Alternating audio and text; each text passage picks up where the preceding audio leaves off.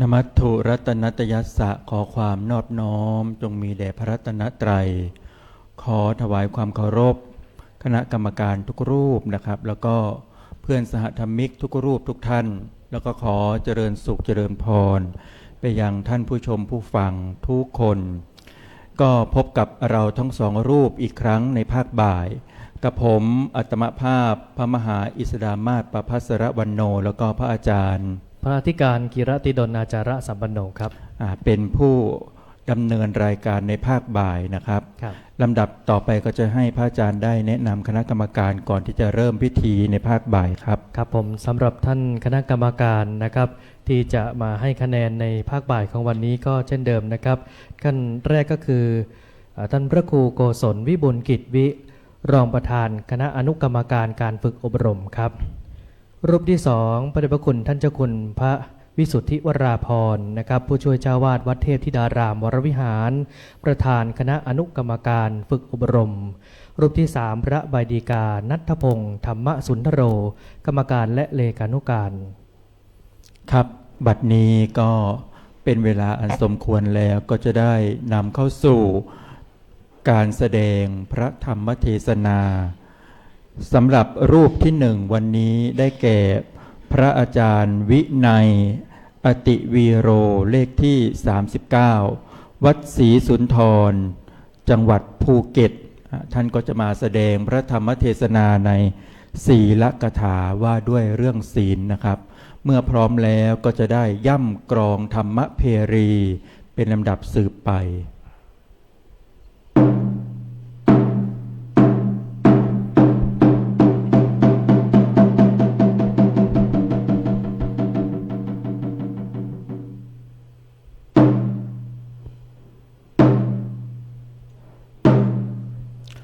พระมาจโลกาธิปติสหัมปติ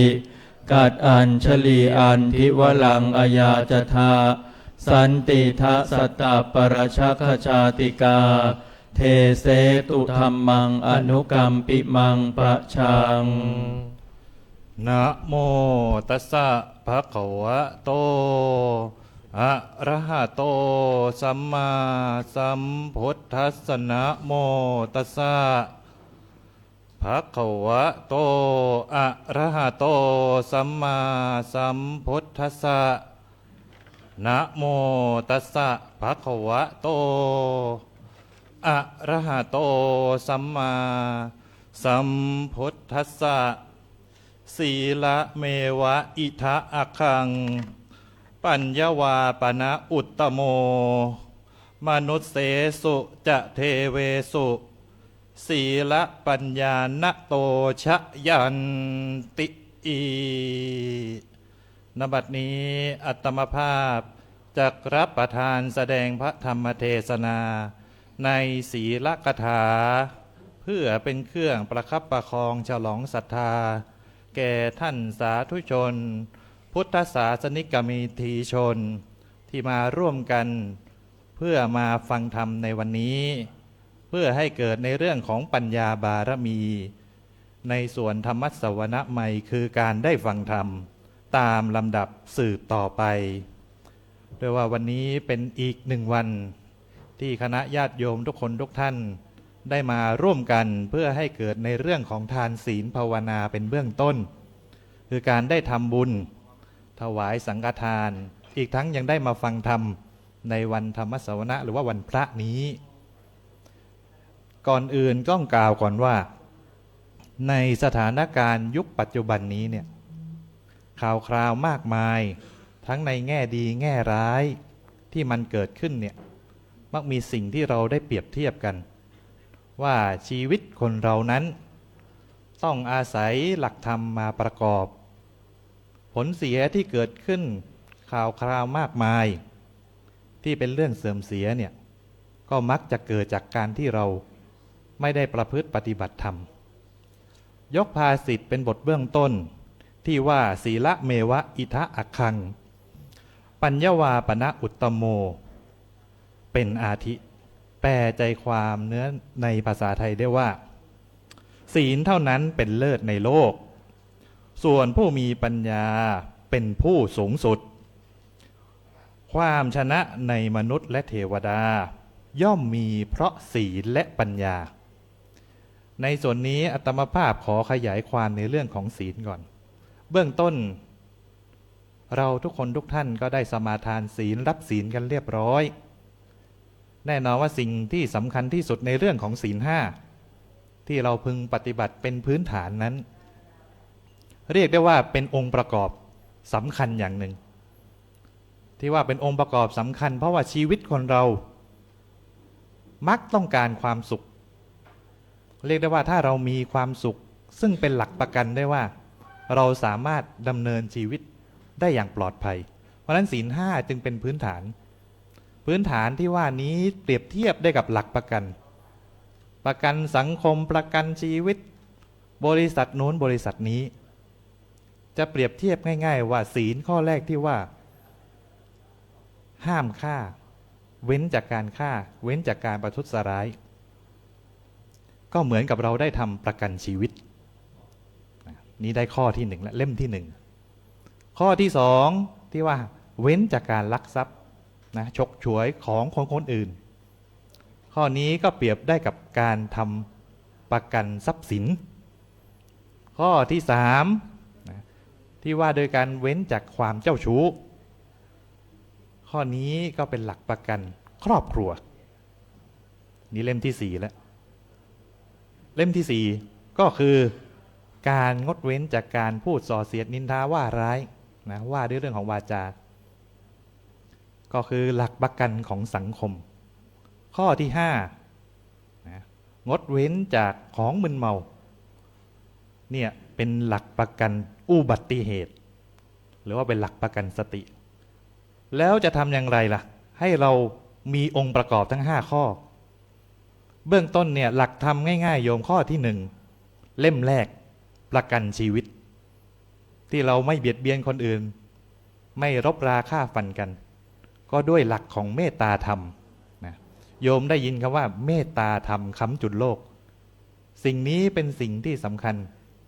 เหมือนกับถ้าเรามีเมตตาปรารถนาให้คนอื่นเนี่ยมีความสุขหรือแม้แต่การให้อภัยกันเราก็ต้องอาศัยหลักเมตตาสิ่งสำคัญนี้ข้อที่หนึ่งโยมเอาไปเลยเล่มแรกไม่ต้องจ่ายประพฤติเอาเองข้อที่สองที่ว่างดเว้นจากการลักเหมือนเป็นหลักประกันทรัพย์สินแน่นอนว่าโจรขโมยสมัยนี้มันมีเทคนิคมากมายเพราะนั้นสิ่งสำคัญก็คือการที่เราต้องมองว่าการที่เราได้ประกอบอาชีพที่ทำให้คนอื่นเดือดร้อนเนี่ยสุดท้ายปลายทางมันก็จบที่คุกเพราะนั้นพึงรักษาด้วยการเอาสัมมาอาชีวะ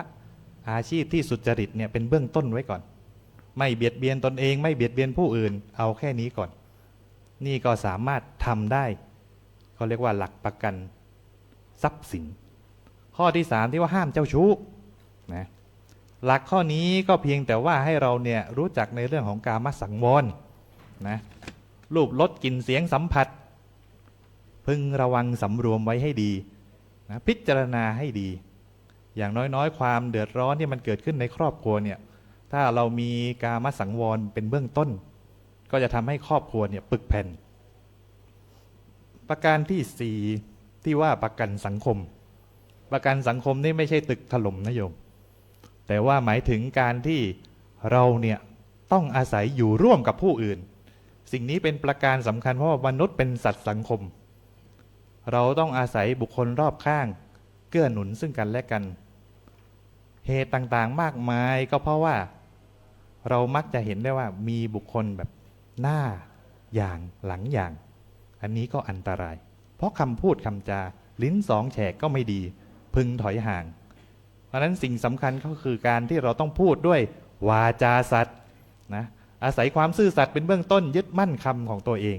สิ่งนี้ก็จะทำให้ประคับประคองในเรื่องของสังคมได้นี่ก็เล่มที่สี่เล่มสุดท้ายที่ว่าประกันอุบัติเหตุเราต้องอาศัยในเรื่องของสติเป็นเบื้องต้น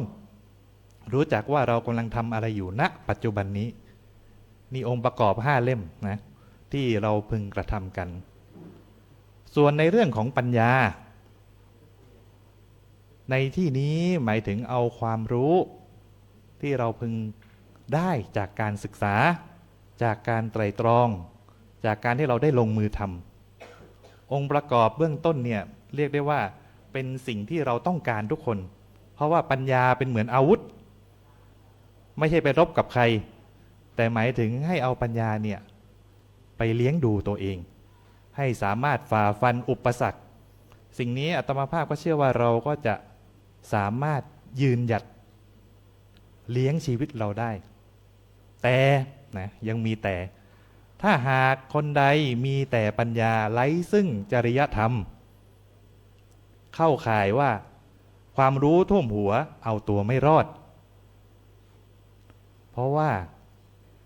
ไม่สามารถนะเอาปัญญาไปใช้ในทางที่ผิดไม่สามารถที่จะยืนหยัดให้ถาวรต่อไปเพราะนั้นสิ่งสำคัญก็คือพึงมีปัญญาแล้วอาศัยจริยธรรมเข้ามาผนวกก็ศีลห้านั่นแหละโยมดังมีเรื่องเล่าเป็นตำนานนะสองวีรสตรีท้าวเทพกษัตรีสาวท้าวศรีสุนทรย่าจันย่ามุกนะอาตมานี่ก็เกิดที่ภูเก็ตเป็นคนภูเก็ตดั้งเดิมย้อนไปสมัยปลายกรุงศรีอยุธยาสงคราม9 ทัพพม่าพยายามที่จะยึดครองประเทศไทยช่วงนั้นเนี่ยก็มีสิ่งต่างๆเกิดขึ้นมากมายเพราะว่า9 ทัพนะแต่เหตุการณ์สำคัญที่ลงมาภูเก็ตเนี่ยเพราะว่าพม่าต้องการยึดเอาหลักชัยตรงนี้เพราะว่าภูเก็ตเนี่ยเป็นแหล่งดีบุกสามารถเอาไปตรีศาสตราวุธหรือว่าชุดเกราะได้เรียกว่าเป็นแหล่งทรัพยากรที่สำคัญในการสู้รบคราวนี้เนี่ยพม่าเล็งเห็นแล้วว่าเกาะภูเก็ตต้องยึดให้ได้ถ้ายึดได้แล้วเนี่ยภาคกลางภาคเหนือน่าจะเสร็จคราวนี้เนี่ยด้วยว่าพละกำลังของฝ่ายพม่าเนี่ยมากกว่าทำให้อยู่ช่วงหนึ่งที่ทำให้พญาถลางที่เป็นเจ้าเมืองเนี่ยพลาดท่าเสียชีวิตแล้วก็อาศัยย่าจันย่ามุกนี่แหละเกณฑ์ชาวบ้านที่เหลือพลทหารที่เหลือเนี่ยไปตั้งค่ายอยู่ที่ทุ่งถลางปรากฏว่าเมื่อล้อมค่ายอะไรเรียบร้อยพระนางทั้งสององค์เนี่ยท่านก็ได้อาศัยปัญญาคือคิดวางแผนว่าจะทำอย่างไรดีในเมื่อพม่าเนี่ยมีกำลังเยอะกว่าไอเราเนี่ยน้อยและต้องอยู่ในเกาะด้วยไม่สามารถหนีได้ก็เลยอาศัยว่าถ้าอย่างนั้นเนี่ยเราล้อมรั้วให้สูงขึ้นกลางวันเนี่ยวางแผนกันว่าเกณฑ์ลูกเด็กเล็กแดงนะทำว่าเหมือนนักรบแล้วตีฝุ่นให้คละคลุ้งไปจะได้มองไม่ชัดสายสืบเข้ามามองไกลๆมองไม่รู้ดูเหมือนกำลังพลจะเยอะกว่าพม่าจึงตั้งทัพเขาเรียกว่าตั้งค่ายเนี่ยรออยู่ริมหาดพอกลางคืนก็จุดคบเพลิงลาดตระเวนเหมือนกับยังมีการเฝ้าเวรยามอยู่ตลอดเวลาพม่าก็จึงต้องตั้งค่ายต่อไปกินระยะเวลา1 เดือนโยมลองคิดดูซิว่า1 เดือนเนี่ยทหารพม่าต้องใช้อาหารสักเท่าไหร่นะในการตั้งค่าย1 เดือนแถมทะเลก็ล้อมอยู่แต่ชายหาดกลายเป็นว่าแพ้ภัยตัวเองเสบียงหมดต้องถอยทัพนี่เขาเรียกว่าใช้ปัญญาแถมศีล 5ก็ไม่ขาดเพราะว่าไม่ได้ฆ่าฟันไม่เสียเลือดเสียเนื้ออาตมาจึงคิดได้ว่าเรื่องนี้เนี่ยสมควรอย่างยิ่งเพราะว่าท่านก็ไม่ได้ผิดศีลแถมใช้ปัญญาให้ถูกทางจึงทำให้ชาวภูเก็ตเนี่ยเรียกได้ว่ามีเอกราชนะยังเป็นเกาะภูเก็ตณปัจจุบันนี้ก็ถือได้ว่าเรื่องนี้เป็นเรื่องที่สะท้อนได้เป็นอย่างดีเพราะว่าหลักสำคัญของการที่เรามีปัญญาผนวกกับศีลธรรมที่พึงกระทำเป็นพื้นฐานคนมักจะคิดกันว่าศีลธรรมมักเป็นกรอบจำกัดชีวิตทำโน่นก็ไม่ได้ทำนี่ก็ไม่ได้ผิดศีลไปหมดข้อนู้นข้อนี้แต่ขอให้คิดอยู่เสมอว่าศีลธรรมศีล 5 ข้อนี่แหละเป็นวิถีดำเนินชีวิตที่ถูกต้องที่สุดแม้แต่กฎหมายบ้านเมืองยังอิงในเรื่องของศีล 5เช่นเดียวกันเพราะนั้นก็ขอเชิญบทประพันธ์ของพุทธทาสภิกขุ ที่ว่าทำดีดีแล้วเป็นพรไม่ต้องอ้อนวอนขอพรกะใครให้กวนพรที่ให้กันผันผวนเป็นเหมือนลมหวนอ้วนไปอ้วนมาอย่าหลงพรทำดีเองมั่นคงวันคืนยืนยงซื่อตรงต่อผู้รู้ธรรมอยากรวยด้วยพรเพียรบำเพ่นบุญกุศลนำให้ถูกให้พอต่อตนทุกคนเกิดมาเป็นคนชั่วดีมีจนเป็นผลแห่งกรรมทำเองถือทำเชื่อกรรมยำเยงบาปชั่วกลัวเกรงทำแต่กรรมดีทวีพรสมดังสุภาษิตที่อัตมภาพยกเป็นบทเบื้องต้นว่าศีละเมวะอิทะอักขังปัญญวาปณะอุตตโมเป็นอาทิแปลใจความได้ว่าศีลเท่านั้นเป็นเลิศในโลกส่วนผู้มีปัญญาเป็นผู้สูงสุดความชนะในมนุษย์และเทวดาย่อมมีเพราะมีศีลและปัญญาสมดังแสดงพระธรรมเทศนามาเทศนาปริโยสาเนรัตนัตตยานุภาเวนะรัตนัตตยเตชะสาด้วยอำนาจคุณพระศรีรัตนตรัยและสิ่งศักดิ์สิทธิ์ทั้งสากลโลกจงบันดาลให้สาธุชนประสบด้วยจตุรพิทพรชัยคืออายุ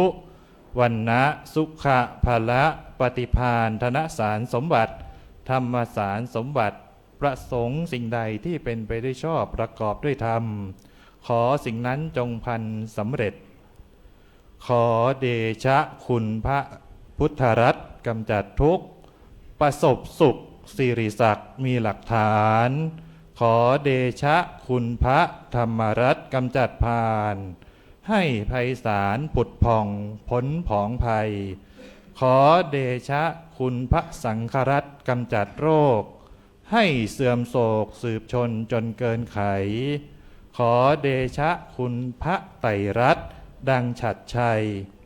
เจริญวัยเจริญศรีทวีสุขทุกประการรับประทานแสดงพระธรรมเทศนาในศีลกถาก็เห็นว่าสมควรแก่เวลาจึงขอสมมุติยุติลงคงไว้แต่เพียงเท่านี้เอวังก็มีด้วยประการฉนี้สาธุนิมนต์ให้พรครับ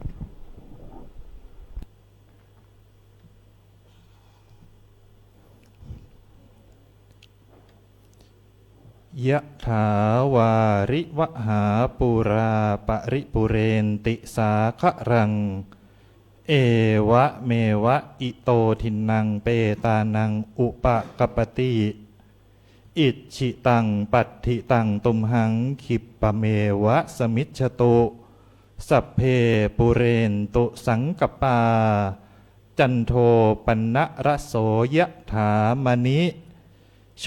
ติระโสยะถาสัพพีติโยวิวัชชันตุสัพพโรโควินัสสตุมาเตภวัตวันตรายโยสุขีทีคายุโกภวะอภิวาทนสีลิสะนิจจังวุธาปจายโนจัตตารโอธรรมาวัฏันติอายุวันโนสุขังพระลังสาธุและที่จบลงไปนั้นนะครับเป็นพระธรรมเทศนาของท่านพระอาจารย์พระวินัยอติวีระวัดศรีสุนทรจังหวัดภูเก็ตนะครับด้วยศีลกถาว่าด้วยเรื่องของศีลนะครับพระวินัยอติวีระท่านเทศโชลีลาหน้าเลื่อมใสศีลกถาแสดงมาหน้าจับใจให้ท่านไซได้ประโยชน์ละโทษเอ่ยซึ่งเรื่องของศีลที่ได้แสดงไว้นะครับก็คือรวบรัดกระชับนั่นก็คือว่าศีลเนี่ยไม่ใช่เป็นกรอบในการบังคับชีวิตแต่ศีลเป็นแนวทางในการดำเนินชีวิต ของความดีงามและความสงบสุข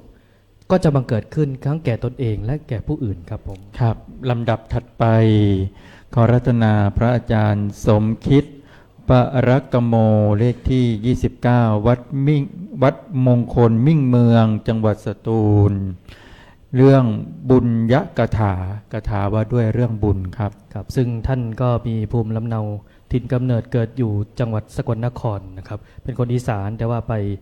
อยู่ที่สตูลอยู่ที่ใต้หลายปีครับ ครับ ต่อไปก็จะได้ย่ำกรองเพรีนะครับ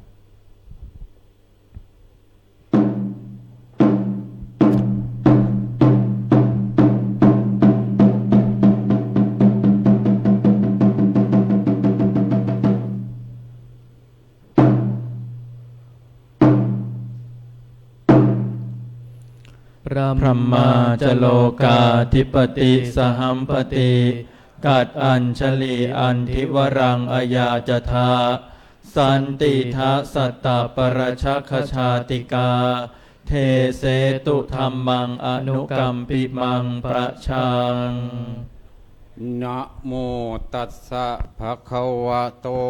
อะระหะโตสัมมาสัมพุทธัสสะนะโมตัสสะภะคะวะโตอะระหะโตสัมมาสัมพุทธัสสะนะโมตัสสะภะคะวะโตอะระหะโตสัมมาสัมพุทธัสสะมาภิกขเวปุญญานังพายิทธะสุขัสเสตังอธิวะจะนันติณโอกาสบัดนี้อาตมาภาพจักได้แสดงพระธรรมเทศนาในปุญญกถาพันนาสัตถุธรรมคำสั่งสอนของพระจินวรสัมมาสัมพุทธเจ้าเพื่อประคับประคองฉลองศรัทธาประดับปัญญาบารมี ประสาทะความเลื่อมใสเพิ่มเติมกุศลบุญญาราศีแก่ท่านพุทธบริษัททั้งหลายเพื่อจักได้น้อมนำเอาไปประพฤติปฏิบัติตามสมควรแก่การเวลาสืบไปดำเนินความตามอุเทศบทที่ได้อัญเชิญเป็นนิเขปบทณเบื้องต้นนั้นว่ามาภิกขเวปุญญานังพายิทธะสุขัสเสตังอธิวจนังซึ่งแปลเป็นไทยใจความว่าภิกษุทั้งหลายพวกเธออย่ากลัวบุญเลยเพราะคำว่าบุญนั้นเป็นชื่อของความสุขดังนี้อันบุคคลเกิดมาในโลกนี้จะได้รับความสุขโดยปราศจากเหตุผลไม่ได้ดังนั้นผู้ต้องการความสุขพึงหมั่นบำเพ็ญบุญกุศลด้วยว่าบุญนั้นบุคคลทำได้มากเพียงใดก็ไม่มีโจรที่ไหนจะมาปล้นหรือเอาไปได้องค์สมเด็จพระชินสีห์สัมมาสัมพุทธเจ้าทรงตรัสจำแนกหลักการบำเพ็ญบุญไว้เป็น3ประการคือทานไมยบุญสำเร็จด้วยการให้ทาน2ศีลไมยบุญสำเร็จด้วยการรักษาศีล3ภาวนาไมยบุญสำเร็จด้วยการเจริญจิตตภาวนา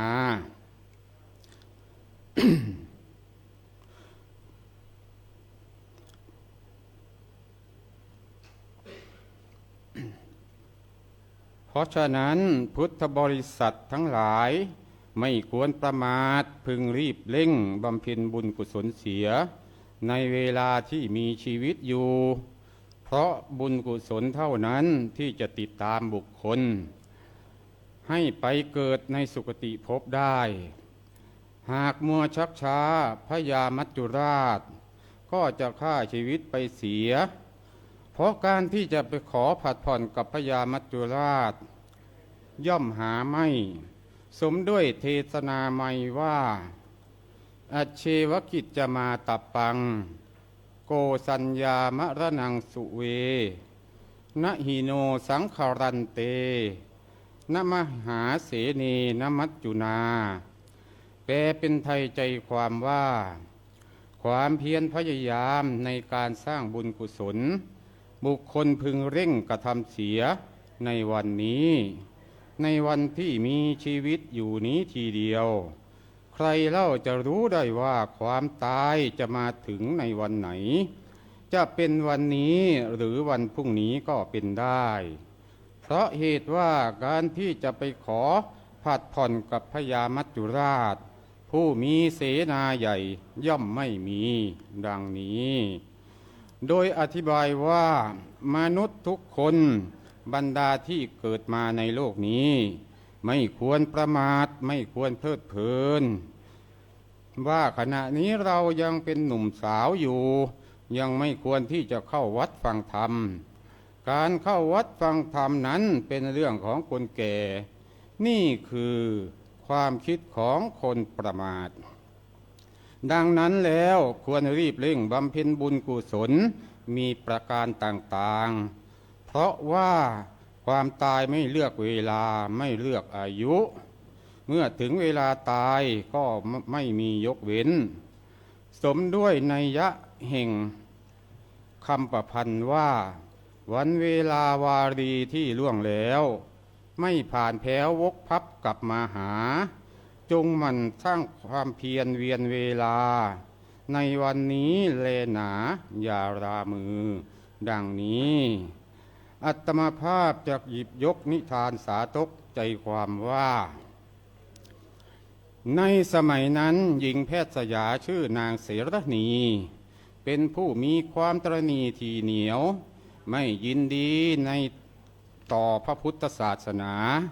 หาสติปัญญามิได้มีนิสัยกระด้างหยาบคายได้มาพบเห็นประชาชนพากันถวายทานแก่พระสงฆ์ดังนั้นจึงถามประชาชนเหล่านั้นด้วยอาการริษยามหาชนพากันตอบว่าพวกเราพากันถวายทานแก่พระสงฆ์ขอท่านจงอนุโมทนาด้วยกันเถิดเราจะให้ส่วนบุญแก่ท่านบ้างนางเสรณีได้ฟังดังนั้นแล้วตอบปฏิเสธไม่ยอมรับส่วนบุญโดยกล่าวว่าคนอย่างข้าไม่ต้องการส่วนบุญของพวกท่านหรอกข้าจะไปให้ทานแก่สมณะศีรษะโล้นไปทำไมดังนี้แล้วก็กลับไปครั้งการนานมานางเสรณีก็มีอันตายลงแล้วไปเกิดเป็นเปรตอยู่ใกล้หลังคูเมืองปัจจันตประเทศในครั้งนั้นมีอุบาสกพ่อค้าคนหนึ่งได้ไปค้าขายในปัจจันตชนบทขันตกเย็นก็หยุดพักชั่วขณะพอหายเหนื่อยแล้วก็เดินทางไปยังหลังคูเพื่อประกอบกิจอันใดอันหนึ่งได้พบนางเปรต นางเปรตนั้นจำพ่อค้าได้ว่าพ่อค้าคนชุมชนบ้านเราเองนางเปรตเสรณีจึงเดินเข้าไปอยู่ตรงหน้าพ่อค้าจึงถามว่านักค้าทุพพรรณรูปาสิเป็นต้นความว่าท่านทำไมมีร่างกายเปล่าเปลือยสีสันวรรณะก็น่าเกลียดมีร่างกายสู้ผอม มัวหมองไปด้วยทุลีท่านมายืนอยู่ณที่นี้เพื่ออะไรดังนี้นางเปรตตอบว่าข้าแต่ท่านผู้เจริญชาติก่อนนี้ข้าพระเจ้าเป็นตรีมีใจหยาบหยามได้กล่าวว่าจะหยาบหยามแด่พระภิกษุสงฆ์ด้วยจิตริษยาครั้นตายแล้วจึงได้เกิดเป็นเปรตอยู่ณที่นี้ ข้าพเจ้าเป็นคนพาลมีสันดานชั่วหยาบมากไปด้วยมัจฉริยะคือความตนีที่เหนียวแน่นทรัพย์สมบัติของข้าพเจ้ามีอยู่มากมายแต่มิได้บริจาคเป็นทานเลยมิได้แบ่งสรรปันส่วนให้แก่ผู้ใดผู้หนึ่งเลยไม่รู้จากคุณพระรัตนตรัยจึงได้มาเกิดเป็นเปรตได้เสวยทุกขเวทนาแสนสาหัสปานชนี เมื่อท่านได้กลับไปยังเคหสถานบ้านเรือนแล้วขอท่านได้โปรดไปบอกมารดาบิดาของข้าพเจ้านำเอาทรัพย์สมบัติที่ข้าพเจ้าซ่อนไว้ตามที่ต่างๆออกมาทำบุญอุทิศให้ข้าพเจ้าด้วยเถิดดังนี้ถึงเวลาพ่อขาเดินทางกลับบ้านแล้วนำความของนางเปรตไปแจ้งแก่มารดาบิดาของนาง ทั้งสองผัวเมียก็ทำตามคำสั่งแล้วทุกประการในเวลาต่อมา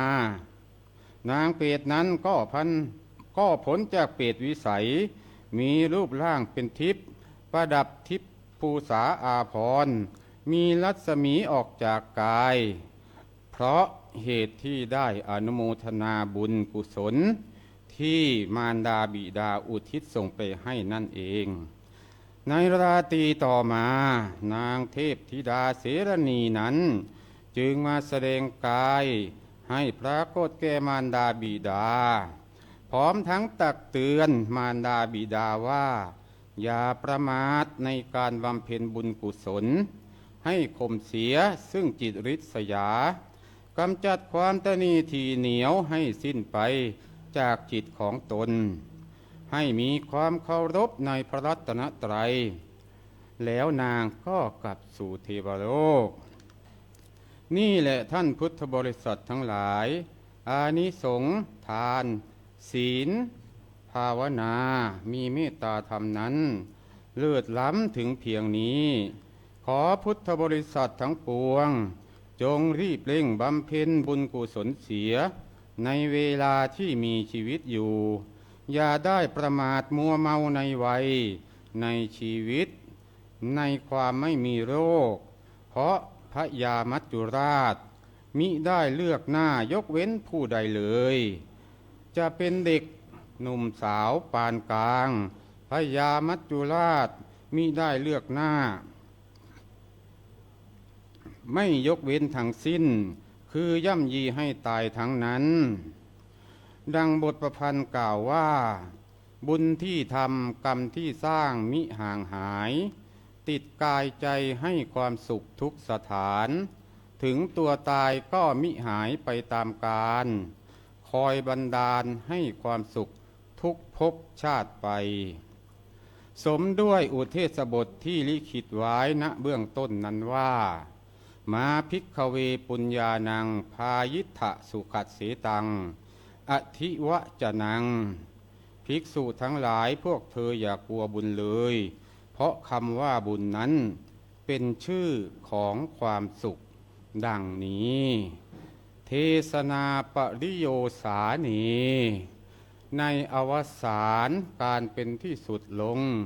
แห่งพระธรรมเทศนานี้ขออาราธนาคุณพระศรีรัตนตรัย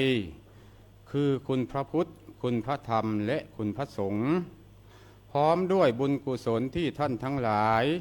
ได้บำเพ็ญเพียรประพฤติปฏิบัติมาจงมารวมกันเป็นตบะเดชะพลวะปัจจัยอภิบาลให้ท่านทั้งหลายจงปราศจากโรคาพยาธิและเจริญด้วยจตุรพิทธพรชัยทั้งสี่ประการคืออายุวันนะสุขภาละปฏิภาณธรรมสารธนาสารสมบัติคิดประสงค์จำนงหมายสิ่งใดอันเกิดจากความชอบประกอบด้วยธรรมแล้วไซขอสิ่งนั้นจงพลันสำเร็จพันสำเร็จและพันสำเร็จสมปรารถนาทุกสิ่งทุกประการ รับประทานแสดงพระธรรมเทศนามา ก็พอสมควรแก่เวลา ขอสมมุติยุติลงคงไว้แต่เพียงเท่านี้ เอวังก็มี ด้วยประการฉนี้ สาธุ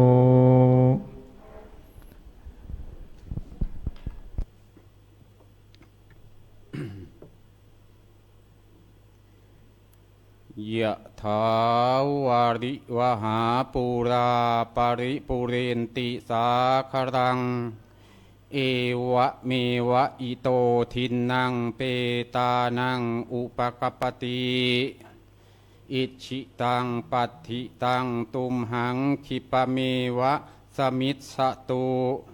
สัพเพปูเรนตุสังกปาจันโทปนระโสยถามณิโชติระโสยถาสัพพิติโยวิวัตสันตุสัพพะโรโควินัสสตุมาเตภวัตวันตรายโยสุขีทีคายุโกภวะอภิวาทนาสีลิสสะนิจจังวุธาปจายโนจัตตารโอธรรมาวัฏันติอายุวันโนสุขังพระลัง สา สาธุ พระสมคิดจิตดีวจีเลิศทำประเสริฐเพิดแพ้วแนววิถี บุญยกถาสร้างกุศลคุณความดี งามวจี งามพร้อมน้อมวันทา พระธรรมเทศนาเรื่องบุญยกถาก็ได้จบลงเป็นที่เรียบร้อย ครับและต่อไปก็จะได้รับฟังพระธรรมเทศนาของท่านพระมหากิจจเสวี จากวัดตากฟ้าจังหวัดนครสวรรค์ ซึ่งท่านจะมาในอุเทศปุญญอุจจยสุขกถา ว่าด้วยการสั่งสมบุญนำสุขมาให้นะครับ คาถาว่าด้วยเรื่องบุญก็ถือว่าเป็นคาถาที่สำคัญ ครับ เพราะว่าบุญนี่จะแปลว่าเครื่องชำระก็ได้นะพ่ออาจารย์เนาะ ครับ เพื่อให้ญาติโยมทั้งหลายได้เห็นความสำคัญว่าเมื่อเราทำความดีจุดประสงค์ก็เพื่อชำระจิตใจของตน ฉะนั้นพระธรรมเทศนาจะเป็นไปแนวทางไหนก็จะได้รับชมรับฟังจากท่านพระอาจารย์มหากิจจาเป็นลำดับสืบต่อไป และเมื่อทุกท่านพร้อมแล้ว เราจะมารับฟังพระธรรมเทศนา จากท่านพระมหากิจจเสวี วัดตากฟ้าจังหวัดนครสวรรค์ ด้วยอุเทศปุญญอุจจยสุขกถา ว่าด้วยการสั่งสมบุญนำสุขมาให้ครับ ครับ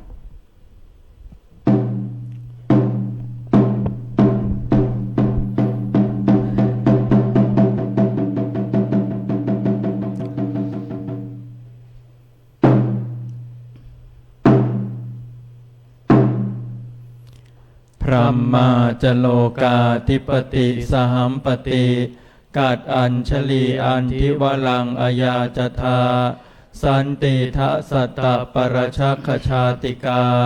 เทเสตุธรรมังอนุกรรมปิมังปะชัง นะโมตัสสะภะคะวะโตอะระหะโตสัมมาสัมพุทธัสสะนะโมตัสสะภะคะวะโตอะระหะโตสัมมาสัมพุทธัสสะนะโมตัสสะภะคะวะโตอะระหะโตสัมมาสัมพุทธัสสะปุญญัญเจปุริโสกยิรากยิราเทนังปุณปุนังตัมหิชันทังกยิราทะ สุโขปุญญัสสะอุจจโยติอี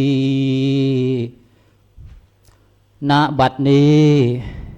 อาตมาภาพจะได้แสดงพระสัทธรรมเทศนาพรรณนาศาสนธรรมคำสอนขององค์สมเด็จพระชินวรสัมมาสัมพุทธเจ้าในปุญญาอุจจยะสุขากถา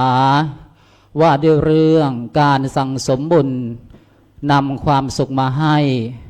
หรือว่าความสุขเพราะการสั่งสมบุญตามนัยยะแห่งพระบาลี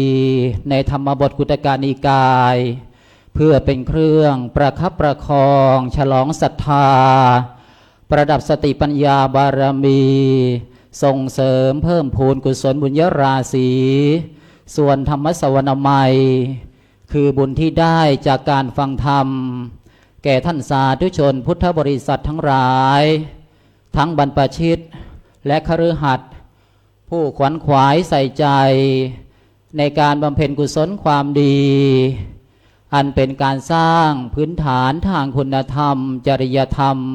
สัมมาปฏิบัติตามสมควรแก่เวลาสืบต่อไป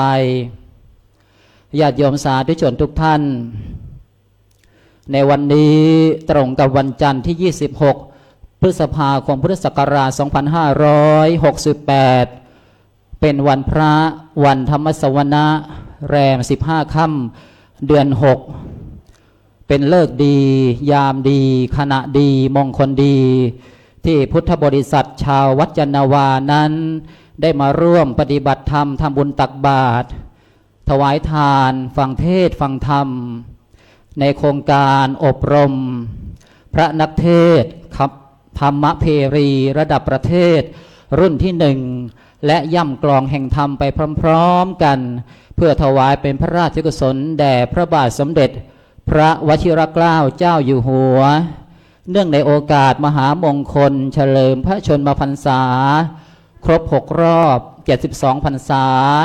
ณอาคารมหาเจษฎาบดินทร์วัดยานนาวาแห่งนี้เพื่อให้เกิดกุศลขันธ์กองบุญในส่วนของสวนานุตริยะและปัญญานุตริยะก็คือการได้มาฟังธรรมการได้มาปฏิบัติธรรมอันเป็นมงคลชีวิตที่สำคัญเพราะการฟังธรรมนั้นเป็นปัจจัยให้เกิดสติปัญญาเกิดความรู้ความเข้าใจในธรรมอย่างถูกต้องและเป็นแนวทางในการนำไปสู่การปฏิบัติอย่างถูกต้องต่อไปดังนั้นวันนี้ท่านผู้เป็นปราชญ์ทั้งหลายมีองค์สมเด็จพระชินวรสัมมาสัมพุทธเจ้าเป็นต้นจึงทรงสรรเสริญการฟังธรรมว่าเป็นมงคลชีวิตประการหนึ่งนั้นวาระนี้จะได้นำธรรมีกถาส่วนนั้นมาชี้แจงแสดงพอสมควรแก่เวลาสาธุชนทั้งหลายเมื่อถึงวันพระวันนี้เราก็มายกตัวตนของเราให้เป็นเหมือนพระมาจากคำว่าวระแปลว่าประเสริฐคือประเสริฐด้วยทานประเสริฐด้วยศีลประเสริฐด้วยธรรมะภาวนาวันนี้พุทธบริษัทชาววัดยานนาวานั้นมาเพื่อปฏิบัติ4 ปตัวที่1ปฏิบัติตนให้อยู่ในศีลในธรรมปตัวที่2ปฏิบัติธรรมให้มีความสุขด้วยปฏิบัติบูชาปที่3ปฏิบัติงานพัฒนาในจิตใจของเราเองงานภายนอกหาเงินมาเลี้ยงกายงานภายในหาหลักยึดให้ชีวิตจิตใจของเราก็คืองานฝึกหัดปฏิบัติธรรมงานของพระคืองานอบรมสั่งสอนเผยแผ่ศาสนาปที่4ปฏิบัติกิจศาสนาพระสงฆ์นั้นมีธุระอยู่2 ประการ1คันธธุระคือศึกษาเล่าเรียน2วิปัสสนาธุระภาคเพียรปฏิบัติปัจจุบันนั้นต้องเพิ่มธุระมาอีก1 อย่างก็คือประการที่3สังฆะธุระสงเคราะห์ญาติโยมเผยแผ่ประกาศธรรมมะเพรีสร้างวิถีของนักเทศน์ให้วิเศษด้วยหลักธรรมอันล้ำค่าย่ำกลองธรรมปลุกใจให้ศรัทธาทั่วโลกาจิตผ่องใสไฟธรรมดีวันนี้อาตมาภาพจึงยกหัวข้อธรรมว่าปุญญัญเจปุริโสกยิราเทนังปุณณปุนังดังนี้เป็นอาทิแปลได้ใจความว่า หากว่าบุคคลจะทำซึ่งบุญไซร้ายก็ต้องทำบุญนั้นบ่อยๆทำความพอใจในบุญนั้นด้วย เพราะการสั่งสมบุญจะนำความสุขมาให้ประการแรกปุญญัญเจปุริโสกยิรา หากคนเรามีโอกาสที่จะทำบุญนั้นท่านสาธุชนทั้งหลายคำว่าบุญนั้นว่าโดยความหมายบุญมีความหมายเป็นหลายลักษณะบุญหมายถึงการสร้างคุณงามความดีทางกายทางวาจาทางใจนี่จัดว่าเป็นบุญนี่คือเป็นบุญส่วนของเหตุส่วนบุญที่เป็นส่วนของผลนั้นบุญก็คือความสุขความเจริญความก้าวหน้าความสำเร็จในชีวิตต่างๆบุญจึงถือว่าเป็นเครื่องเลี้ยงนะเลี้ยงชีวิตของเราให้เจริญรุ่งเรืองถ้าเราจะเปรียบบุญเป็นเครื่องเลี้ยงก็เปรียบเหมือนปุ๋ยที่บำรุงต้นหมากรากไม้ปุ๋ยที่บำรุงดินอันใดที่มีปุ๋ยดีพืชพันธุ์ธัญญาหารก็เจริญงอกงามแต่ถ้าดินอันใดขาดปุ๋ยปลูกอะไรก็ไม่ขึ้นแม้พันธุ์ดีอย่างไรก็ไม่งอกไม่งามชีวิตคนที่มีบุญก็เหมือนดินที่มีปุ๋ยทำอะไรก็เจริญรุ่งเรืองไม่อดไม่อยากแม้ไปตกระกรรมลำบากในป่าเขาลำเนาไพรหรือที่ใดก็ตามบุญนี่แหละจะเป็นเครื่องเลี้ยงชีวิตของเราให้เจริญรุ่งเรืองแคล้วคลาดปลอดภัยแต่ถ้าคนเราขาดบุญก็เหมือนดินที่มันขาดปุ๋ยแม้พันธุ์ดีอย่างไรมาไปเกิดที่วงตระกูลเป็นเจ้านายชั้นผู้ใหญ่เมื่อบุญอ่อนกำลังแล้วชีวิตก็จะดิ่งลงได้ฉะนั้นแล้วบุญจึงต้องทำกันทุกๆวันดังมีคำที่ท่านแต่งเป็นคำกลอนสอนใจไว้ว่าอันบุญกรรมทำกันทุกวันเถิดก่อให้เกิดโชคชัยไม่ไร้ผลทั้งทานศีลภาวนาสาธุชนอย่าได้จนอย่างใดตั้งใจจริงทำบ่อยๆค่อยคุ้นกับบุญนั้นค่อยๆทำเต็มที่ยิ่งดียิ่งบุญที่ทำกรรมที่สร้างมิห่างหายติดใจกายตามติดทุกสถานแม้นตัวตายบุญไม่หายไปตามกาลคอยบันดาลความสุขทุกเวลาอันความดีมีความสัตย์สมบัติแท้ถึงตัวแก่กายดับไม่ลับหายจะสถิตติดแน่นแทนร่างกายแม้นตัวตายบุญยังอยู่เชิดชูเอ่ยนี่แหละท่านทั้งหลายวันนี้ถือว่าเราทุกคนทุกท่านเป็นคนที่มีบุญที่เกิดมาเป็นมนุษย์ได้พบพระพุทธศาสนาพระพุทธเจ้าทรงตรัสไว้ในกุฏฐานิกายธรรมบทว่ากุจโฉมนุสสปฏิลาโภการได้อัตภาพมนุษย์เป็นมนุษย์นั้นถือว่าเป็นสิ่งที่เกิดขึ้นได้อย่างยากยิ่งท่านสาธุชนทุกท่านการสร้างบุญสร้างกุศลนั้นเพียงแค่เราเปิดประตู3 บานทำงาน3 ชิ้นประตู3 บานนั้น1คือประตูกายทวารประตูกายในวันนี้เราจะเห็นได้ว่าเราศรัทธาสาธุชนพุทธบริษัทชาววัดยานนาวานั้นพร้อมเพียงใจกันเปิดประตูกายมาทำบุญในวันพระตักบาตรถวายพระทหารเช้าถวายพระทหารเพลพระสงฆ์ผู้เข้าร่วมอบรมโครงการธรรมเพรีนี่เป็นประตูกาย2วจีทวารประตูคือปากวันนี้สนทนาภาษาธรรมกันเจรจาไพเราะนะชวนกันมาทำบุญสร้างกุศลนะเก็บกวาดทำความสะอาดนะลานวัดอย่างนี้เรียกว่าวจีทวาร3มโนทวารประตูจิตประตูใจณขณะนี้นะญาติโยมสาธุชนก็กำลังทยอยกันเข้ามา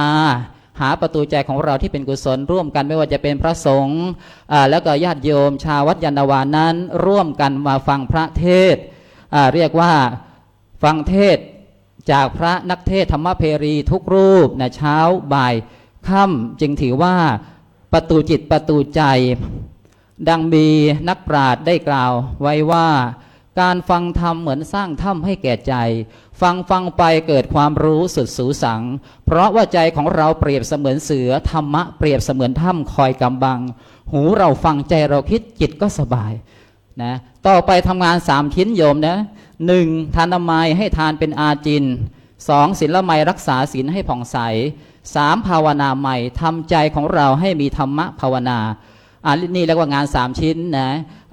เรียกว่าถ้าโดยละเอียดเลยก็มี10 ประการนะโยมนะบุญกิริยาวัตถุ10 ประการไม่ว่าจะเป็นอัปปจายนามัยเวยาวัจจะมัยปฏิทานนามัยปตานุโมทนามัยธรรมัสสวนามัยธรรมเทศนามัยทิฏฐุชุกรรมนะเราเอาย่อ3 ประการ ประการที่หนึ่งทานนามัยบุญสำเร็จด้วยการให้ทาน ไม่ว่าจะเป็นอามิสทาน การบริจาคสิ่งของต่างๆท่านสาธุชนทั้งหลายบุคคลต้นแบบในทางพระพุทธศาสนานั้นในสมัยพุทธกาลไม่ว่าจะเป็นมีหลายคนหลายท่านในพระไตรปิฎกมีเรื่องเล่าว่ามีหญิงคนหนึ่งชื่อว่านางราชเทพธิดานางราชเทพธิดานี้เป็นหญิงยากจนมาในชาติก่อนอาศัยอยู่บ้านนะใกล้สถานที่พระพุทธเจ้าประทับอยู่แล้วก็วันหนึ่งนั้นผู้คนก็พากันนำข้าวของไปบูชาพระพุทธเจ้าหญิงผู้นี้นะก็มีเพียงข้าวตอกเท่านั้นอย่างเดียวที่อยู่ในกำมือเดียวนะแต่มีจิตใจเลื่อมใสจริงๆจึงได้นำข้าวตอกไปถวายพระพุทธเจ้าด้วยความปีติด้วยความศรัทธาเต็มเปี่ยมโยมนะเมื่อตายลงนางจึงไปเกิดเป็นเทพธิดาผู้มีรัศมีสว่างไสวอยู่ในสวรรค์ชั้นดาวดึงส์นะได้รับการเรียกว่านางราชเทพธิดาเทพธิดาข้าวตอกท่านสาธุชนทั้งหลายนี่เพียงแค่ว่าบุญเล็กน้อยนะบุญไม่ขึ้นอยู่กับว่าของมากหรือของน้อยนะแต่ขึ้นอยู่กับจิตใจของเราแม้เป็นเพียงของน้อยนะเช่นข้าวตอกกำมือเดียวหากให้ด้วยศรัทธาบริสุทธิ์ย่อมเกิดอานิสงส์ใหญ่เหมือนในวันนี้ญาติโยมทั้งหลายได้นำภัตตาหารมาถวายภัตตาหารเช้าภัตตาหารเพลพระสงฆ์นั้นเพียงแค่ข้าวโยมนะพระเจ้าตรัสว่าทานังสักกโสปานังการให้ทานเป็นบันไดขั้นต้นที่จะนำพาเราไปสู่สวรรค์ดังนั้นนอกจากอามิสทานแล้วธรรมทานก็ยิ่งว่าเลิศกว่าทานทุกอย่างเลยก็ว่าได้เพราะอะไรเพราะอานิสงส์การให้ทานนั้นเป็นสำคัญการให้ธรรมะเป็นทานชนะการให้ทั้งปวงพระสงฆ์ทุกรูปที่นั่งตรงนี้นะให้ธรรมะเป็นทานแก่ญาติโยมได้อานิสงส์อย่างมากนะพระพุทธเจ้าทรงตรัสไว้ในสุตตันตปิฎกขุททกนิกายคาถาธรรมบทเล่ม2ภาค2หน้า235ว่าสัพพทานังธรรมทานังชินาติสัพพรสังธรรมรโสชินาติสัพพรติงธรรมรตีชินาติตันหักขโยสัพพทุกขังชินาติการให้ธรรมะเป็นทานชนะการให้ทั้งปวงรสแห่งธรรมชนะรสทั้งปวงความยินดีในธรรมชนะความยินดีทั้งปวงความสิ้นไปแห่งตัณหาชนะทุกทั้งปวงนี่หัวใจสำคัญประการต่อมาศีลละไมรักษาศีลให้ผ่องใสวันนี้ในหนังสือพุทธศาสนสุภาษิตนักธรรมชั้นโทก็ได้กล่าวไว้ว่าอาทิศีลังปฏิจฉาจะกัลยาณานันจะมาตุกังปาโมขังสัพพธรรมมานังตัสมาสีลังวิโสทะเยศีลเป็นที่พึ่งศีลเป็นเบื้องต้นเป็นแม่บทเป็นแม่แบบของความดีงามทั้งหลายทั้งปวงเป็นประมุขของธรรมทั้งปวงทั้งหลายเพราะฉะนั้นเราท่านทั้งหลายจงทำศีลให้บริสุทธิ์โยมนะวันนี้มีคำที่ท่านกล่าวว่าศีลส่งทำให้สูงศีลปรุงทำให้สวยศีลนำทำให้รวยศีลช่วยให้รอดปลอดภัยประการต่อมาภาวนาไหมนะทำใจให้มีภาวนาเอาสรุปแล้วงาน3ชิ้นนะให้ทานเป็นอาจินจะทำให้เรามีกินมีใช้ทุกภพทุกชาติรักษาศีลให้ผ่องใสทำใจของเราให้มีความสุขทำใจเราให้มีภาวนาก็จะทำให้จิตใจของเรานั้นพ้นจากความทุกข์นี่แหละท่านทั้งสาธุชนทั้งหลายนะกยิราเถนางเมื่อเราทำบุญแล้วเนี่ยเรียกว่าประการที่บอกไปนั้นเรียกว่าเป็นทางสองแพร่งกายทำคำพูดใจคิดประการต่อมากยิราเถนางเมื่อเราทำบุญแล้วเราก็ทำบ่อยๆทำอย่างสม่ำเสมอนะเหมือนทานข้าวเราก็ต้องทาน3เวลาเช้านะ3เวลาอย่างน้อยนะเป็นอย่างน้อยทำบุญก็เหมือนกันพระพุทธเจ้าก็ตัดต่อไปว่าการที่เราจะทำบุญนั้นทำบ่อยๆมีเคล็ดลับสำคัญอย่างไรตัมหิฉันทังกยิราถะเราต้องสร้างความพอใจในบุญนั้นจึงจะทำได้บ่อยๆถ้าเราไม่มีฉันทะไม่มีความชอบไม่มีอยากจะทำเราก็ไม่ทำแต่เมื่อไรถ้าเราเกิดฉันทะมีความชอบมีความรักมีความสุขในบุญที่เราได้ทำแล้วเราก็อยากจะทำแล้วจะเกิดฉันทะได้อย่างไรพระพุทธเจ้าได้มองไปที่เป้าหมายพระพุทธเจ้าตรัสย้ำว่าตัดย้ำเป็นเหตุเป็นผลต่อไปว่าสุโขปุญญัสสะอุจโยการสั่งสมบุญนำความสุขมาให้ถ้าเรารู้ว่าความสุขนั้นมันเกิดจากการที่เราได้มาสร้างบุญสร้างกุศลนะเราก็เกิดฉันทะเมื่อมีความสุขแล้วนะเราก็อยากทำบุญอยากจะสร้างบุญสร้างกุศลนี่ก็คือเป้าหมายสำคัญท่านทั้งหลายพระพุทธเจ้าได้ตัดในทางตรงกันข้ามนะตัดตรงกันข้ามว่าทุกโขปาปัสสะอุจโยการสั่งสมบาปคือความชั่วนั้น ก็จะนำทุกข์มาให้บาปว่าโดยเหตุก็คือความชั่วทางกาย ทางวาจาทางใจว่าโดยผลก็คือความทุกข์เดือดร้อนนะความวิบัติต่างๆหรือว่าโดยสภาพจิตใจแล้วเนี่ยก็คือความขุ่นมัวความเศร้าหมองนะเพราะฉะนั้นเราทำบุญละบาปเพื่อสร้างความสุขให้เกิดมีแก่ตัวเราทำใจของเรานั้นให้บริสุทธิ์สะอาดบริสุทธิ์ด้วยศีลสมาธิปัญญานะยกตัวอย่างในสมัยพุทธกาลนะมีเด็กที่กำลังจะทำบาปพุทธเจ้าไปเห็นพุทธเจ้าก็ไปบอกตีเตือนเด็กคนนั้นในสมัยพุทธกาลครั้งหนึ่งพระสัมมาสัมพุทธเจ้าไปเจอเด็กพวกมานพกลุ่มหนึ่งกำลังจับปลาพุทธเจ้าก็ไม่ได้ห้ามไม่ให้ฆ่าปลาแต่พุทธเจ้าตรัสถามว่าพวกเธอกลัวความทุกข์ไหมมานพทั้งหลายก็ตอบว่ากลัวแล้วอยากได้ความสุขไหมเล่าอยากได้ถ้าพวกเธอกลัวความทุกข์อยากได้ความสุขก็อย่าทำบาปเลยอย่าไปฆ่าสัตว์ตัดชีวิตนะอย่าทำความชั่วนะฟังแบบนั้นแล้วมานพก็ได้สตินะท่านทั้งหลายบุญจึงมีความสำคัญพระพุทธเจ้าจึงตรัสว่าบุญนั้นสามารถที่จะบรรดาลสมบัติที่น่าปรารถนาน่าใคร่ทุกประการให้เราได้บุญจึงมีความสำคัญพระองค์ทรงตรัสไว้ในนิธิกันดสูตรว่าเอสะเทวมนุษสานังสัพพกามัตโทสัพพกามัตโทนิธิคุมทรัพย์คือบุญนี้สามารถที่จะบรรดาลสมบัติที่น่าปรารถนาทุกสิ่งทุกประการให้แก่เทวดาและมนุษย์ทั้งหลายยังเทวาพิปัตเถนติเทวดาและมนุษย์ทั้งหลายปรารถนาอิทธิผลใดๆสัพพะเมเตนะลัพพติ สิ่งนั้นทั้งหมดย่อมได้ด้วยขุมทรัพย์คือบุญนิธินั้น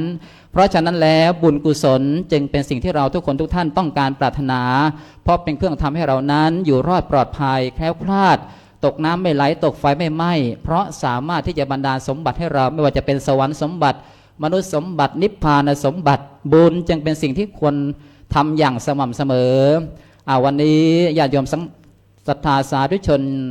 ชาวพุทธบริษัทวัดยานนาวามากันจำนวนมากนะทำบุญในวันพระจึงขอฝากธรรมะแก่ท่านทั้งหลายว่าญาติโยมศรัทธาสาธุชนที่ได้มาบำเพ็ญบุญในวันพระที่อาคารมหาเจษฎาบดินทร์แห่งนี้พร้อมทั้งพุทธศาสนิกชนที่กำลังรับชมอยู่ที่สถานีวิทยุโทรทัศน์โลกพระพุทธศาสนาเฉลิมพระเกียรติ WBTV ณขณะนี้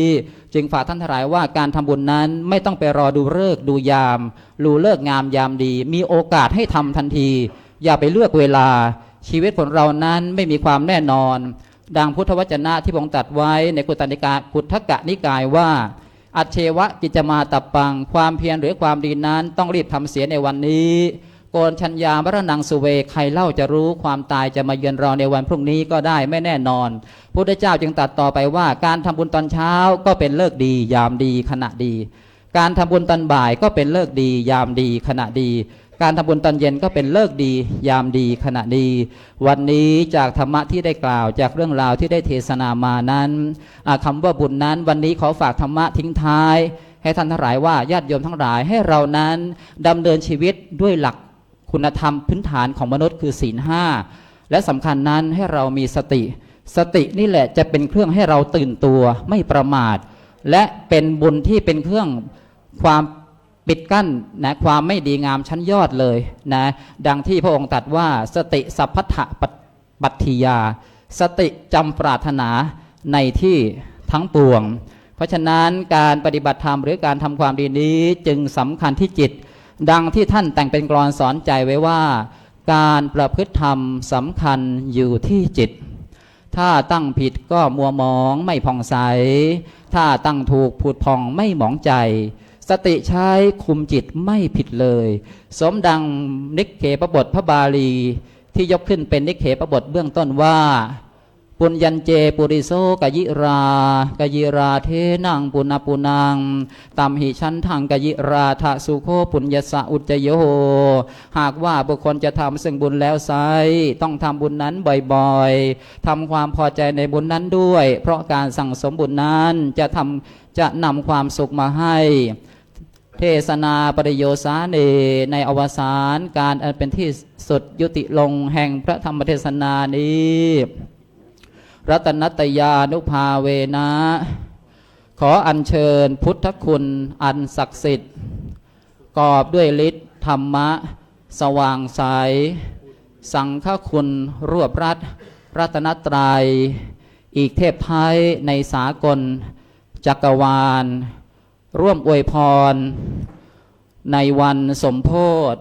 ไร้ความโกรธจงมั่งมีมหาศาล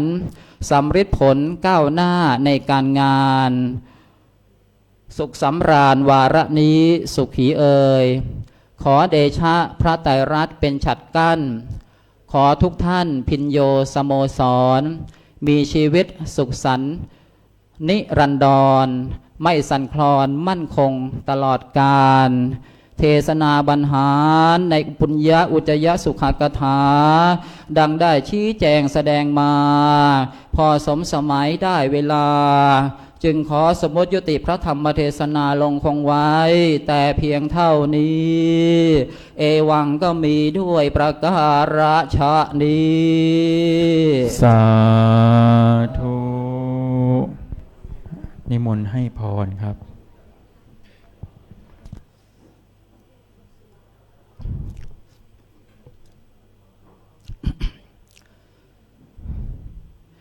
ยะถาวาริวหาปุราปริปุเรนติสาครังเอวะเมวะอิโตทินังเปตานังอุปกัปปติอิชิตังปฏิตังตุมหังคิปะเมวะสมิชฉตุสัพเพปูเรนตุสังกปาจันโทปนรโสยถามณิโชติระโสยถาสพิติโยวิวัชชันตุสัพพโรโควินัสสตุมาเตภวัตวันตรายโยสุขีทีคายุโกภวะอภิวาทนาสีลิสะนิจจังวุธาปจายโนจตารโอธรรมาวัฏันติอายุวันโนสุขังภาลัง สาธุ พระธรรมเทศนาที่จบลงเรียบร้อย ได้รับเมตตาจากท่านพระอาจารย์มหากิจจา กิจจะเสวี วัดตากฟ้าจังหวัดนครสวรรค์ ซึ่งท่านก็ได้แสดงพระธรรมเทศนาในเรื่อง ปุญญอุจยสุขกถากถาว่าด้วยการสั่งสมบุญนำสุขมาให้ พระมหากิจจาวาทีใสเรื่องบุญส่งให้มีความสุขทุกสถาน ให้ทุกท่านไม่ท้อถอยการสร้างทาน มีหลักการปราดดีเมธีชนครับ ครับก็ลำดับถัดไปก็จะได้อาราธนาพระอาจารย์ พระวิมลอนุตตโร เลขที่13จากที่พักสงฆ์ปุญญวนารามจังหวัดน่านวันนี้ท่านเมตตาแสดงพระธรรมเทศนาในเรื่องกรรมลิขิตกถาครับ ว่าด้วยกรรมลิขิต ครับว่าด้วยเรื่องกรรมลิขิต เรื่องกรรมลิขิตหรือกรรมนั่นเองนะครับ เมื่อท่านได้เมตตาขึ้นสู่ธรรมาสน์เราท่านทั้งหลายก็จะได้พร้อมกันลั่นกองธรรมเพรี ซึ่งถือว่าเป็นหัวใจสำคัญของโครงการอบรมพระนักเทศน์ธรรมเพรีของเรา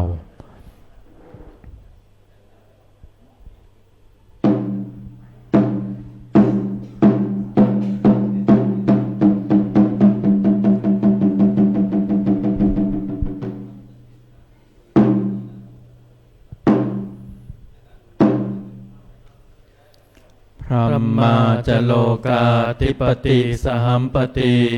กัดอัญชลีอันทิวรังอายาจทาสันติทัสสตตปรชักขชาติกาเทเสตุธรรมังอนุกัมปิมังปะชัง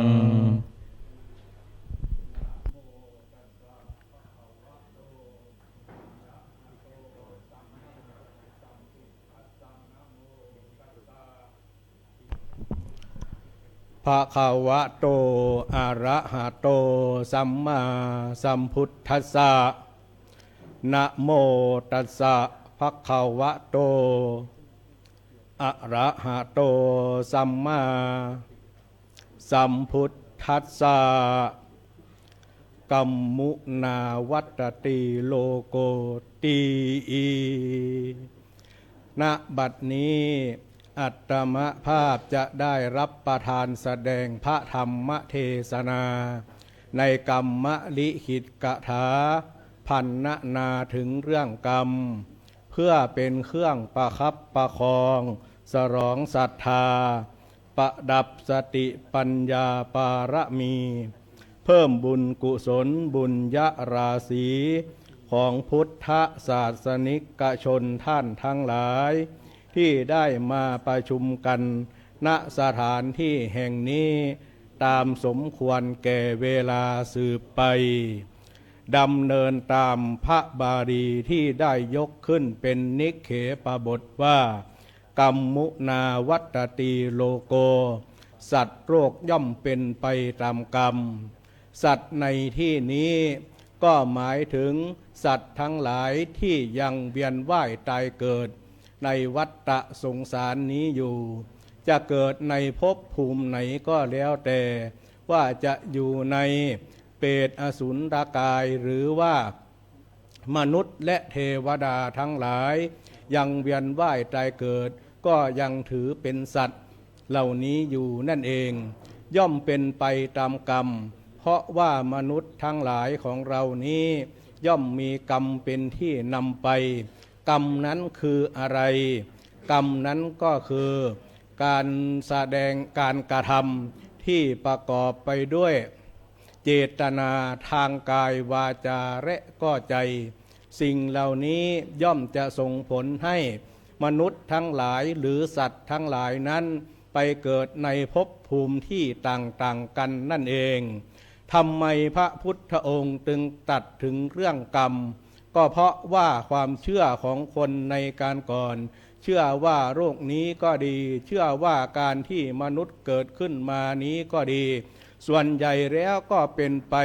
เพราะเทพทั้งหลายเป็นผู้สร้างขึ้นพระพรหมเป็นผู้สร้างโรคเป็นผู้ที่ได้สร้างมนุษย์ขึ้นมานั่นเองไม่ว่าจะความทุกข์หรือความสุขที่เกิดขึ้นกับมวลหมู่มนุษย์ที่เกิดขึ้นนั้นส่วนใหญ่แล้วจะเป็นไปเพราะเทพทั้งหลายดลบันดาลให้นั่นเองแล้วเมื่อมีความคิดอย่างนี้คนทั้งหลายเหล่านั้นก็จึงได้มีการอ้อนวอนบวงสรวงขอพรจากเทพผู้เป็นใหญ่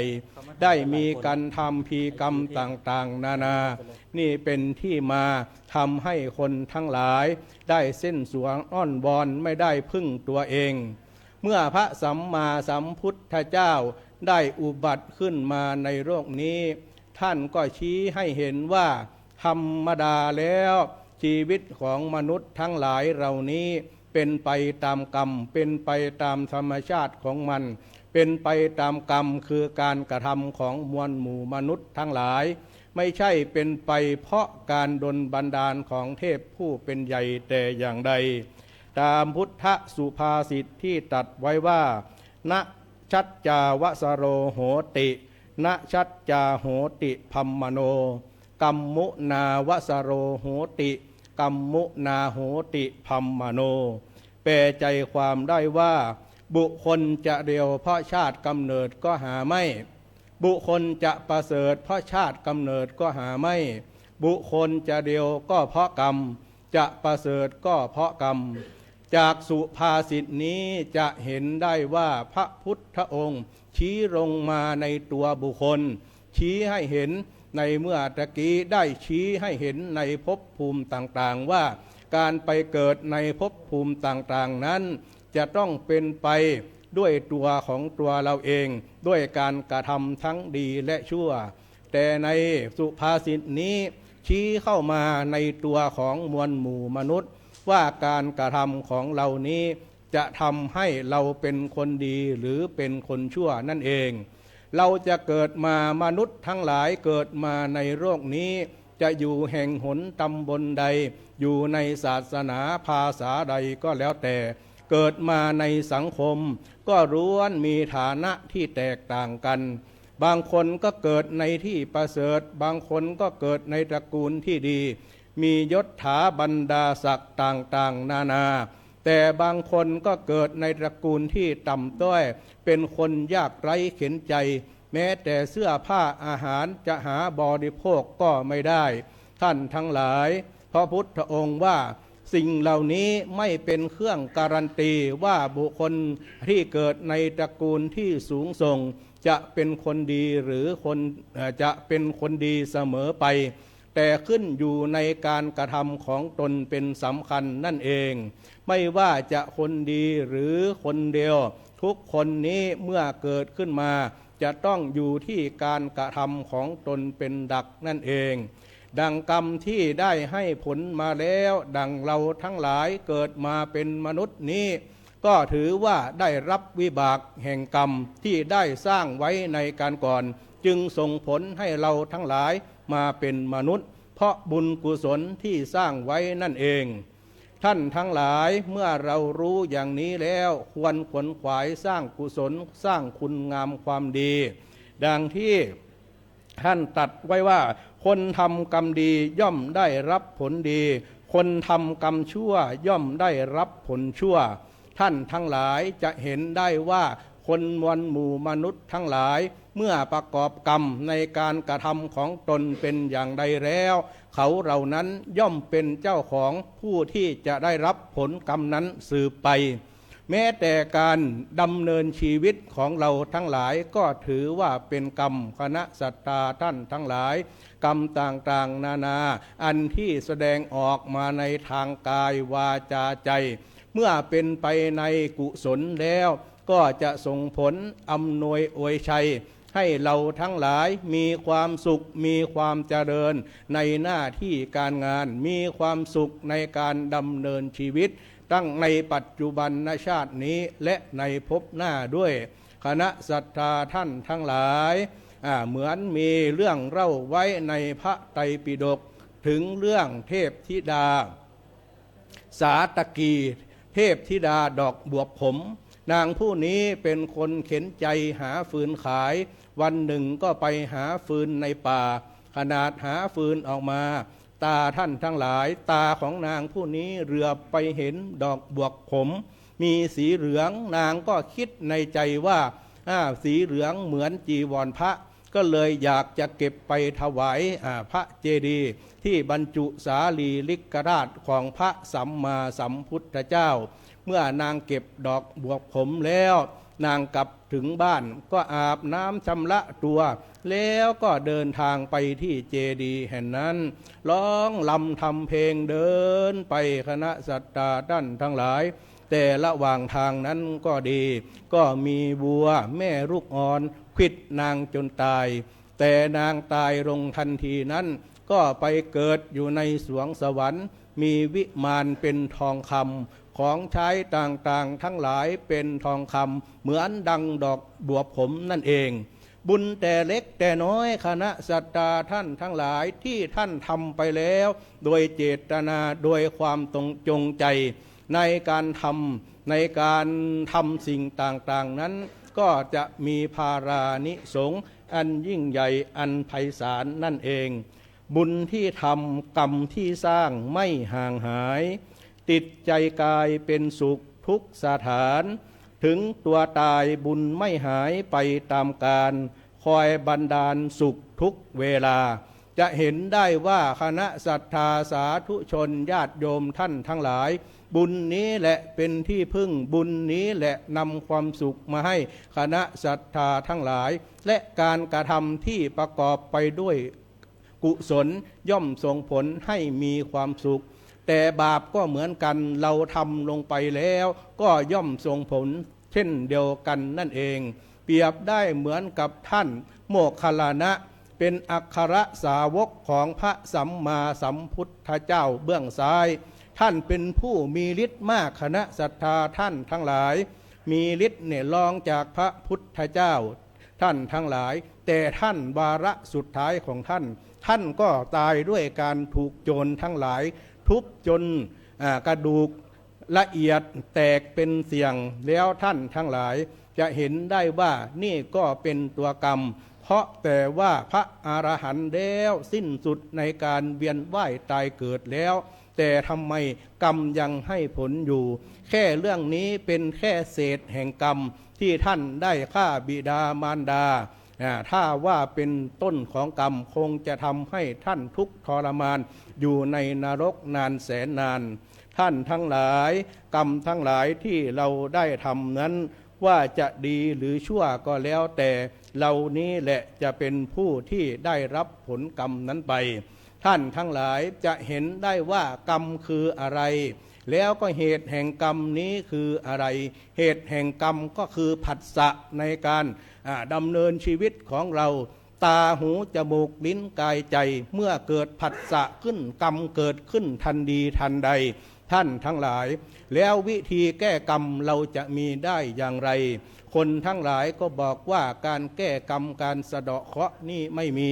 แต่ท่านทั้งหลายในพุทธศาสนาก็มีวิธีที่จะแก้กรรมอยู่นั้นก็ให้ปฏิบัติตามมรรคมีองค์8ย่อลงมาก็เหลือศีลสมาธิภาวนาย่อลงมาอีกก็เหลือสมถะและวิปัสสนานั่นแหละท่านทั้งหลายจะเห็นได้ว่าการปฏิบัติธรรมเมื่อจิตเราแน่นิ่งลงไปแล้วก็ย่อมมีกำลังที่จะได้ก็จะเกิดสติปัญญาแล้วก็อาจจะทำให้รู้แจ้งเห็นจริงในสิ่งต่างๆขึ้นมาอยู่เหนือบุญอยู่เหนือบาปแล้วก็เป็นอิสระไปท่านทั้งหลายในการทำบุญทำกุศลนี้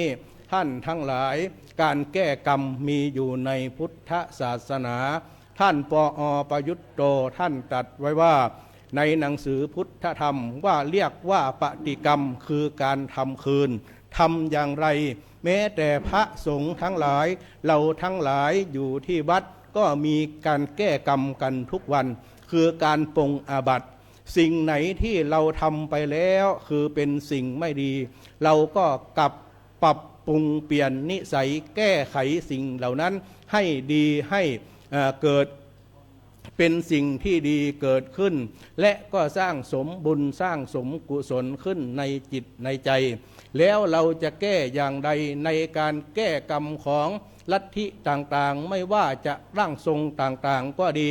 ในประเทศเหล่านี้เป็นการแก้ในเรื่องของจิตเพราะว่าจิตของเรานี้ไปยึดเอาสิ่งไม่ดีอาจจะมีโรคภัยไข้เจ็บอะไรเกิดขึ้นเขามีความทุกข์ก็ไปยึดหน่วงเอาความทุกข์เหล่านี้เมื่อไปหาร่างทรงเขาก็บอกให้ถวายสังฆทานปล่อยปูปล่อยปลาคือเป็นหลักการทำบุญในพุทธศาสนาแต่บุญนั้นยังไม่ยิ่งบุญที่ยิ่งที่สุดคือบุญเกิดจากปัญญาแก้กรรมในการรู้เรื่องของกฎแห่งกรรมว่าเป็นยังไงกรรมคืออะไรและจะส่งผลยังไงและวิธีแก้กรรมเป็นอย่างไรนั่นเองท่านทั้งหลายแม้แต่การแก้กรรมในการก่อนพระเทวทัตท่านทั้งหลายทำกรรมกับพระพุทธเจ้ากรรมหนักถึงธรณีสูบลงแผ่นดินพระเทวทัตก็แก้กรรมโดยการถวาย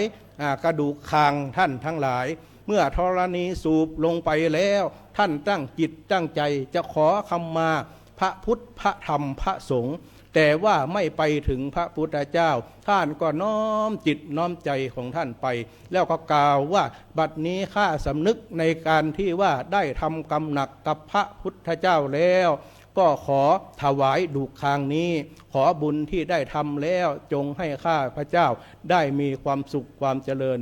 บุญแค่นี้ท่านทั้งหลายพระเทวทัตจะได้เป็นพระปัจเจกพุทธเจ้าองค์หนึ่งในอนาคตการภายภาคหน้านั้นนี่จะเห็นได้ว่าการแก้กรรมก็คือการทำกุศลทำคุณงามความดีให้เพิ่มมียิ่งขึ้นไปดังเราทั้งหลายในวันนี้ได้มาเพาะเมล็ดพันธุ์ในเรื่องการเทศน์ณวัดยานนาวาแห่งนี้เมื่อกลับไปถ้าเราลดน้ำพรวนดินให้เกิดความงอกงามผลิบานขึ้นในจิตในใจของเรามันก็จะเป็นการที่เราจะไปเผยแผ่ธรรมออกไปได้นั่นเองสรุปว่ากรรมก็คือการกระทำของมวลหมู่มนุษย์ทั้งหลายจะไปอยู่ภพภูมิใดก็แล้วแต่ก็ขึ้นอยู่กับการกระทำของตนเป็นสำคัญมิได้เกิดขึ้นเพราะการดลบันดาลของเทพผู้เป็นใหญ่แต่อย่างใด ท่านทั้งหลายรู้อย่างนี้แล้วน้อมใจเชื่อในเรื่องเวรเรื่องกรรมได้ทำกุศลสร้างคุณงามความดีไว้กับชีวิตนั่นเองเทศนาปาริโยสาเนในอวสานแห่งธรรมเทศนานี้ขอบุญใดกุศลใดที่คณะสัตตาสาธุชนญาติโยมท่านทั้งหลายได้มาสดับรับฟังพระเทศนาก็ขอจงเป็นตบะเดชะภรวะปัจจัยให้ท่านทั้งหลายมีความสุขกายสุขใจจะประกอบกิจการงานใดก็ขอให้พันสำเร็จพันให้ได้เป็นเศรษฐีที่นาเป็นราชาที่ดินมีอยู่มีกินมีเงินมีทองมีข้าวมีของมีเงินไหลนองมีทองไหลมาเหลือกินเหลือใช้เหลือไว้ทำบุญเหลือสร้างบุญในพุทธศาสนาสืบไปรับประทานแสดงพระธรรมเทศนาในกรรมริหิตกถาก็สมสมัยได้เวลาก็ขอสมมุติยุติลงคงไว้เท่านี้เอวังก็มีด้วยปการฉนี้ สาธุ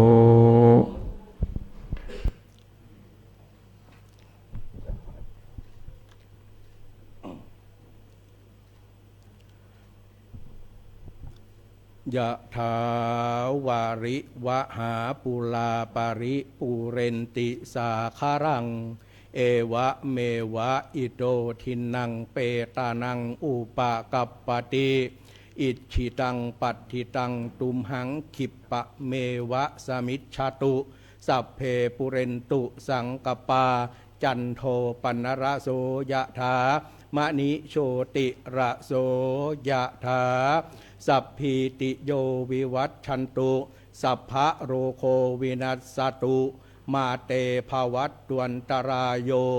สุขีทีคายุโกภวะอภิวาทนาสีริสะนิจจังวุธาปจายโนจัตตารโอธรรมาวัฏทันติอายุวันโนสุขังพระลัง สาธุ รูปที่สี่วิมลเพลิดบังเกิดธรรมเรื่องของกรรมลิขิตวิจิตเสียงทำสิ่งใดได้สิ่งนั้นมาเรียบเรียงเป็นสำเนียงสาลิกาแผ่ญาติโยมพระธรรมเทศนาเรื่องกรรมลิขิตโดยพระอาจารย์วิมลอนุตตโรก็ได้จบลงเรียบร้อยครับและรูปที่5ที่จะขึ้นแสดงพระธรรมเทศนาในช่วงบ่ายของวันนี้นั่นก็คือท่านพระมหาเจตมหายโสลำดับเลขที่37นะครับจากวัดหัวโค้จังหวัดสมุทรปราการมาด้วยอุเทศทานกถาว่าด้วยการให้ทานนะครับครับก็ถือว่าเป็นพระธรรมกถายอดฮิตนะครับเรื่องการให้ทานโดยเฉพาะ2 วันมานี้เราก็ได้ฟังหลายกันด้วยกันครับจะได้เกิดความแจ่มแจ้งมากขึ้นในทานนักถาสืบต่อไป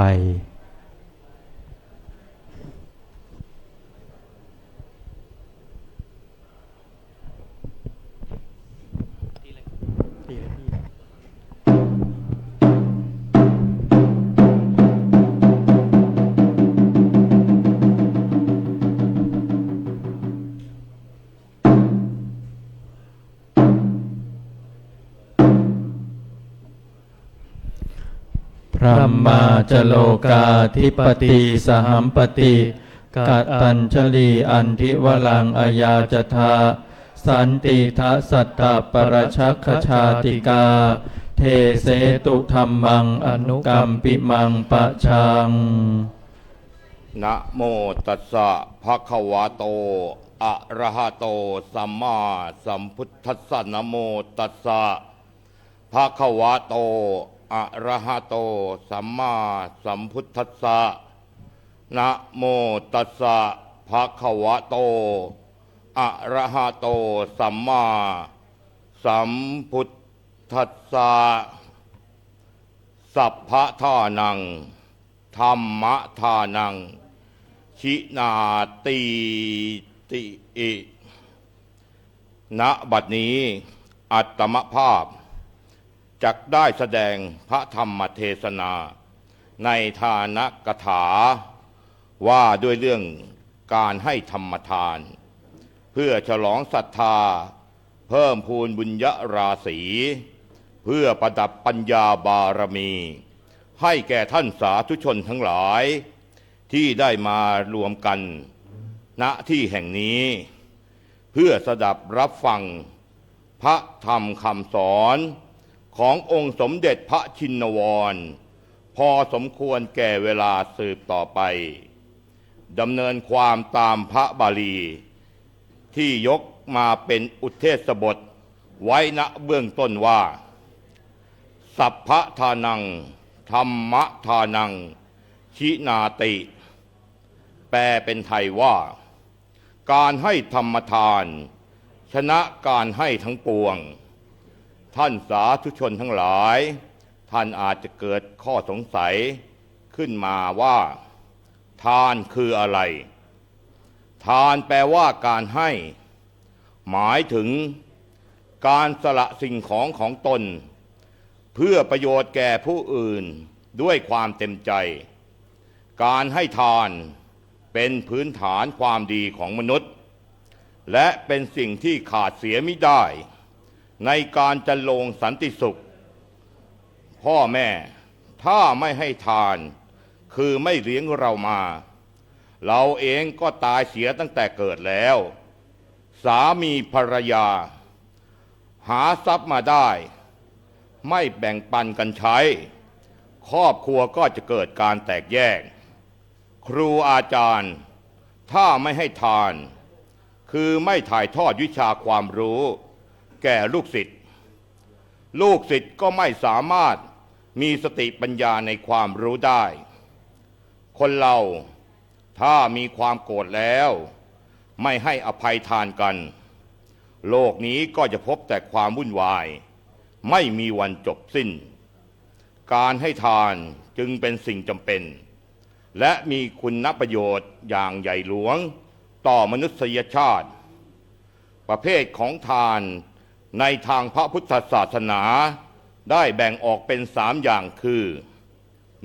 1. อามิสทานคือการให้วัตถุสิ่งของเป็นทาน 2. ธรรมทานหรือวิทยาทานคือการให้ความรู้เป็นทานถ้าเป็นความรู้ทางโลกเช่นให้ศิลปะวิทยาการต่างๆเรียกว่าวิทยาทานหากเป็นความรู้ทางธรรมเช่นสอนให้ละชั่วประพฤติดีทำใจให้ผ่องใสเรียกว่าธรรมทาน 3. อภัยทาน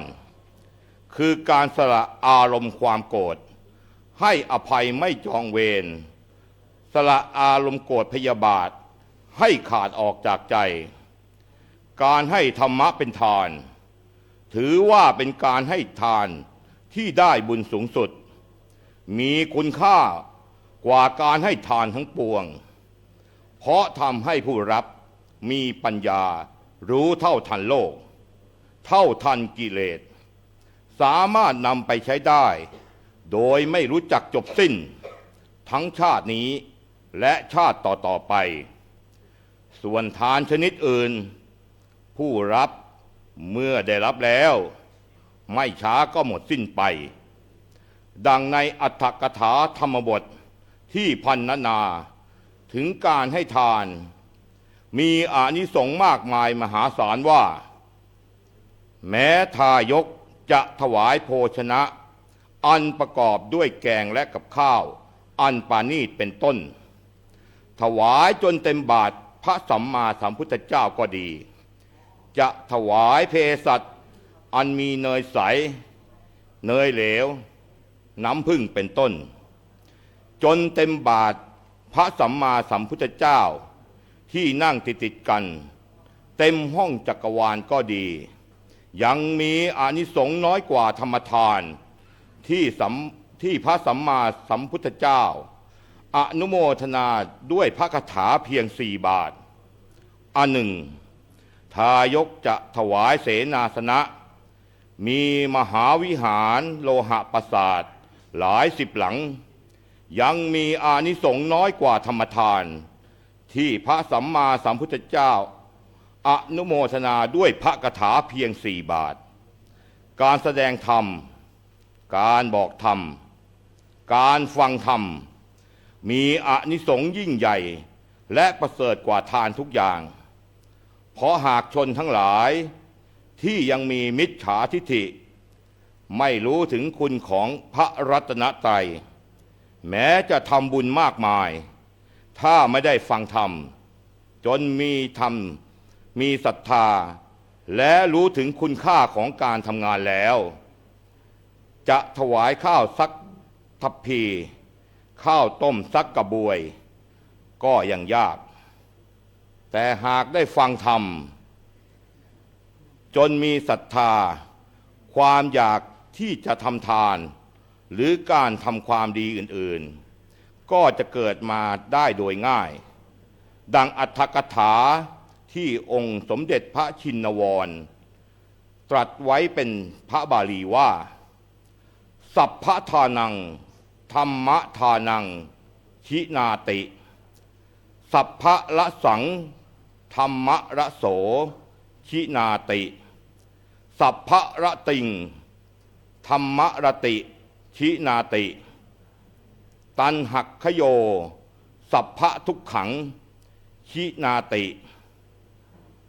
การให้ธรรมทานชนะการให้ทั้งปวงรสแห่งธรรมชนะรสทั้งปวงความยินดีในธรรมชนะความยินดีทั้งปวงความสิ้นไปแห่งตัณหา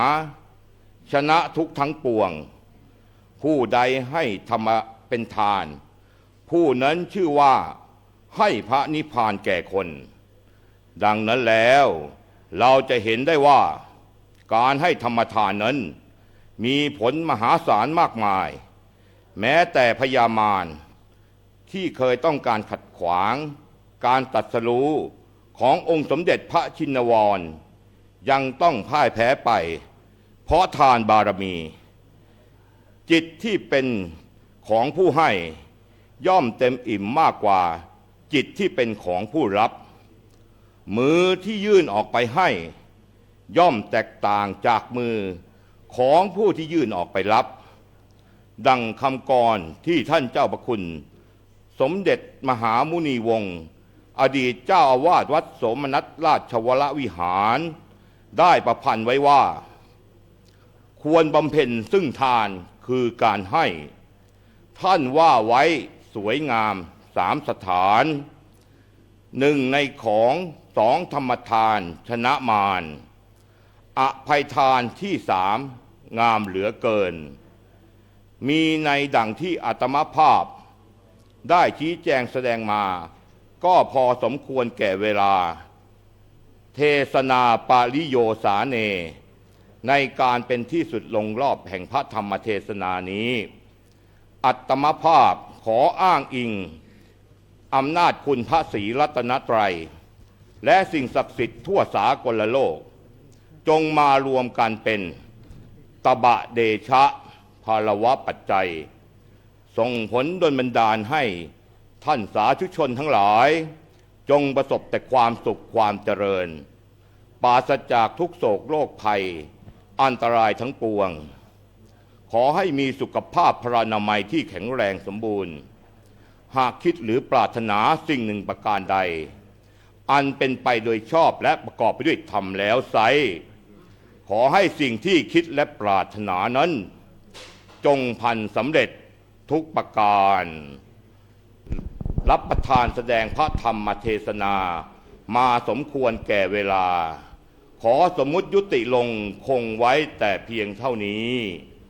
เอวังก็มีด้วยประการละฉะนี้ สาธุ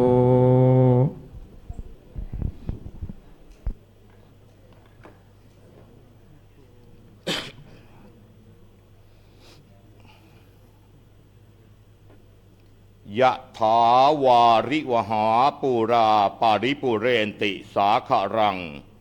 เอวะเมวะอิโตทินังเปตานังอุปกปปติอิจิตังปฏิตังตุมหังขิปปะเมวะสมิจฉตุสัพเพปูเรนตุสังกปาจันโทปนะระโสยถามานิโชติระโสยถาสัพพิติโยวิวัชชันตุสัพพะโรโควินาศตุมาเตภวัตวันตรายโยสุขีทีคายุโกภวะอภิวาทานาสีลิสะนิจจังวุธาปัจจายโนจัตตารโอธรรมาวัฏทันติอายุวันโนสุขังพระลัง สาธุซึ่งพระธรรมเทศนาที่จบลงไปนั้นเป็นพระธรรมเทศนาที่ฮึกเหิมใจมากเลยนะครับจากท่านพระมหาเจตมหายโสวัดหัวคูจังหวัดสมุทรปราการด้วยอุเทศทานกถาว่าด้วยการให้นะครับวัดหัวคูสมุทรปราการงามสง่าทานกถาชี้แจงแถลงไขพระมหาเจตแสดงธรรมงามวิไลน้อมหัวใจบูชาธรรมพระสัมมาครับ สาธุก็ขออนุโมทนาลำดับถัดไปเราก็จะได้รับฟังพระธรรมเทศนา เรื่องธรรมราชกถา จากน้องสมณเณรภาคภูมิขันธ์บรรจง วัดเทพธิดาราม ก็ขออาราธนาครับซึ่งเป็นสามเณรที่ตัวเล็กที่สุดในการเข้ารับการอบรมในครั้งนี้นะครับตัวเล็กแต่หัวใจนั้นยิ่งใหญ่ที่จะน้อมนำพระสัทธรรมคำสั่งสอนขององค์สมเด็จพระชินวรสัมมาสัมพุทธเจ้าประกาศแก่ญาติโยมสาธุชนนั่นเองครับเขาบอกว่าธรรมเพียรีย่ำกลองธรรมก้องทั่วล่าธรรมเพียรีแผ่ศาสนาศาสดาสอนธรรมเพียรีคือภาสิทธิพระชินวรธรรมเพียรีคือคำสอนพระศาสดาครับต่อไปแล้วก็จะได้รับฟังพระธรรมเทศนาจากน้องสมณเณรเป็นลำดับสืบไป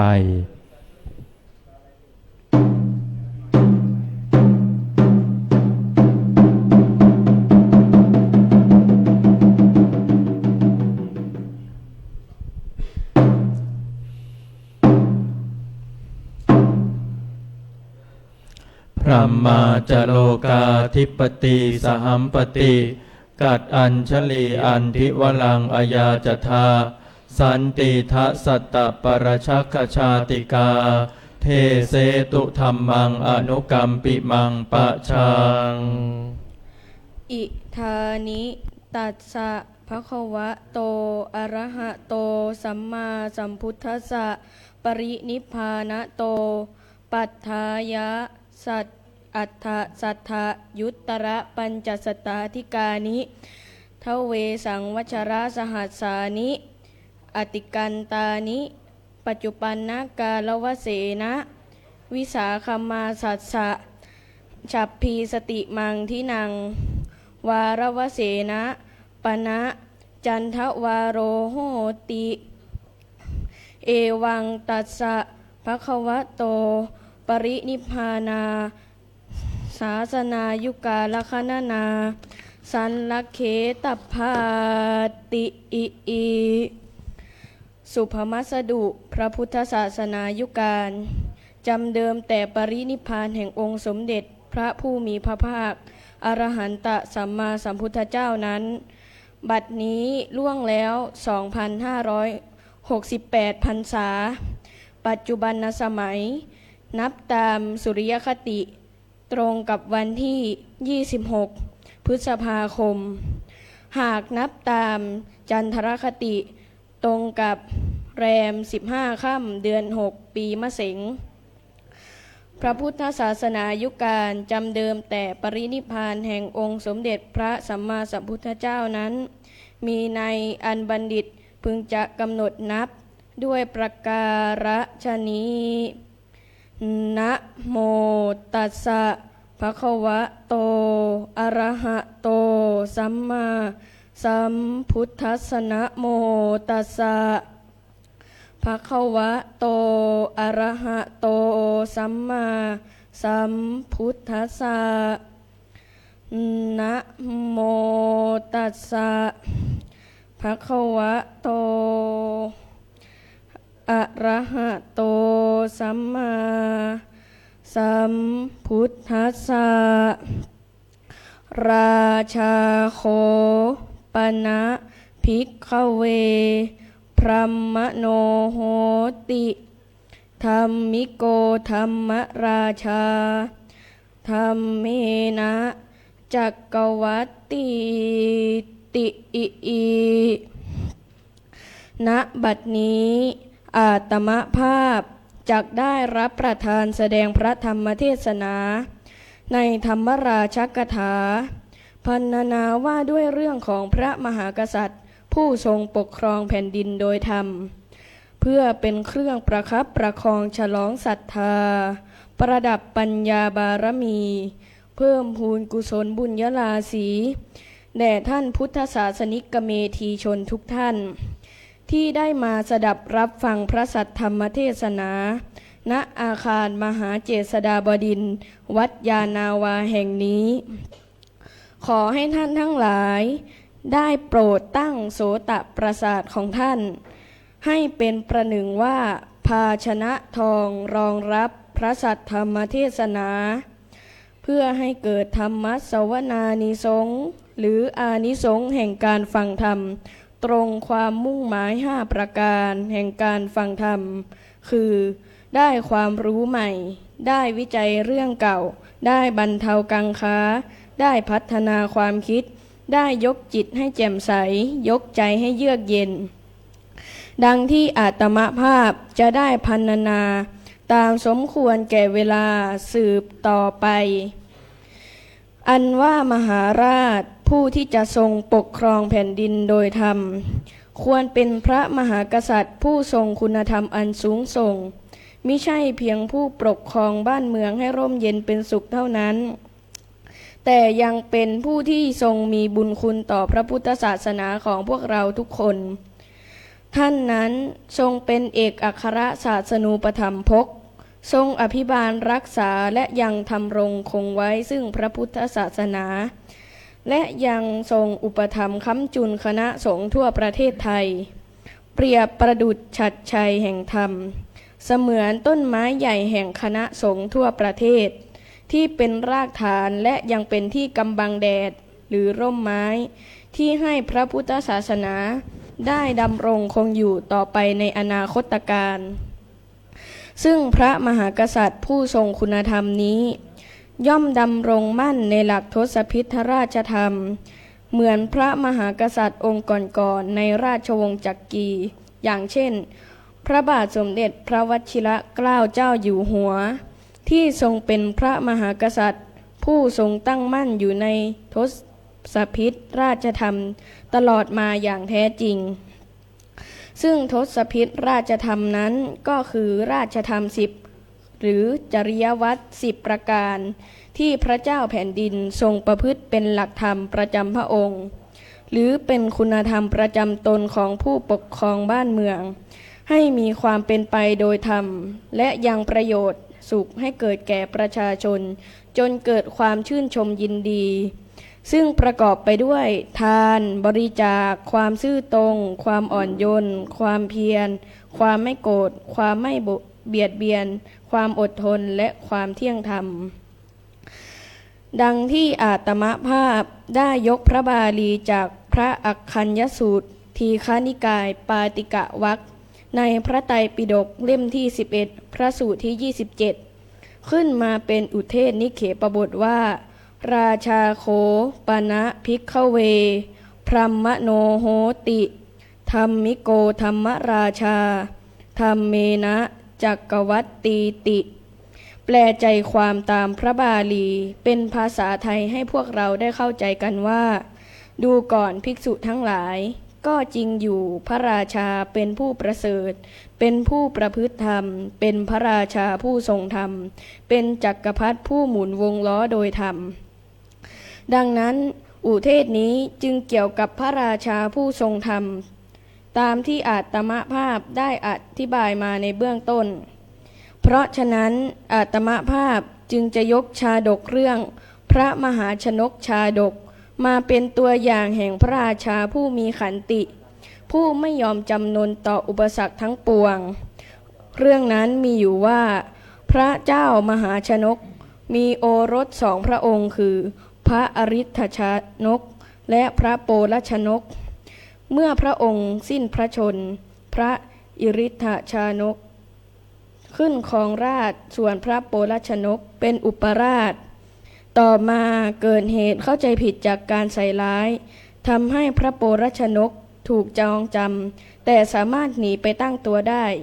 ก่อนที่จะยกทัพกลับมาสู้รบและได้ครองราชย์แทนพระอริ ทชนกที่สิ้นพระชนในสนามรบพระเทวีมเหสีของพระอริ ทชนกซึ่งกำลังทรงครรภ์ได้หลบหนีและให้กำเนิดพระโอรสที่ชื่อว่าพระมหาชนกที่เมืองกาลจำปากะ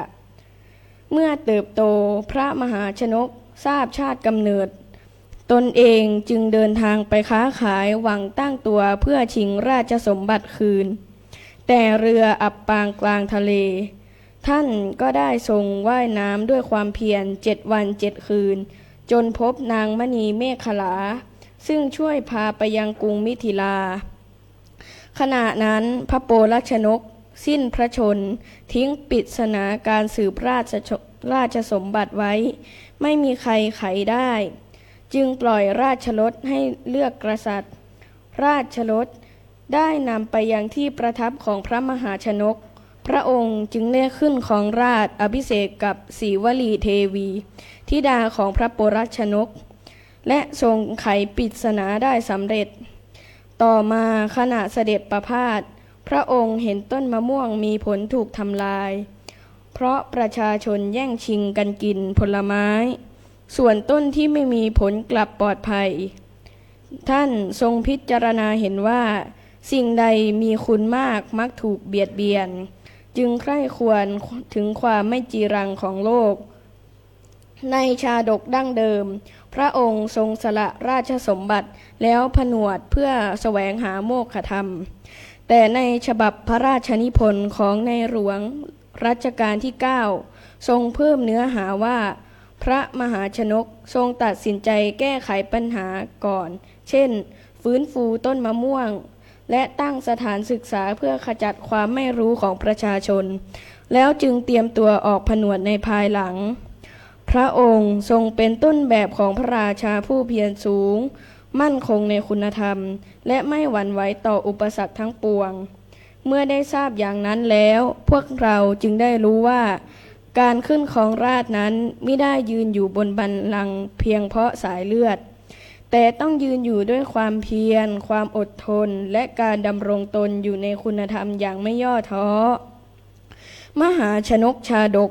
จึงเป็นแบบอย่างของผู้นำผู้ไม่ยอมจำนนต่อความยากลำบากและไม่ละทิ้งคุณธรรมแม้ในยามคับขันเพราะฉะนั้นขันตินี้เปรียบเสมือนเสาหลักของราชบัลลังก์เป็นนาวาแห่งธรรมที่นำพาแผ่นดินสู่ความสงบสุขร่มเย็นท่านมหาบพิตรทรงแผ่พระเมตตาให้แก่ปวงประชาและที่ผ่านมานั้นท่านมิเคยใช้พระราชอำนาจเพื่อตนเองหากแต่เพื่อประโยชน์สุขแห่งมหาชน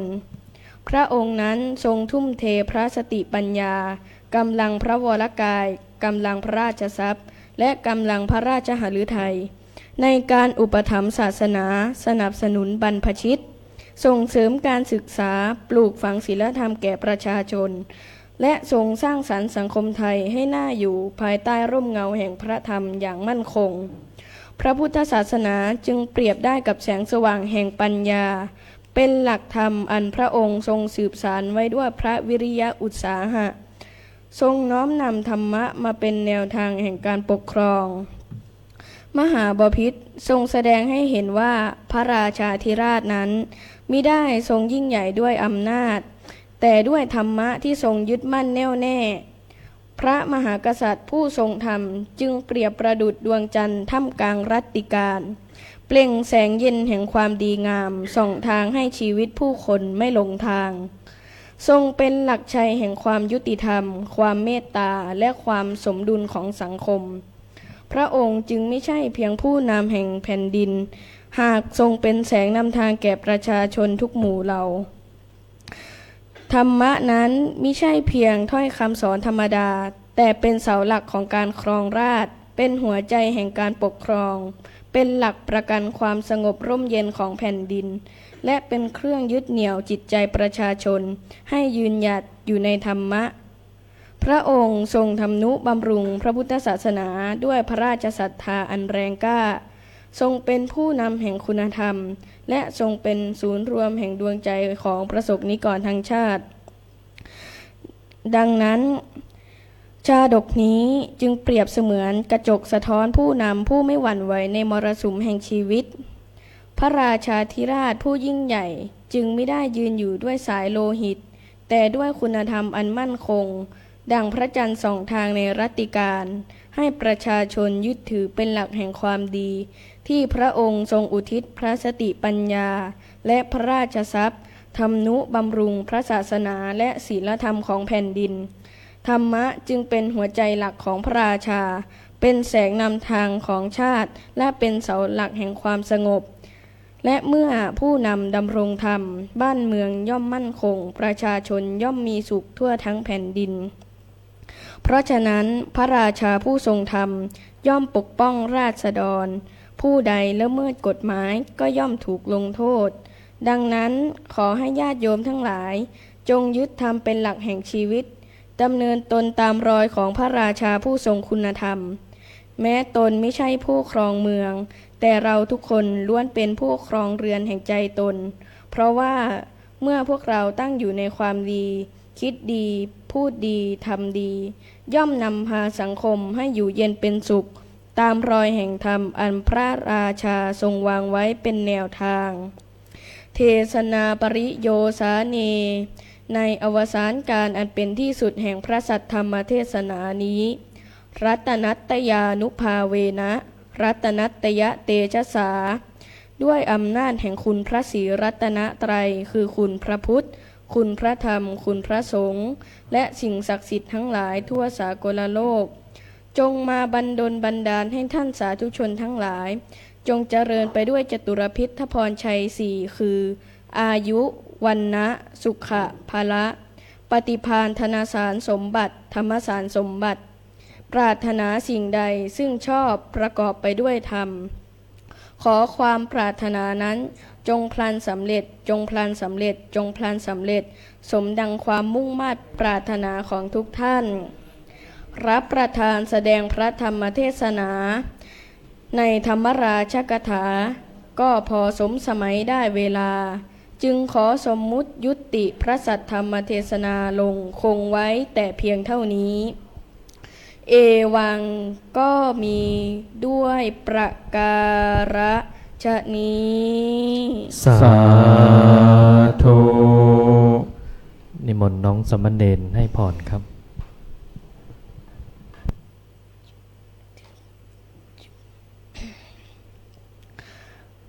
ยะถาวาริวหาปุราปริปุเรนติสาคะรังเอวะเมวะอิโตทินังเปตานังอุปกัปปติอิจิตังปัตถิตังตุมหังขิปะเมวะสมิจฉตุสัพเพปูเรนตุสังกัปปาจันโทปนะระโสยะถา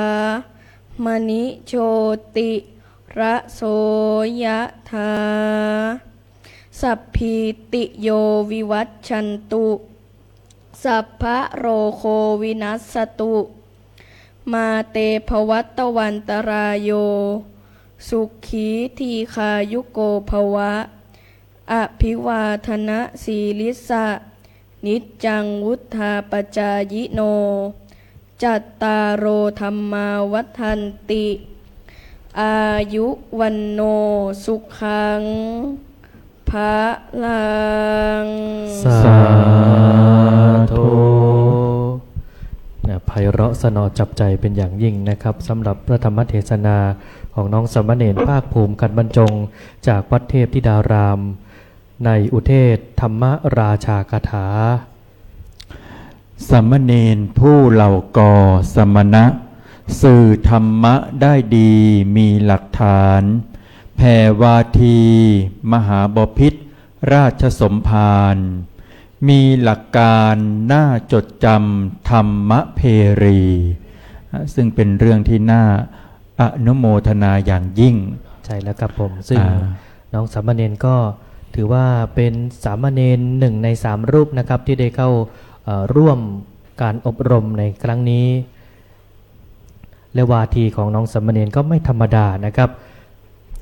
ใช้ภาษาได้สละสลวยงดงามลำดับถัดไปเป็นลำดับที่เท่าไหร่แล้วครับอาจารย์ เป็นลำดับที่ ลำดับ 7 ที่ นะครับ 7แล้วนะครับ ครับลำดับที่7นะครับนั่นก็คือท่านพระอาจารย์ไพศาลโชติโกครับวัดคงคาวดีจังหวัดสตูลครับมาในอุเทศอัตตกถาว่าด้วยเรื่องของตนนะครับ ครับ ต่อไปเราก็จะได้รับชมรับฟังพระธรรมเทศนาเกี่ยวกับการฝึกตนอีกครั้งคุณโยม เพราะว่าการฝึกตนจะเป็นยอดคนก็ต้องฝึกตนเหมือนสุภาษิตที่ท่านจะได้ยกขึ้นแสดงแก่เราท่านทั้งหลายในวันนี้ กับซึ่งการอบรมพระนักเทศธรรมเพียรีย่ำกลองแห่งธรรมรุ่นที่ 1 ของวัดยานาวาแห่งนี้นะครับโดยดำริของเจ้าพระคุณสมเด็จพระมหาธีราจารย์กรรมการมหาเถรสมาคมเจ้าคณะหนเหนือเจ้าคณะใหญ่หนเหนือเจ้าอาวาสวัดพระเจตุพนวิมลมังคลารามนี้นะครับก็ได้ดำเนินการมาวันนี้วันที่ 8 แล้วครับ โอ้ครับ ก็จะเหลืออีกเพียงแค่2 วันเท่านั้น ครับ ฉะนั้นก็ขอถวายกำลังใจกับทุกรูปนะครับ ขณะนี้ก็พร้อมแล้วก็จะได้ย่ำกรองธรรมเพรี เป็นลำดับสืบไปครับ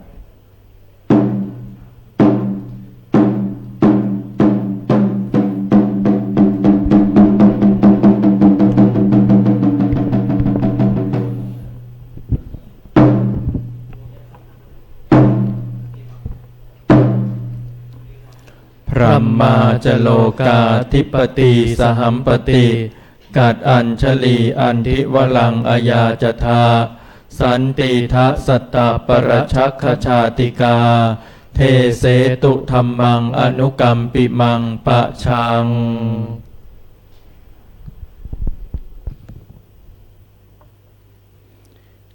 นะโมตัสสะภะคะวะโตอะระหะโตสัมมาสัมพุทธัสสะนะโมตัสสะภะคะวะโตอะระหะโตสัมมาสัมพุทธัสสะนะโมตัสสะภะคะวะโตอะระหะโตสัมมาสัมพุทธัสสะ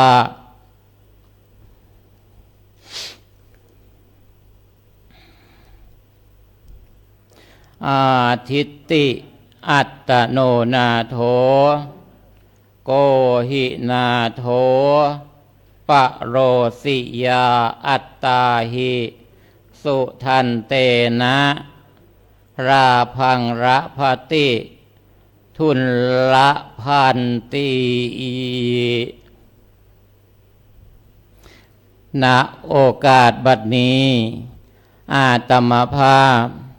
จะได้แสดงพระธรรมเทศนาโวหารในหมวดอัตตคาถาว่าด้วยตนแลนั้นเป็นที่พึ่งแห่งตนเพื่อเป็นเครื่องสดับสติปัญญาบารมีเพิ่มพูนบุญญาราศี แด่ท่านสาธุชนทั้งหลาย ที่ผู้มีจิตศรัทธาตั้งมั่น เพื่อหาความเป็นมงคล ต่อการดำเนินชีวิต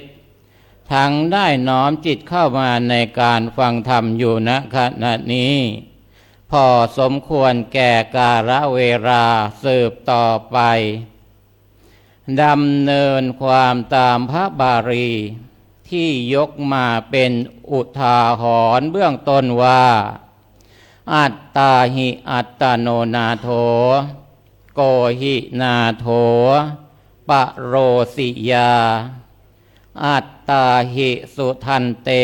นะราพังละภติทุนละพันติแปลใจความว่าตนแลนั้นเป็นที่พึ่งของตนคนอื่นใครเล่าจะเป็นที่พึ่งได้ก็บุคคลมีตนอันฝึกฝนดีแล้วย่อมได้ที่พึ่งได้โดยไม่ยากนักคำว่าตนในที่นี้อาตมาภาพจะขอหยิบยกสิ่งใดสิ่งหนึ่งที่เกิดมาอย่างโลกใบนี้มีชีวิตมีความคิดมีการกระทำมีการแสวงหาอาหารมีกามาวจรเป็นที่กำหนดชีวิตของสัตว์โลกในความเป็นไปแต่ละวันฉะนั้นในการสรรหาอาหารหรือการกระทำงานประการใดต่างๆก็ดีเราจะมีพวกพ้องเราจะมีพี่น้องเราจะมีหัวหน้าแล้วเราจะมีบุตรมีภรรยาในสิ่งต่างๆเหล่านี้มันเป็นวงจรเสริมของการดำเนินชีวิตในเมื่อเราเป็นผู้นำของ3-4ชีวิตคือภรรยาและบุตรเราจะทำอย่างไรให้หัวหน้าครอบครัวอย่างเราได้มีหลักให้ภรรยาให้ลูกได้พำนักพักพิงกับเราได้ฉะนั้นมันจะมีธรรมะอยู่7หัวข้อที่เป็นอริยทรัพย์แต่ยังไม่กล่าวถึงณตอนนี้จึงสมกับสุภาษิตที่หยิบยกมาต่อจากนี้ว่าสัพเพตสันติพันดัสสะสัพเพพายันติมัจจุโนอัตตานังอุปขังกัตตวานะทะนายะนะคาตเยสัตว์ทั้งปวงย่อมฉลาดเฉลียวต่ออาชญากรรมย่อมกลัวต่อความตายคนทำตนให้อุปมาแล้วไม่พึงฆ่าตัวเองหรือใช้ให้ผู้อื่นพึงฆ่าบุคคลผู้นั้นย่อมมีความผิดติดตัวต้องรับกรรมในคนรอบข้างในบ้านเมืองที่มีกฎหมายบ้านเมืองคุ้มครองอยู่อาจจะต้องฆ่าเขาตายเราติดคุกสิ่งต่างๆเหล่านี้สืบเนื่องกันมาในการใช้ชีวิตประจำวันของแต่ละวันที่เราพึงมีอันคนใดมีธรรมประจำจิตชีวิตนั้นลิขิตพิษสมัยว่าสวรรค์พันเห็นอยู่ลำไรคับคาใดหลับสบายเพราะสุขเย็นคาถา7ประการอริยทรัพย์ทั้ง7ในการที่จะดำเนินชีวิตของตนและครอบครัวของเราแล้วก็สถานที่ร่วมเคียงกับเราให้มีความสุขศรัทธา1ศีล1หิริ1โอตัปปะ1พาหุสัจจะ1จาคะ1และสิ่งสุดท้ายคือปัญญาในคำสอนที่อาตมาภาพยกมานี้พอจะบอกได้ว่าในเมื่อเราเกิดมาเป็นสังขารเป็นร่างกายหลายๆคนจะได้ยินว่าธาตุสี่ แต่ในขณะที่ผมปฏิบัติมาผมมีธาตุอีก2ธาตุก็คือดินน้ำไฟลมแล้วก็อากาศธาตุวิญญาณธาตุร่างกายของเราถึงจะขับเคลื่อนไปในแต่ละวันได้สรุปแล้วโดยรวมก็คือการที่เราจะอยู่ในโลกใบนี้ร่วมชีวิตกับใครหลายๆคนเพราะฉะนั้นเราจึงตระหนักให้ดีว่าในสิ่งต่างๆที่เรามีแล้วก็ต้องมีหิริโอตัปปะแล้วก็ศีลทั้ง5ข้อที่จะพาเราไปให้พ้นภัยในแต่ละวันได้ท้ายที่สุดนี้เทศนาปริโยสาเนในอวสานแห่งการแสดงพระธรรมคำสอนรัตนัตยานุภาเวนะรัตนัตยเตชะสาด้วยเดชพระบารมีคุณแห่งพระศรีรัตนตรัยจงมาปกปักรักษาไว้คุ้มครองภัยให้ร่มเย็นอันตรายอย่าได้มี10 นิ้วนี้พึงมาบรรจบทำความเคารพทั่วทั้งธานีสิ่งศักดิ์สิทธิ์ทั้งหลายในปัตตภีมาคุ้มครองคนดีๆให้ปลอดภัยขันถึงเวลาที่รูปต้องจากราขออำนวยอวยพรชัยว่าตลอดต่อจากนี้เป็นต้นไปขอให้คุณโยมทั้งหลายจงโชคดีเทศนามาก็พอสมควรแก่เวลาอาตมาภาพจึงขอยุติลงคงไว้แต่เพียงเท่านี้เอวังก็มีด้วยประการฉะนี้สาธุนิมนต์พระอาจารย์ให้พรครับ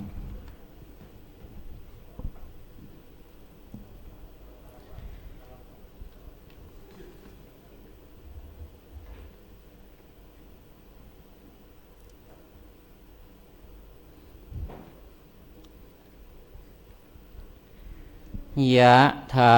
วาริวะหาปุราปริปุเรนติ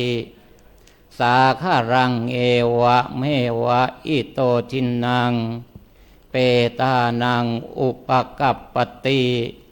อิชิตังปัตถิตังตุมหังคิปปะเมวะสมิจฉโต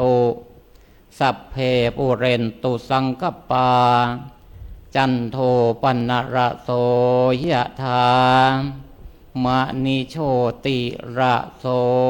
ยะถาสัพพิติโยวิวัชชันโตสัพพโรโควินัสสตุมาเตภวัตตวันตรายโยสุขีทีขายุโกภวะอาภิวาทานาสิริสานิจังวุธาปจายโนจัตตารโอธรรมาวัฏฐันติอายุวันโนสุขังภะลังสาธุ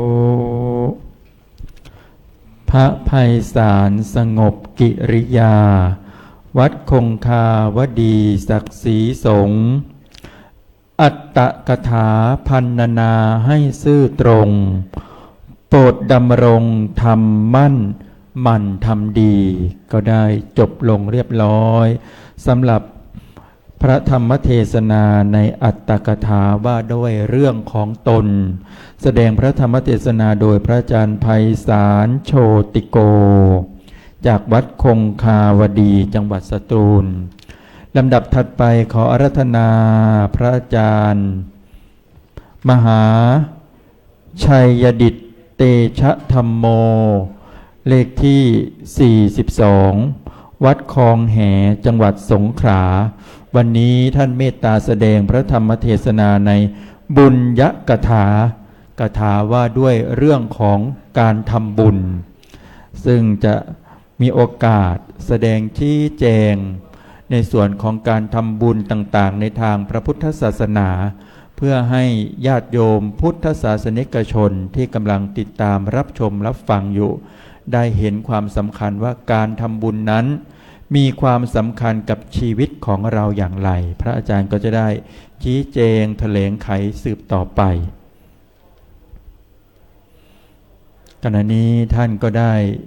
ขึ้นสู่ยังธรรมาสเรียบร้อยก็จะได้ย่ำกรองธรรมเพรีเป็นลำดับสืบไป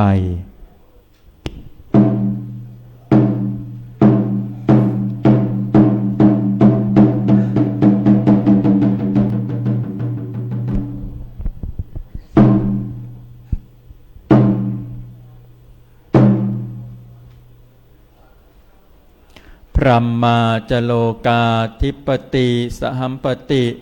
กัดอัญชลีอันทิวลังอายาจทาสันติทะสัตตปรชักขชาติกาเทเสตุธรรมังอนุกรรมปิมังปะชังนะโมตัสสะภะคะวะโตอะระหะโตสัมมาสัมพุทธัสสะนะโมตัสสะภะคะวะโตอะระหะโตสัมมาสัมพุทธัสสะนะโมตัสสะภะคะวะโตอะระหะโตสัมมาสัมพุทธัสสะสุขโขปุญญสะอุจจโยติณบัดนี้อาตมาจะได้แสดงพระธรรมเทศนาในปุญญกถาว่าด้วยเรื่องของการสะสมบุญในพระพุทธศาสนาเพื่อเป็นเครื่องประดับประคับประคองฉลองศรัทธาแก่สาธุชนทั้งหลายที่ได้มาประชุมพร้อมกันในธรรมสภาสาราแห่งการฟังธรรมแห่งนี้หรือผ่านทางช่องทางต่างๆพอสมควรแก่เวลาสืบต่อไปคำว่าบุญในพระพุทธศาสนานี้มีมากมายอย่างที่เรามักรู้จักกันว่ามี3 อย่างบ้าง10 อย่างบ้างแต่ก็ยังเป็นปัญหาที่คนพุทธเราเองยังตกเถียงกันอยู่เพราะความไม่รู้จริงยังเถียงกันว่าบุญกับทานอะไรสำคัญกว่าในวันนี้อาตมาจะอธิบายแบบง่ายๆให้ญาติโยมทั้งหลายได้เข้าใจบุญอย่างย่อในพระพุทธศาสนาท่านว่ามี3ที่เรามักเรียกหรือรู้จักกันในว่าบุญกิริยาวัตถุ3อย่างขยายท่านว่ามีถึง10 ประการแต่อาตมาสรุปง่ายๆทำแล้วสบายใจไม่เดือดร้อนใครอาตมาว่าเป็นบุญทั้งหมดบุญข้อแรกในพระพุทธศาสนาคือทานทานคือการให้โดยไม่ได้หวังตอบแทนให้ใครก็ได้ให้หมูหมากาไก่ก็เป็นทานแต่ผลของทานนั้นจะมากน้อยขึ้นอยู่กับว่าทานนั้นให้กับใครให้กับสัตว์เดรัจฉานให้กับมนุษย์บุญกุศลก็ไม่เท่ากันแม้แต่ให้กับมนุษย์ด้วยกันเองก็ไม่เท่ากันเพราะมนุษย์นั้นมีศีลไม่เท่ากันพระพุทธองค์ท่านทรงตรัสทานที่สูงสุดในพระพุทธศาสนาเรียกว่าสังฆทานแต่ญาติโยมทั้งหลายจงเข้าใจเสียก่อนว่าสังฆทานของพระพุทธองค์นั้นไม่ใช่กระป๋อง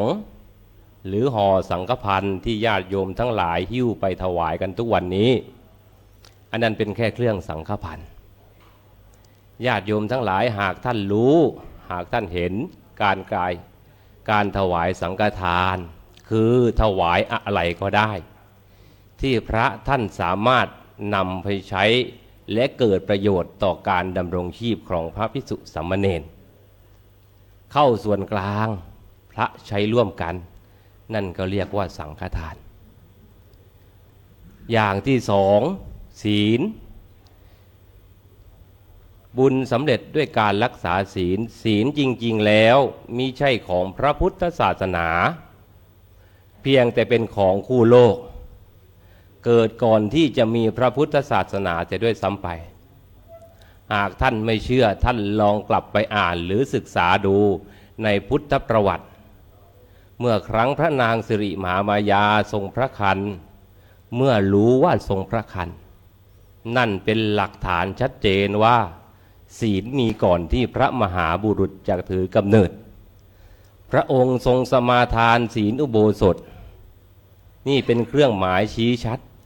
ว่าศีลนั้นมีก่อนที่พุทธศาสนาจะเกิดแต่อยากจะรู้ว่าเกิดเมื่อไหร่ท่านทั้งหลายลองไปอ่านในอคัญญสูตรดูศีลเราสมาทานเองได้ไหมสมาทานเองได้เวลาท่านทั้งหลายมาขอศีลจากพระเพียงแค่ท่านทั้งหลายมาเอาพระเป็นพยานในการสมาทานในการงดเว้นท่านสมาทานศีลก่อนนอนหลับกี่ชั่วโมงท่านรักษาศีลบริสุทธิ์ได้เท่านั้นเพราะพระอุบาลีเคยกล่าวอาบัติและศีลไม่มีผิดในความฝันเพียงแต่ท่านทั้งหลายไม่ค่อยเข้าใจข้อที่3ภาวนาหลวงพ่อพระพรหมบัณฑิตเคยให้คำนิยามคำว่าภาวนาไว้ว่าภาวนาคือการทำซ้ำๆบ่อยๆจนเกิดความชำนาญภาวนาไม่ใช่เพียงแต่เป็นการหลับตาแล้วตั้งจิตเพื่อสำรวมกายวาจาใจหลวงพ่อพุทธทาสท่านก็เคยกล่าวไว้ว่าการทำงานก็คือการเจริญสมาธิเพราะหากท่านทั้งหลายไม่มีสมาธิการงานที่ทำอาจจะเกิดเป็นโทษหรืออาจจะเกิดผลเสียหายได้การนั่งภาวนาที่อาตมาบอกว่าไม่ใช่เพียงแต่การหลับตาการนั่งหลับตานั้นเป็นเพียงแค่การลดการรับสัมผัสจากอาตยตนะอันนี้คือภาวนาแต่ก็ไม่ใช่ว่าจะผิดอาตมาไม่ใช่ว่าห้ามท่านทั้งหลายไปนั่งหลับตาภาวนาที่ไหนเดี๋ยวจะกลายเป็นว่าอาตมาบิดเบือนธรรมะข้อที่4การอ่อนน้อมถ่อมตนก็เป็นการบำเพ็ญบุญได้อย่างหนึ่งไปไหนไม่ชูงวงเข้าถูหาใครไปไหนใครๆก็รักเห็นพระเห็นผู้ใหญ่ยกมือไหว้ด้วยใจเคารพนี่ก็เป็นบุญแต่เราท่านทั้งหลายมองเป็นประเพณีเป็นวัฒนธรรมเลยไม่คิดว่าเป็นบุญอันนี้แหละโยมบุญง่ายๆท่านทั้งหลายต้องเข้าใจไปถึงเจอใครยกมือไหว้ไปถึงท่านก็รับไหว้เสร็จแล้วท่านก็รักเราอย่างคำโบราณที่ว่าไปลามาไหว้ข้อที่5การขวนขวายช่วยผู้อื่นซึ่งเรามักเห็นในรูปแบบของจิตอาสาหรือมูลนิธิที่เราเห็นกันอยู่ทุกวันนี้อันนี้ก็เป็นการขวนขวายช่วยผู้อื่นเป็นบุญที่เราทำโดยเราไม่รู้ว่าเป็นบุญเราท่านทั้งหลายลองคิดพินิจดูบุญอีกอย่างหนึ่งที่ตอนนี้มีหลายกระแสเอามาพูดเรื่องของบุญการอุทิศในพระพุทธศาสนานั้นเรียกว่าทักษิณาการบอกให้การแบ่งบุญหากท่านทั้งหลายคิดว่าการอุทิศไม่มีจริงแล้วทำไมในพระสูตรทั้งหลายเคยกล่าวอ้างเพียงแต่ท่านทั้งหลายไม่อ่านเลยไม่รู้การอ่านเฉพาะหนังสือเล่มเดียวไม่ได้บอกว่าท่านเป็นคนเก่งการอุทิศบุญนั้นมีมาแต่ครั้งโบราณเพียงแต่ท่านทั้งหลายเห็นการกรวดน้ำเพราะครั้งหนึ่งเมื่อพระเจ้าพิมพิสารถวายวัดนั่นเป็นประเพณีของพราหมณ์เขาบ่งบอกว่าน้ำที่ลงดินแล้วเราไม่สามารถเอามาได้การอุทิศบุญจริงๆก็คือการบอกให้บุญกุศลเป็นสิ่งที่ไม่มีใครขโมยได้ท่านทั้งหลายก็รู้อยู่การจับมือถือแขนรอฟังคำพูดรอฟังคำกล่าวบอกให้จากญาติทั้งหลายหรือเปตาชน นั่นคือการอุทิศบุญแถวปักใต้บ้านอาตมาว่าอิมินาไม่ได้อิทังโนไม่ได้ก็จับมือถือแขนต่อผ้าบุญกุศลเหล่านั้นญาติที่มานั่งรออยู่ในศาลาเขาไม่ได้เพราะบุญไม่ใช่ไฟฟ้าพอจับมือกันแล้วจะช็อตกันทั้งหมู่บ้านอันนี้คือบุญของการอุทิศให้บุญอีกอย่างที่ในพระพุทธศาสนาที่เราหลงลืมคือการอนุโมทนาการอนุโมทนาก็คือการพลอยยินดีหรือพลอยชื่นชมบุญกุศลที่เขาทำโดยการกล่าวคำว่าสาธุที่ในภาษาบาลีแปลว่าดีละแต่เราบางครั้งบางคราวคำว่าสาธุเรามักใช้ผิดอยู่ก็มีบุญที่อีกอย่างคือการแสดงพระธรรมสวนะใหม่บุญที่เกิดจากการฟังธรรมในที่นี้อาตมาหมายรวมเอาถึงการอ่านหนังสือหรือการดูละครด้วยเพราะละครหรือหนังสือทุกตัวที่เราอ่านเราดูล้วนมีธรรมะเจือปนเพียงแต่เราท่านทั้งหลายไม่ค่อยคิดวิเคราะห์แยกแยะหรือคอวอยแต่ถ้าหากท่านทั้งหลายคอวอยแล้วท่านก็จะรู้ว่าทุกอย่างเป็นธรรมะคอวอยท่านทั้งหลายอย่าสะกดมันจะเป็นคำหยาบแต่ถ้าเกิดมีใครสะกดมาให้ท่านแล้วบอกท่านดังๆนั่นเขาแสดงว่าเขาเตือนให้ท่านใช้ชีวิตอย่างมีประสิทธิภาพก็คือคิดวิเคราะห์แยกแยะนั่นเองบุญอีกอย่างที่เราทำกันอยู่ประจำแต่เราสำคัญผิดคือการเทศนาใหม่การเทศนาใหม่นั้นทุกคนทำหมดเพียงแต่ไม่รู้เรามักหมายเอาแค่พระมานั่งบนธรรมาสน์แล้วประกาศคำสอนหรือคำที่อัตถาจารย์แต่งแล้วมาอ่านให้ท่านทั้งหลายฟังการแสดงธรรมก็คือการทำให้เห็นพูดให้ฟังซึ่งญาติโยมทั้งหลายทุกคนล้วนอยากจะสอนให้ลูกให้หลานตัวเองเป็นคนดีไม่มีใครสอนให้ลูกหลานหรือลูกศิษย์ตัวเองเป็นคนชั่วเพราะเราไม่ใช่โจรนี่คือการแสดงพระธรรมเทศนาซึ่งแปลอยู่แล้วว่าทำให้เห็นพูดให้ฟังอันเนี้ยญาติโยมทั้งหลายคงเข้าใจในเรื่องของการแสดงธรรมแล้วบุญสุดท้ายในพระพุทธศาสนานั้นสำคัญยิ่งนักก็คือการทำความเห็นให้ตรงพระพุทธองค์ก็เคยเอามาเทศนาโปรดปัญจวัคคีย์ในมรรค8เป็นข้อแรกเพื่อให้ลดทิฏฐิความเห็นผิดอย่างที่เขาว่าเห็นผิดเป็นถูกเห็นกงจักเป็นดอกบัวท่านลดทิฏฐิได้จึงได้นำธรรมที่พระองค์ตรัสรู้มาสอนการเห็นผิดก็คือเห็นให้รู้เสียก่อนว่าอันนี้ผิดอันนี้ถูกอันนี้ดีอันนี้ชั่วเพราะทุกอย่างในโลกนี้มีสองด้านแต่ไม่ขาวก็ดำทุกอย่างล้วนมีเป็นของคู่กันท่านทั้งหลายก็คงจะรู้ว่าบุญชนิดนี้สำคัญยิ่งนักข้อที่10นี้สำคัญยิ่งการฟังธรรมในวันนี้อาตมาจะขอสรุปธรรมะหรือบุญกิริยาวัตถุหรือบุญยกถาที่อาตมาได้กล่าวมาว่าถ้าอย่างย่อหรือสรุปง่ายๆคือทำแล้วสบายใจไม่เดือดร้อนใครบุญอย่างย่อที่เรามักเห็นว่าบุญนั้นมีเรียกว่าบุญกิริยาวัตถุ3หรือบุญกิริยาวัตถุ4วัตถุ10อาตมาจะขอยืมกลอนของปราชญ์ผู้ปราดเปรื่องท่านแต่งไว้เป็นบทสรุปของบุญยกถาในวันนี้เสบียงบุญในชาตินี้มีหลายอย่าง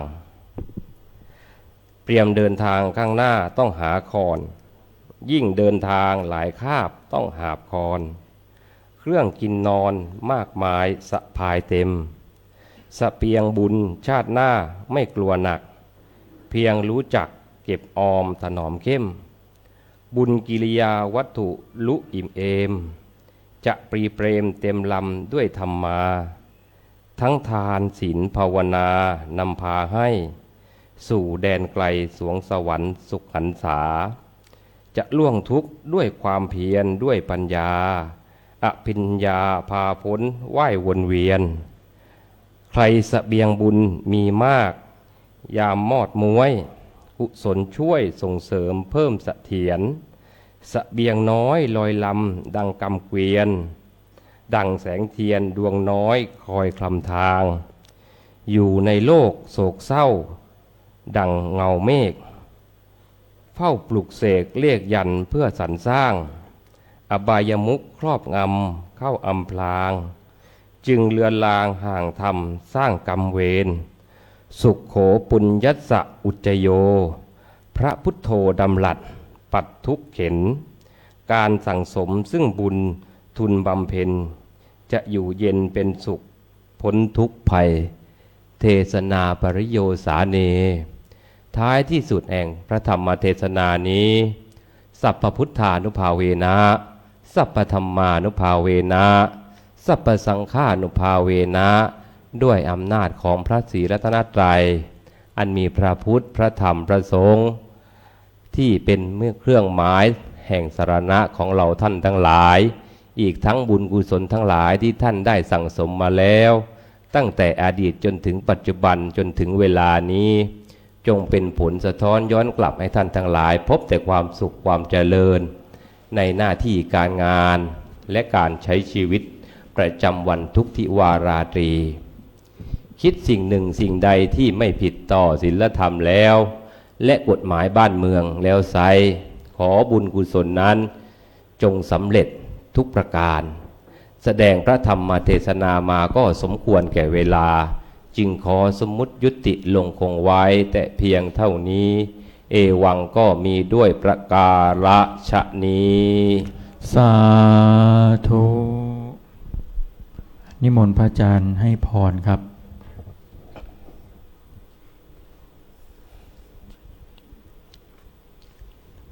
ยะถาวาริวหาปุราปาริปุเรนติสาครังเอวะเมวะอิโตตินังเปตานังอุปกปติอิชิตังปฏิตังตุมหังคิปะเมวะสมิจตุสัพเพปุเรนตุสังคปาจันโทปนะระโสยะถามณิโชติระโสยะถาสัพพิติโยวิวัชชตุสัพพโรโควินัสตุมาเตภวัตตวันตรายโยสุขีติกายุโกภวะอภิวาทนาสีริสานิจจังวุธาปจายโนจัตตารโอธรรมาวัฏันติอายุวันโนสุขังพระลังสาธุเทศนาสำเนียงเข้าใจง่ายฟังสบายเป็นกันเองดีจริงหนาพระมหาชัยยดิษฐ์ท่านเมตตาบุญยกถาพันนาให้ทำบุญก็จบลงเรียบร้อยสำหรับปุญญกถากถาว่าด้วยการทำบุญจากท่านพระอาจารย์พระมหาชัยยดิษฐ์เตชะธัมโมเลขที่42วัดคลองแหจังหวัดสงขลาลำดับถัดไปขอรัตนาท่านพระอาจารย์พระนพสิทธิ์สันตกายโยเลขที่32วัดร่ำเปิงตโปธารามวันนี้ท่านเมตตาแสดงพระธรรมเทศนาเรื่องกรรมกถากถาว่าด้วยกรรมกรรมกถาเป็นเรื่องที่เราชาวพุทธให้ความตระหนักรับรู้ว่าเป็นสิ่งที่สำคัญเพราะการกระทำไม่ว่าจะเป็นทางกายทางวาจาใจ ถ้าไม่กระทบผู้ใดก็จะเป็นเรื่องที่ดี เพราะเมื่อเราไปกระทบใครแล้วก็จะเป็นเหตุให้เกิดความทุกข์ได้ภายหลังฉะนั้นวันนี้พระอาจารย์จะมีวิธีการแสดงเรื่องกรรมให้เราท่านทั้งหลายได้รับฟังอย่างไรก็จะได้อาราธนาท่านได้เมตตาแสดงเป็นลำดับสืบไป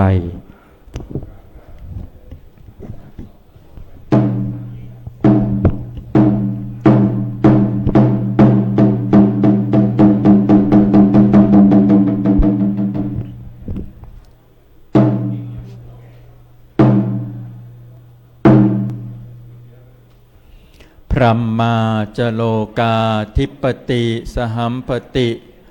กัดอัญชลีอันทิวลังอยาจทาสันติทะสัตตปรชักขชาติกาเทเสตุธรรมังอนุกรรมปิมังปะชัง นะโมตัสสะภะคะวะโตอะระหะโตสัมมาสัมพุทธัสสะนะโมตัสสะภะคะวะโตอะระหะโตสัมมาสัมพุทธัสสะนะโมตัสสะภะคะวะโตอะระหะโตสัมมาสัมพุทธัสสะ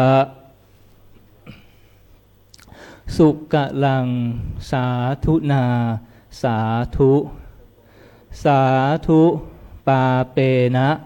ทุกกะลังปาปังปาเปนะ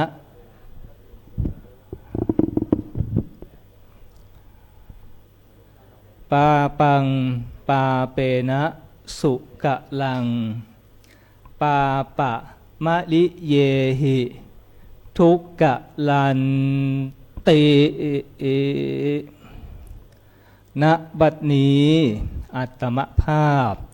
จากแสดงรับประทานจัดแสดงพระธรรมเทศนาพรรณนาธรรมขององค์สมเด็จพระสัมมาสัมพุทธเจ้า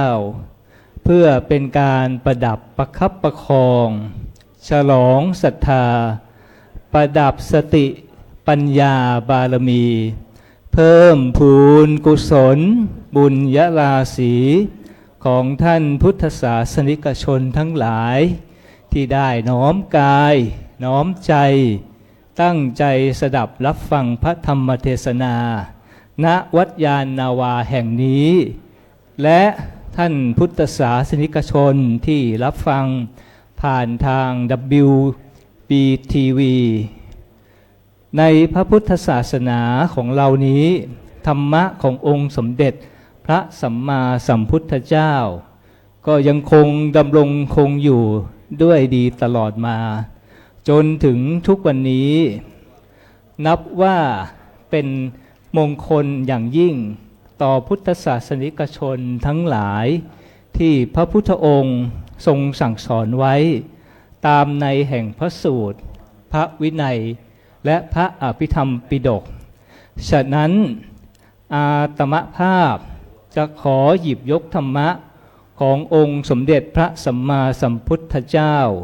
ขึ้นมาแสดงชี้แจงเป็นลำดับตามแก่สมควรสืบต่อไปดังมีใจความตามพระบาลีที่ยกขึ้นเป็นอุเทศบทว่าสุกะลังสาธุนาสาธุสาธุปาเปนะทุกกะลังปานังปาเปนะสุกะลังปาปะมะลิเยหิทุกกะลังแปลใจความเป็นภาษาไทยได้ว่าความดีคนดีทำง่ายความดีคนชั่วทำยากความชั่วคนชั่วทำง่ายความชั่วอริยบุคคลทำได้ยากคำว่ากรรมในทางศาสนาของเราหมายถึงการกระทำไม่ได้หมายถึงเพียงแค่ตามที่คุณโยมเท่าไหร่เข้าใจว่ามันเป็นไปตามกรรมแต่กรรมในทางศาสนาเนี่ยหมายถึงความดีแล้วก็ความชั่วเพราะฉะนั้นที่เราได้ชินกันว่ามันเป็นกรรมเนาะมันเป็นกรรมเนาะก็ขอให้ พุทธศาสนิกชนทั้งหลายเข้าใจว่ากรรมเนี่ยมีอยู่ด้วยกันหลายด้านไม่ใช่เฉพาะในด้านของความทุกข์เพียงอย่างเดียวความสุขก็ถือว่าเป็นกรรมเหมือนกันประการที่หนึ่งตามที่ยกขึ้นมาเป็นภาษาบาลีความดีคนดีทำได้ง่ายหมายความว่ายังไงคนที่เป็นคนดีเนี่ยหมายถึงคนที่มีจิตใจที่บริสุทธิ์แล้วก็มีศีลห้าเป็นปกติผู้ที่มีจิตใจเช่นนี้เมื่อจะกระทำความดีก็จะกระทำได้ง่ายคนดีก็จะอยู่รวมกันเป็นหมู่ไม่ว่าจะอยู่ในสถานที่ใดๆก็แล้วแต่สุคติโลกสวรรค์เนี่ยเป็นส่วนรวมเป็นศูนย์รวมของคนที่สร้างแต่ความดีฉะนั้นเนี่ยคนดีก็ย่อมที่จะไม่ตกนรกแน่นอนคนดีเหล่านี้แม้ว่าจะลาโลกไปแล้วเนี่ยก็ยังคงตระหนักถึงคำว่าบุญและก็จะหาโอกาสสร้างบุญสร้างกุศลตลอดเวลาคนดีเหล่านี้ที่ทำความดีได้ง่ายก็เพราะว่าเขาไม่ต้องฝืนใจในการที่จะทำความดีเลยเพราะว่าความดีเนี่ยมันเป็นวิถีปกติของพวกเขาเหล่านั้นอาตมาภาพจะขอเปรียบเทียบเพื่อให้เข้าใจแล้วก็เห็นภาพอย่างชัดเจนเช่นคนที่ออกกำลังกายอยู่เป็นประจำเนี่ยถ้าวันหนึ่งวันใดไม่ได้ออกกำลังกายเนี่ยก็จะรู้สึกแปลกๆไปเนาะคนดีก็เช่นกันถ้าวันไหนคนดีเนี่ยไม่ได้สร้างบุญสร้างกุศลก็จะรู้สึกขาดอะไรไปบางอย่างความดีในทางพุทธศาสนาเนี่ยพระพุทธองค์ได้ตัดถึงเรื่องของทานศีลแล้วก็ภาวนา3สิ่งนี้เนี่ยพุทธศาสนิกชนสามารถที่จะนำไปใช้แล้วก็ปฏิบัติได้ในชีวิตประจำวันความดีเนี่ยไม่ต้องทำที่วัดนะคุณโยมทำที่ไหนก็ได้24ชั่วโมงเนาะแม้แต่ในขณะที่เราทำธุระในห้องน้ำเนี่ยถ้าจิตเราเป็นกุศลเนี่ยก็ถือว่าเราเป็นคนดีคนหนึ่งความดีประการที่สองความดีคนชั่วทำยากคนชั่วเนี่ยมีความหมายตรงข้ามกับความดีคนชั่วเนี่ยมีจิตใจมีความโลภความโกรธแล้วก็ความหลงเนี่ยเป็นพื้นฐานบุคคลประเภทนี้จะกระทำความดีอะไรสักอย่างหนึ่งเนี่ยเขาจะต้องต่อสู้ต้องฝืนแล้วก็ต้องบังคับจิตใจเป็นอย่างมากเพื่อที่จะได้กระทำความดีอย่างใดอย่างหนึ่งคุณโยมเชื่อไหมแม้การที่จะให้อภัยใครสักคนหนึ่งหรือการที่จะไม่พูดร้ายไม่คิดไม่โกงใครไม่ทำร้ายใครเพียงแค่ครั้งเดียวเนี่ยบุคคลเหล่านี้ก็ยังลังเลยังไม่มีความสามารถที่จะสามารถกระทำได้เพราะเหตุผลอะไรเพราะบุคคลเหล่านี้กลัวจะเสียผลประโยชน์ของตนไปประการที่เพราะความในใจเนี่ยของบุคคลเหล่านี้ยังประกอบไปด้วยอกุศลเป็นเก้าเป็นประธานเป็นเก้าเป็นใหญ่คำว่าเก้านี่ภาษาเหนือนะคุณโยมแปลว่าประธานไม่ใช่เก้าในเข่าของพวกเรานะคุณโยมนะเพราะฉะนั้นเนี่ยอาตมาเป็นคนกรุงเทพวันแรกที่ขึ้นไปที่เชียงใหม่นะคุณโยมโยมเข้ามาทำบุญที่วัดเขาพูดคำว่าเป็นเก้าเป็นประธานอาตมาก็ประธานคนนี้เป็นเก้าเหรอนั่งไม่ได้ใช่ไหมอาตมาก็งงๆนะก็ได้สอบถามเขาว่าอ๋อเก้าแปลว่าประธานเพราะฉะนั้นเนี่ยพระพุทธองค์ทรงสั่งสอนว่าคนเช่นนี้เนี่ยถ้าจะเปรียบก็เปรียบเสมือนต้นไม้ที่ขึ้นอยู่ในดินทรายยากเหลือเกินที่จะเจริญเติบโต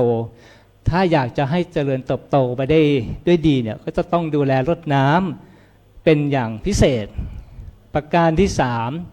ความชั่วคนชั่วทำได้ง่ายคนที่มีจิตใจชั่วจิตใจหยาบกระด้างเนี่ยนะกระทำความชั่วเนี่ยมันไม่ใช่เป็นเรื่องแปลกแต่กลับเป็นเรื่องปกติของบุคคลเหล่านั้นบุคคลเหล่านี้สามารถที่จะโกหกได้โดยที่ไม่สะทกสะท้านทำร้ายผู้อื่นได้โดยที่ไม่สำนึกโดยธรรมชาติของจิตนะคุณโยมพร้อมที่จะไหลลงสู่ที่ต่ำอยู่เสมอเหมือนดังสายน้ำที่ไม่เคยไหลไปสู่ที่สูงเปรียบเสมือนงูที่พร้อมจะกัดโดยไม่มีเหตุไม่มีผล ในปัจจุบันนี้มีการเอาเปรียบทั้งทางกายแล้วก็ทางใจโดยที่บุคคลเหล่านี้ไม่ได้คำนึงถึงความเดือดร้อนความทุกข์ร้อนความอาฆาตแค้นของเหยื่อผู้ที่ตกเป็นของเหยื่อผู้ที่ถูกกระทำประการที่ 4ความชั่วอริยบุคคลทำได้ยากข้อนี้เป็นข้อที่น่าสนใจที่สุดเพราะว่าอะไรเพราะว่าพระพุทธองค์เนี่ยไม่ได้บอกว่าอริยบุคคลเนี่ยทำไม่ได้แต่พระพุทธองค์ทรงบอกว่าบุคคลเหล่านี้ทำความชั่วได้ยากอริยบุคคลเนี่ยคือผู้ที่มีธรรมะอยู่ในใจมีศีลมีสมาธิแล้วก็มีปัญญามีหิริมีโอตปะพิจารณาเห็นสิ่งที่มีสาระควรที่จะกระทำสิ่งใดที่ไม่มีสาระก็จะไม่กระทำแม้จะยังไม่ได้เป็นพระอรหันต์ก็ตามแต่จิตใจเนี่ยก็จะโน้มเอียงไปทางกุศลเมื่อจะทำความชั่วก็จะรู้สึกเกิดการต่อต้านจากภายในอย่างแรงกล้ามีความละอายแล้วก็เกรงกลัวต่อบาปถ้าจะเปรียบเทียบให้เข้าใจแบบง่ายๆเนาะเหมือนคนที่เคยรับประทานอาหารที่มีแต่ความสะอาดหากแม้วันหนึ่งวันใดเนี่ยเกิดไปรับประทานอาหารที่มีความสกปรกเนี่ยบุคคลเหล่านี้ก็จะรู้สึกขึ้นไส้อาเจียนแล้วก็ขัดต่อความรู้สึกเป็นอย่างยิ่งพุทธศาสนิกชนทั้งหลายคนเราเนี่ยไม่เหมือนกันนะเพราะว่าบุญนำกรรมแต่งสภาพจิตใจแล้วก็การฝึกฝนที่แตกต่างกันสิ่งใดที่ทำแล้วเกิดประโยชน์สิ่งนั้นถือว่าเป็นความดีสิ่งใดที่ทำแล้วเป็นโทษสิ่งนั้นถือว่าเป็นความชั่วกระจกวิเศษจงบอกข้าเถิดใครงามเลิศในปัตตภีอัตมภาพขอฝากกระจกบานนี้ไว้ในจิตในใจของคุณโยมทั้งหลายไม่ได้ให้คุณโยมเอากระจกใบนี้ไปส่องหน้านะคุณโยมอาตมาเกรงว่ากระจกบานเนี้ยอาจจะทนความงามของคุณโยมไม่ไหวอาจจะแตกสลายลงไปในพริบตาก็เป็นได้เพราะฉะนั้นกระจกใบบานเนี้ยอาตมาฝากอัตมภาพฝากให้กับคุณโยมทั้งหลายเพื่อที่จะเป็นเครื่องเตือนสติเตือนจิตเตือนใจส่องจิตส่องใจให้ระลึกถึงคุณงามความดีว่าเป็นสิ่งที่มีสาระและควรกระทำเป็นอย่างยิ่งกระจกวิเศษบานที่ 1คนดีทำความดีได้ง่ายเพราะว่าใจเนี่ยคุ้นเคยกับความดีกระจกวิเศษบานที่ 2เนี่ยคนชั่วทำดีได้ยากเพราะยังมีอกุศลและจิตอยู่ในใจกระจกวิเศษบานที่ 3ทำคนชั่วทำชั่วได้ง่ายเพราะไม่รู้สึกสำนึกผิดกับการกระทำของตนเองส่วนกระจกบานที่ 4กระจกบานนี้น่าสนใจยังไงอริยบุคคลจะทำความชั่วได้ยากเพราะมีธรรมปกป้องคุ้มครองใจอาตมภาพเชื่อเหลือเกินเลยว่าถ้าบุคคลหนึ่งบุคคลใดเนี่ยมีกระจกบานนี้อยู่ในจิตในใจเนี่ยนรกเนี่ยไม่กล้าถามหาอย่างแน่นอนสุดท้ายอาตมาฝากคำคมของหลวงปู่ลีตานังกะโลจากวัดป่าหัวตลุกจังหวัดนครสวรรค์ฝูงช้างย่อมไปสู่ฝูงช้างฝูงม้าย่อมไปสู่ฝูงม้าชนพาลย่อมไปสู่ชนพาลบัณฑิตย่อมไปสู่บัณฑิตคบคนเช่นไรย่อมเป็นคนเช่นนั้นเทศนาปริโยสาเนในท้ายที่สุดแห่งพระธรรมเทศนารัตนตยานุภาเวนะรัตนตยเตชะสาด้วยอำนาจแห่งคุณพระรัตนตรัยมีคุณพระพุทธคุณพระธรรมและคุณพระสงฆ์และมหาบุญมหากุศลที่ท่านพุทธศาสนิกชนทั้งหลายได้บำเพ็ญมาแล้วตั้งแต่อดีตชาติจนถึงชาติปัจจุบันจงมารวมเป็นตบะเป็นเดชะเป็นภรวะปัจจัยนำส่งให้คุณโยมทั้งหลายเจริญด้วยอายุ วันนะสุขะภละปฏิภาณธรรมสารสมบัติธนสารสมบัติหากปรารถนาสิ่งหนึ่งสิ่งใดที่ประกอบด้วยธรรมแล้วไซร้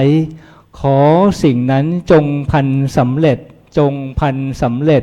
จงพันสำเร็จรับประทานแสดงพระธรรมเทศนาในกรรมกถาพอสมควรแก่เวลาจึงขอสมมุติยุติไว้แต่เพียงเท่านี้เอวังก็มีด้วยประการละชนี้ สาธุ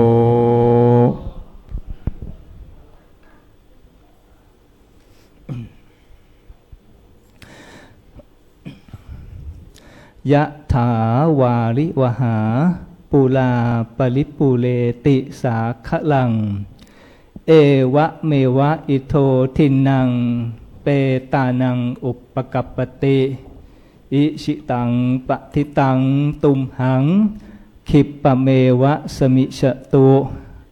สัพเพปูเรนตุสังกปปาจันโทปนะละโสยะถามะนิโชติละโสยะถาสัพพีติโยวิวัชชันตุสัพพะโลโควินัสสตุมาเตภวัตตวันตรายโยสุขีทีขายุโกภวะอภิวาทนาสีลิสะนิจจังวุธาปจายโนจักตาโลธรรมาวัฏันติอายุวันโนสุขังพระลัง สาธุพระอาจารย์นพสิทธิ์เทศกิจหัวใจให้นึกถึงการกระทำอย่าประมาทควรคำนึงสติพึงระลึกชอบประกอบกรรมดีท่านเทศให้เราให้ความสำคัญว่าเหมือนมีกระจกส่องดูตัวเองจะได้รู้ว่าตัวเองดีไม่ดีขนาดไหนก็ถือว่าเป็นพระธรรมเทศนาที่สะกิดหัวใจให้เราเน้นย้ำเรื่องการทำความดีความชั่วฉะนั้นก็ขอกราบอนุโมทนาลำดับถัดไปก็ขออาราธนาพระอาจารย์จักกะธรรมโมเลขที่39วัดเขาน้อยจังหวัดสุพรรณบุรีวันนี้พระอาจารย์เมตตาแสดงพระธรรมเทศนาในหัวข้อธรรมจารีกถาผู้ประพฤติธรรมซึ่งเป็นหัวข้อที่จะให้เราน้อมนำธรรมะของพุทธองค์มาประดับจิตประดับใจให้จิตใจงดงามจะได้นำพาตัวเองไปสู่ในทางที่ดีที่ประเสริฐตามหลักธรรมคำสอนของพุทธองค์สืบไปขณะนี้พระอาจารย์ก็ได้ขึ้นสู่ธรรมาสน์เรียบร้อยก็จะได้ย่ำกรองธรรมเพรีเป็นลำดับต่อไป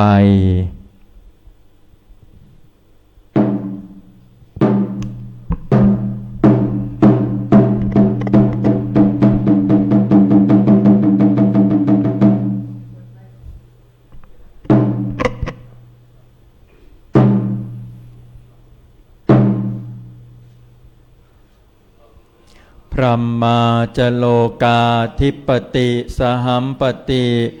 กัดอัญชลีอันทิวลังอายาจตา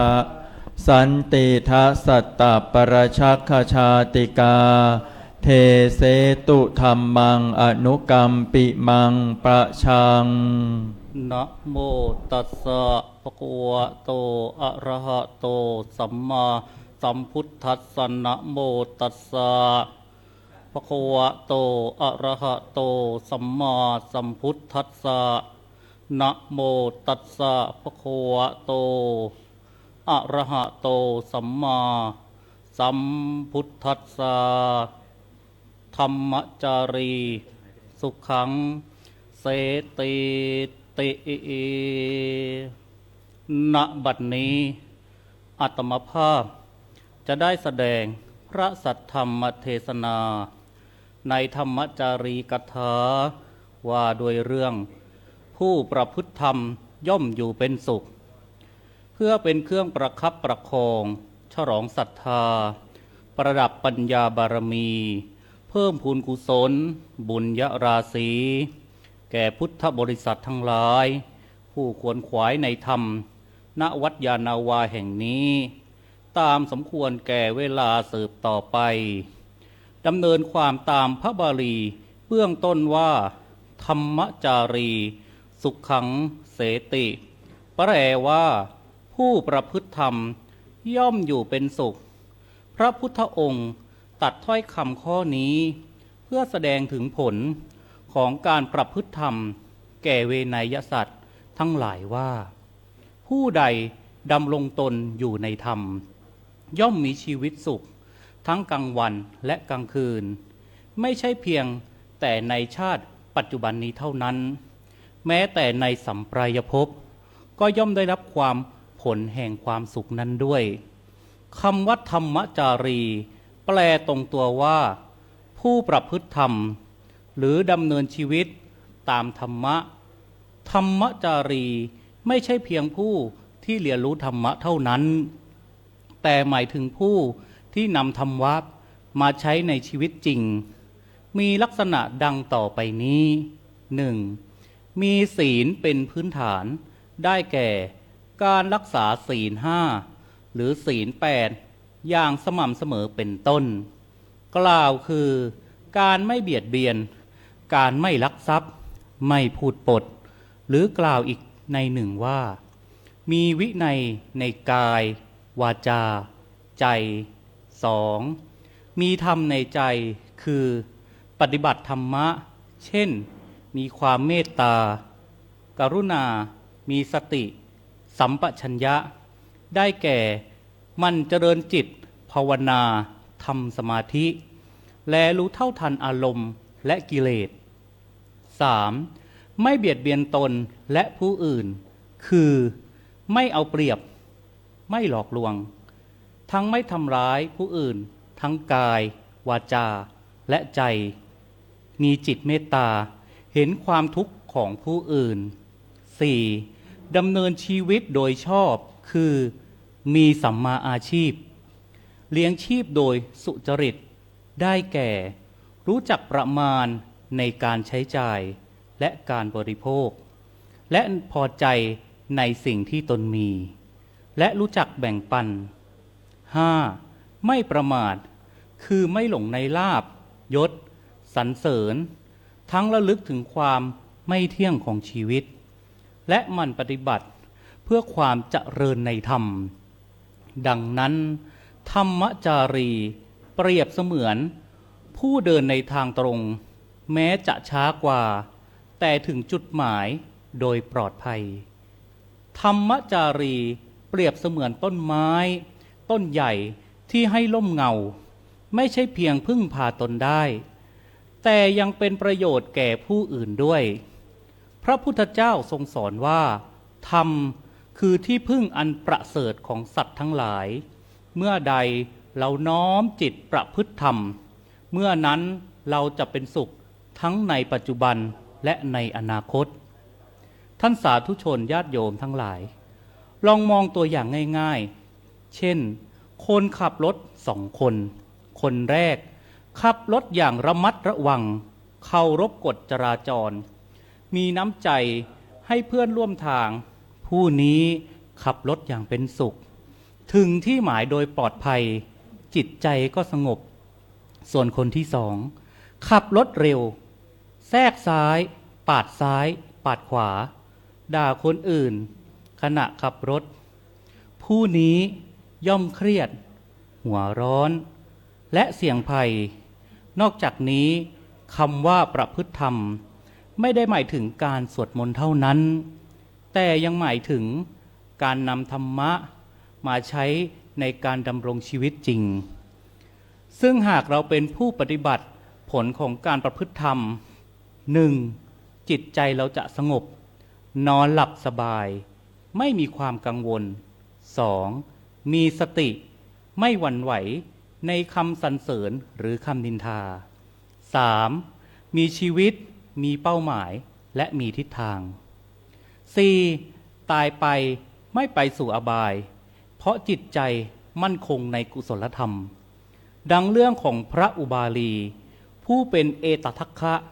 ผู้เป็นเลิศในการประพฤติปฏิบัติตามพระวินัย พระอุบาลีเดิมเป็นช่างตัดผมอยู่ในวังของเจ้าสักยะ เมื่อเจ้าสักยะทั้งหลายเสด็จออกบวชพร้อมกัน เช่น เจ้าชายอนุรุทธะ เจ้าชายพันธกะ และเจ้าชายพัทธิยะ นายอุบาลีจึงประสงค์ที่จะออกบวชด้วย ดังนั้นเจ้าสักยะจึงเห็นความร่วมกันว่า ควรให้พระอุบาลีบวชก่อน เพื่อให้เป็นความเคารพซึ่งกันและกันในหมู่สงฆ์และเพื่อเป็นการลดทิฐิของตนลงด้วย เพราะถ้าพระอุบาลีบวชก่อนเจ้าสักยะจะต้องแสดงความเคารพต่อพระอุบาลีในฐานะที่พระอุบาลีอาวุโสกว่า ทั้งที่เคยเป็นคนรับใช้ของตนเองมาก่อน หลังจากบวชพระอุบาลีเป็นผู้ใฝ่ศึกษาพระวินัยปิฎกอย่างลึกซึ้ง มีความระมัดระวังในการปฏิบัติตามพระวินัย ถูกทุกข้อพระพุทธเจ้าทรงยกย่องให้เป็นเอตทัคคะในทางผู้ทรงพระวินัย ในบรรดาพระภิกษุทั้งหลายพระอุบาลีผู้เป็นเลิศกว่าภิกษุทั้งหลายในทางวินัย พระอุบาลีมีบทบาทสำคัญในการสอบสวนภิกษุที่ต้องอาบัติตลอดจนช่วยชำระวินัยและเป็นองค์หลักในการทำสังคายนาพระธรรมวินัยครั้งที่หนึ่งหลังพระพุทธเจ้าปรินิพพาน โดยในครั้งหนึ่งมีภิกษุผู้ละเมิดพระวินัยและถูกกล่าวหาพระอุบาลีได้รับหน้าที่จากพระพุทธเจ้าให้เป็นผู้พิจารณาคดีเมื่อสอบถามและไต่สวนโดยธรรมแล้วได้ตัดสินตามพระวินัยอย่างตรงไปตรงมาโดยไม่ลำเอียงแม้ผู้ถูกกล่าวหาจะเป็นภิกษุอาวุโสหรือมีบารมีสูงเพียงใดก็ตามแสดงถึงความเที่ยงธรรมความกล้าหาญและยึดมั่นในหลักวินัยอย่างแน่วแน่ท่านก็ได้การชื่นชมจากพระพุทธองค์จะเห็นได้ว่าหากเราได้ปฏิบัติตามพระธรรมวินัยดีแล้วชีวิตของเราย่อมมีความสุขความเจริญอย่างจริงแท้อย่างแน่ใจเช่นในปัจจุบันหากบ้านเมืองมีกฎห้ามขุนนางคนใดรับของกำนันจากประชาชนหากเราเป็นขุนนางในบ้านเมืองนั้นหากมีผู้ใดก็ตามนำของมามอบให้ไม่ว่าจะเป็นของเล็กน้อยขนาดไหนอาจจะเป็นแค่ผักหนึ่งกำก็ตามขุนนางเหล่านั้นก็ควรที่จะปฏิเสธด้วยความนอบน้อมพร้อมอธิบายว่าตนขอเคารพในกฎของเมืองแม้สิ่งนั้นจะเล็กน้อยเพียงใดเปรียบเสมือนพระอุบาลีเถระที่แม้พระวินัยบางข้อจะดูเล็กน้อยแต่ท่านก็ตั้งใจปฏิบัติอย่างเคร่งครัดเพื่อรักษาความบริสุทธิ์ของสงฆ์ดังนั้นท่านสาธุชนจึงควรน้อมนำหลักปฏิบัติอันงามของพระอุบาลีดังที่อาตมาภาพได้นำมาเป็นบุคลาธิฐานโดยในชีวิตประจำวันของพวกเราทั้งหลายบางครั้งเรานอนหลับไม่เป็นสุขเพราะมีเรื่องให้คิดมากมีความกังวลใจมีความทุกข์ใจอยู่ในจิตลองถามตัวใจเองว่าเราดำเนินชีวิตตามธรรมหรือดำเนินชีวิตตามอำนาจของโลภะโทสะโมหะหรือไม่การประพฤติธรรมไม่จำเป็นต้องไปอยู่ป่าหรือออกบวชเสมอไปแต่คือการรักษาศีลมีสัมมาทิฏฐิ มันทำจิตใจให้สงบเจริญเมตตาและมีสติในการดำรงชีวิตก็สามารถนำความสุขมาให้สรุปความว่าธรรมจารีสุขังเสติซึ่งแปลความได้ว่าผู้ประพฤติธรรมย่อมอยู่เป็นสุขนั้นเหตุนี้ท่านสาธุชนทั้งหลายจงพึงปฏิบัติตนตามพระสัทธรรมอันประเสริฐแล้วชีวิตของเราท่านทั้งหลายจักย่อมประสบกับความสุขความเจริญดังพระอุบาลีอย่างแน่นอนเพราะท่านคือผู้ที่ดำเนินชีวิตด้วยความถูกต้องงดงามและไม่เบียดเบียนตนเองหรือผู้อื่นนั่นเองมีคติธรรมคำกรยิ่งหนึ่งที่อาตมาภาพจะยกให้ญาติโยมและสาธุชนทั้งหลายแสงธรรมส่องสว่างนำทางจิตพาชีวิตไร้คุณข้องแสนผ่องใสประพฤติธรรมนำสุขไม่ทุกข์ใจคนเราไซไม่ไร้ธรรมไม่ไร้ทางทางชีวิตลิขิตได้ใช่ใครเสกทางสายเอกมัชฌิมาอย่าละล้างพุทธองค์ชี้แจ้งแสดงทางแสงสว่างคือพระธรรมนำชีวาเทศนาปริโยสาเนในอวสานการเป็นที่สิ้นสุดลงแห่งพระธรรมเทศนานี้รัตนัตยานุภาเวนะรัตนัตยเตชะสาขออานุภาพแห่งคุณพระรัตนตรัยและอานิสงส์แห่งความไม่ประมาทนี้จงเป็นตบะเป็นเดชะเป็นพระวะปัจจัยส่งสมให้ท่านมีความสุขความเจริญด้วยอายุวันนะสุขะพละปฏิภาณธนสารสมบัติสิ่งใดที่ชอบประกอบด้วยธรรมขอให้สิ่งนั้นจงสำเร็จสมความปรารถนาทุกประการเทินแสดงพระสัทธรรมเทศนามาในธรรมจารีกถาก็สมสมัยได้เวลาจึงขอสมมุติยุติลงคงไว้แต่เพียงเท่านี้เอวังก็มีด้วยประการฉะนี้สาธุ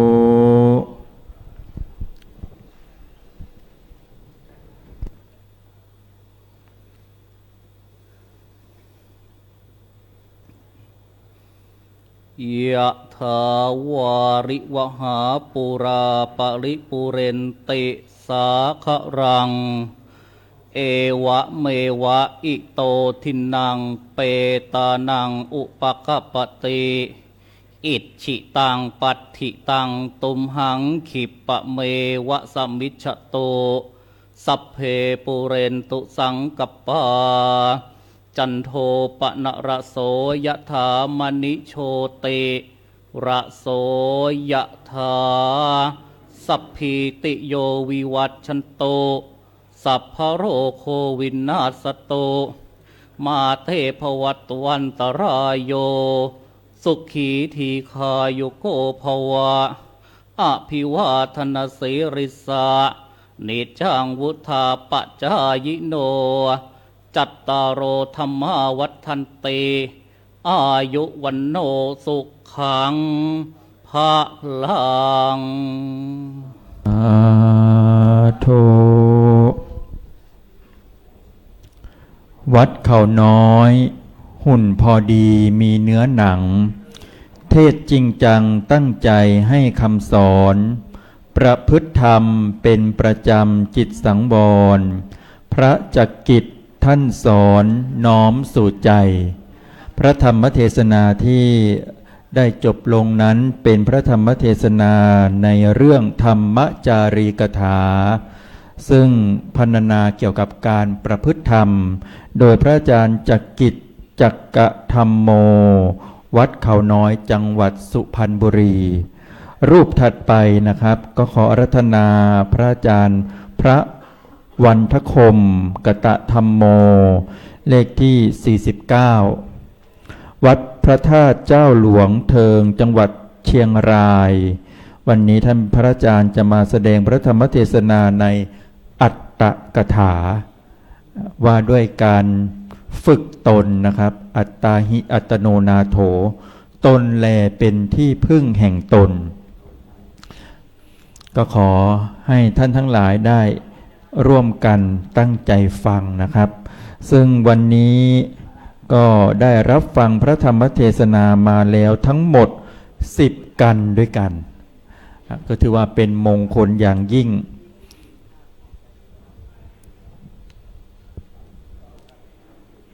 เมื่อพระอาจารย์ได้ขึ้นสู่ธรรมาสน์เรียบร้อยก็จะได้ย่ำกองธรรมเพรีซึ่งเป็นสัญลักษณ์ของโครงการของเรา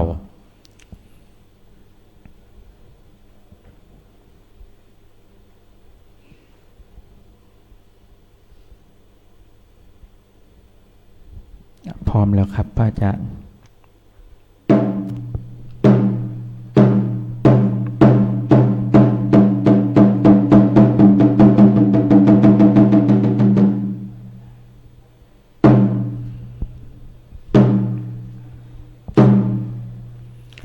พรหมาจโลกาธิปติสหัมปติกัดอัญชลีอันทิวลังอยาจทาสันติทะสัตตประชักขชาติกาเทเสตุธรรมังอนุกรรมปิมังปะชัง นะโมตัสสะภะคะวะโตอะระหะโตสัมมาสัมพุทธัสสะนะโมตัสสะภะคะวะโตอะระหะโตสัมมาสัมพุทธัสสะนะโมตัสสะภะคะวะโตอะระหะโตสัมมาสัมพุทธัสสะอัตตหิอัตโนนาโถตีณบัดนี้อัตมาภาพจักรับประทานแสดงพระธรรมเทศนาในอัตตกาถาว่าด้วยตนแลเป็นที่พึ่งของตนเพื่อเป็นเครื่องประคับประคองฉลองศรัทธาประดับปัญญาบารมีเพิ่มกุศลบุญญราศีแด่ท่านสาธุชนคนดีทั้งหลายผู้ตั้งใจสดับรับฟังพระธรรมเทศนาขอสาธุชนผู้มีศรัทธาอุบาสกอุบาสิกาผู้ใจบุญทุกท่านได้โปรดตั้งโสตประสาทของท่านให้ประหนึ่งภาชนะทองรองรับพระสัทธรรมเทศนาเพื่อให้เกิดธรรมสวนานิสงส์ตรงความมุ่งหมาย5ประการแห่งการฟังธรรมคือ 1. ได้ความรู้ใหม่ 2. ได้วิจัยเรื่องเก่า 3. ได้บรรเทากังขา 4. ได้พัฒนาความคิด 5. ได้ยกจิตให้แจ่มใสยกใจให้เยือกเย็นดังคำโบราณอาจารย์ที่กล่าวว่าฆ่าช้างก็ต้องการงาฆ่าปลาก็ต้องการเนื้อฆ่าเสือก็ต้องการหนังถ้าสดับรับฟังพระธรรมเทศนาก็ต้องการปัญญานั่นเองซึ่งอาตมาภาพจักรับประทานแสดงตามสมควรแก่เวลาสืบไปคำว่าอัตตหิอัตโนนาโถแปลว่าตนแลเป็นที่พึ่งแห่งตนเป็นพุทธสุภาษิตที่พวกเรามักได้ยินได้ฟังกันอยู่บ่อยๆมีคำอธิบายพุทธสุภาษิตนี้ไว้ว่าคำว่าตนนั้นก็คือตัวของเราเองไม่ใช่คนอื่นหมายถึงกายกับใจของเราเองในพระธรรมบทพระพุทธองค์ทรงตรัสไว้ว่าอัตตหิอัตโนนาโถโกหินาโถปโรสิยาแปลว่าตนเป็นที่พึ่งของตนคนอื่นใครเล่าจะเป็นที่พึ่งได้นี่ไม่ใช่เป็นเพียงถ้อยคำสวยงามตามวรรณศิลป์เท่านั้นแต่เป็นหลักสัจธรรมที่ลึกซึ้งซึ่งเมื่อใครเข้าใจอย่างแท้จริงแล้วจะทำให้เกิดความเข้มแข็งมั่นคงและไม่หวั่นไหวต่อภายนอกที่มาของพุทธสุภาษิตนี้เกิดจากที่พระพุทธองค์ท่านได้ยินได้รับฟังจากพระภิกษุรูปหนึ่งที่เกิดความท้อแท้เมื่อไม่มีครูบาอาจารย์หรือเพื่อนร่วมกันภาวนาท่านจึงปรารภว่าอยากลาสิกขาเมื่อพระพุทธองค์ได้ฟังดังนั้นท่านก็ทรงตรัสว่าผู้ที่พึ่งพาแต่คนอื่น เปรียบเสมือนเรือที่ไร้พาย ถ้าไม่ใช้กำลังของตนเองก็จะฝ่ากระแสน้ำก็ไม่มีทางถึงฝั่งได้ ดังนั้นพระพุทธองค์จึงเตือนพระภิกษุทั้งหลายว่าตนเองต้องเป็นที่พึ่งของตัวเองในการฝึกตนให้หลุดพ้นจากทุกข์การพึ่งตัวเองในทางพระพุทธศาสนานั้นท่านบอกว่าเราต้องพึ่งตัวเองในการรักษาศีลไม่ว่าจะรักษาศีลไม่มีใครที่จะรักษาศีลแทนเราได้เราต้องตั้งใจงดเว้นจากความชั่วด้วยตนเองศีลจึงเปรียบเสมือนปราการคุ้มกันภัยอันตรายต่างๆที่จะเกิดขึ้นจากเราได้เราต้องพึ่งตนในการฝึกสติฝึกสมาธิเพราะสติสมาธิเป็นธรรมที่ต้องฝึกด้วยตนเองการภาวนาไม่มีใครทำแทนเราได้ครูบาอาจารย์ท่านเป็นเพียงผู้ชี้ทางแต่ทางนั้นเราต้องเดินด้วยตนเองเพราะฉะนั้นเราต้องพึ่งตัวเองไม่ว่าจะเป็นการพิจารณาต่างๆที่จะทำให้เกิดปัญญาพระพุทธองค์ท่านทรงสอนไม่ให้เราเชื่ออะไรง่ายๆแต่เราจะต้องพินิจพิเคราะห์พิจารณาด้วยปัญญาของตัวเองแล้วค่อยเชื่อเหตุที่เราต้องพึ่งตนเองเพราะชีวิตเป็นของเราเองไม่มีใครทุกข์แทนเราหรือสุขแทนเราหรือเวียนว่ายตายเกิดแทนเราได้เพราะใดๆในโลกนี้ล้วนอนิจจังพ่อแม่พี่น้องเพื่อนฝูงครูบาอาจารย์ล้วนเป็นสิ่งที่ไม่เที่ยงเราต้องตั้งมั่นในตนเองเพราะการพึ่งตัวเองคืออิสรภาพการพึ่งตัวเองมันเป็นอิสระจะไม่ตกเป็นทาสของสิ่งใดๆวิธีการฝึกตนเองให้พึ่งตัวเองเราต้องมีวินัยในชีวิตประจำวันเช่นตื่นนอนให้เป็นเวลาทำสิ่งต่างๆด้วยความรับผิดชอบฝึกสติทุกขณะจิตรู้ตัวในสิ่งที่คิดพูดหรือทำและแสวงหาปัญญาด้วยการศึกษาธรรมะฟังเทศฟังธรรมไม่หวังพึ่งโชคพึ่งไสยศาสตร์แต่ให้พึ่งบุญให้พึ่งกุศลและก็พึ่งปัญญาของตัวเองไม่หลงในสิ่งที่ผิดท่านทั้งหลายโลกทุกวันนี้มันเต็มไปด้วยความไม่แน่นอนภัยจากสงครามบ้างเศรษฐกิจบ้างโรคภัยไข้เจ็บต่างๆแม้แต่ความสัมพันธ์ของบุคคลเราก็ไม่มีอะไรแน่นอนเพราะฉะนั้นเราต้องพึ่งตัวเองให้มากๆวันนี้มีนิทานมาเล่าให้ฟังในหมู่บ้านชนบทแห่งหนึ่งทางภาคเหนือปูนละแถวเจียงไฮ้มีชายหนุ่มคนหนึ่งชื่อว่าปุ๊ดนะเหตุที่ได้ชื่อว่าปุ๊ดนะก็คือคนเหนือใครที่เกิดวันพุธจะชื่อปุ๊ดนะอันนี้เป็นผู้ชายก็จะมีคำนำหน้าว่าบะปุ๊ดถ้าเป็นผู้หญิงก็เติมอีเข้าไปเป็นอีปุ๊ดนะแล้วในปุ๊ดคนนี้นะบะปุ๊ดคนนี้ก็จะมีสร้อยหรือมีสมญานามว่าเป็นบะปุ๊ดซีแลนด์นะซีแลนด์ที่แปลว่าเกาะแต่คำว่าซีแลนด์ในสร้อยหรือสมญานามของในปุ๊ดเนี่ยมันเพี้ยนมาจากคำว่าขี้แลนไอ้ปุ๊ดจริงๆต้องเป็นไอ้ปุ๊ดขี้แลนขี้แลนก็คือขี้เต่าขี้เต่าก็คือกลิ่นกายนะเขาเปรียบเทียบเหมือนคนแต่งตัวซกมกโลโซหน่อยๆนะถ้าใครไปภาคเหนือแล้วมีคนทักว่าหรือมีคนเขาสัพพยอกว่าบะปุ๊ดซีแลนด์เนี่ยก็เหมือนหมายถึงเป็นคนบ้านนอกแต่งตัวเฉยๆเนาะไอ้ปุ๊ดคนนี้ก็เหมือนกันก็แต่งตัวมอซอเขาเป็นคนขี้ค้านเป็นคนเกลียดค้านเขาเรียกคนขี้ค้านแบบนี้การงานอย่างเงี้ยวันๆได้เอาแต่เพ้อฝันนะอยากรวยแต่ไม่เคยลงมือทำอะไรเลยไม่ทำงานทำการใครชวนไปทำงานเขาก็ปฏิเสธอย่างเดียวรอโชควาสนาสักวันหนึ่งจะมีเทวดามาดลบันดาลให้เขาร่ำรวยนะนี่ความฝันของบะปุ๊ดซีแลนด์นะแต่ผิดกับลุงคำซึ่งอยู่บ้านข้างๆปุ๊ดนะลุงคำนี่ก็อายุพอสมควรแต่ลุงคำเป็นคนขยันหมั่นเพียรนะปลูกไผ่ อยู่ในบ้านของตัวเองรอบๆนะก็ขุดหน่อไม้ขายมีอาชีพขุดหน่อไม้ขายแล้วก็เอาไม้ไผ่มาจากสารเป็นเครื่องใช้ไม้สอยต่างๆขายนะก็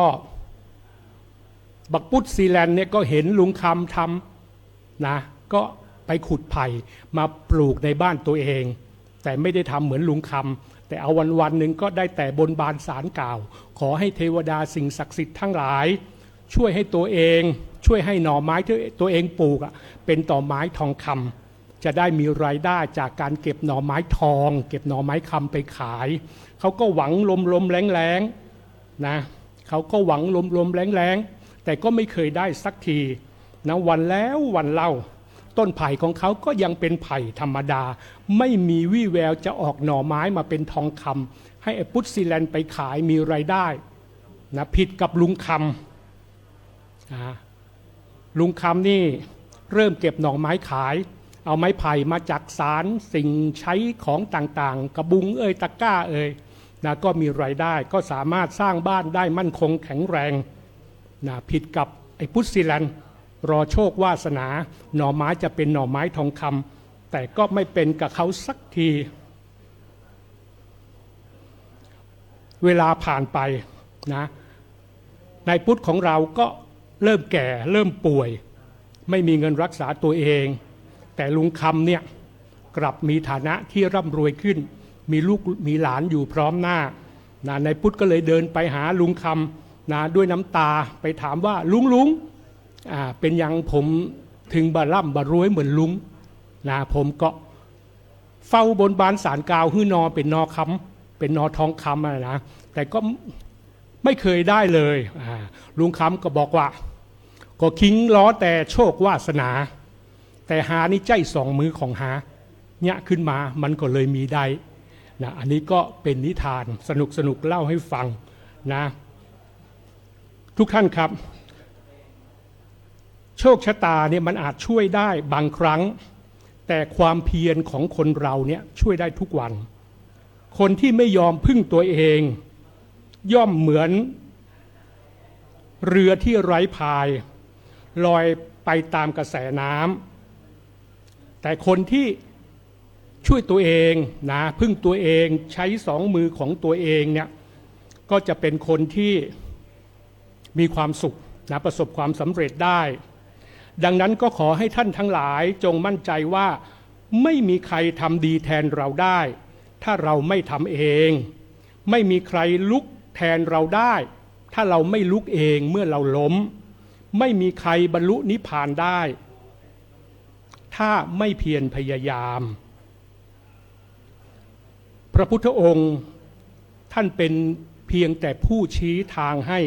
แต่สุดท้ายแล้วคนที่ต้องเดินไปตามทางนั้นก็คือตัวของเราเองเพราะฉะนั้นอัตหิอัตโนนาโถตนแหละเป็นที่พึ่งของตนยามมีน้อยใช้สอยคอยประหยัดอัตคัดขัดสนอดทนหาให้เข้มแข็งอย่ายอมถอยกายามีเวลาขยันไปด้วยใจเย็นทั่วทุกทิศอดอยากจนปากแห้งทุกหนแห่งเหนื่อยล้าสุดยากเข็นงานไม่มีเงินหมดแสนลำเค็น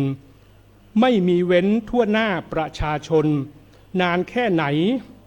ก็ไม่มีใครรู้ทุกคนอยู่ถูไถใจสับสนรอเยียวยาไม่มาแสนทุกทนทุกคนฉงนทำอย่างไรอย่าเพียงรอขอใครให้มาช่วยสองมือฉวยจับไว้ใช้แก้ไขมีสองตารวมตัวกับหัวใจขาก้าวไปมุ่งหน้าหางานทำลมหายใจของเรากำหนดอย่าไปฟังคำปดที่กล่าวซ้ำใครทำอะไรดีชั่วตัวจดจำแล้วกล้านำไปคิดพิจารณาอย่าเอาลมหายใจใครใส่จมูกอย่าให้ใครพันผูกทุกปัญหาใช้สติกำหนดด้วยปัญญาแล้วนำพาตัวรอดจะปลอดภัยพยายามทำงานให้สำเร็จเมื่องานเสร็จชีวิตนี้จะสดใสฝีมือเราทำเองเรื่องใดๆ ความภูมิใจเกิดในจิตใจเรา หายใจเข้าคราใดก็มีสุข เพราะไม่ทุกข์รออะไรจากใครเขา หายใจออกคราใดใจบางเบา ไม่งมเงาพึ่งใครเสียเวลา อัตหิอัตโนนาโถ ตัวตนเราพึ่งตนนี่แหละหนา ชีวิตตัวสุขที่ตนคนนำพา ในอุราเริงรื่นชื่นพิรม เพราะฉะนั้นตัวเราเองต้องพึ่งตัวเองให้มากที่สุด อย่าได้บังอาจยืมจมูกใครเขามาหายใจเด็ดขาด มีนัยยะแสดงมาด้วยประการฉนี้ เทศนาปริโยสาเน ในที่สุดแห่งพระธรรมเทศนานี้ รัตนัตยานุภาเวนะรัตนัตยะเตชัสสา ขออนุภาพแห่งคุณพระศรีรัตนตรัยและบุญที่บำเพ็ญในวันนี้ จงมารวมกันเป็นตบะเดชะพลวะปัจจัยดลบันดาลประทานพรให้ผู้ฟังผู้ชมทั้งหลาย เจริญด้วยอายุวันนะสุขะภละปฏิทานธนสารสมบัติ ปรารถนาสิ่งใดที่ชอบประกอบด้วยธรรม ก็ขอให้ความปรารถนานั้นๆจงพลันสำเร็จ สมความปรารถนาทุกประการ รับประทานแสดงพระธรรมเทศนา ก็พอสมควรแก่เวลา ขอสมมุติยุติลงคงไว้แต่เพียงเท่านี้ เอวังก็มีด้วยประการฉนี้ สาธุนิมนต์พระอาจารย์ให้พรครับ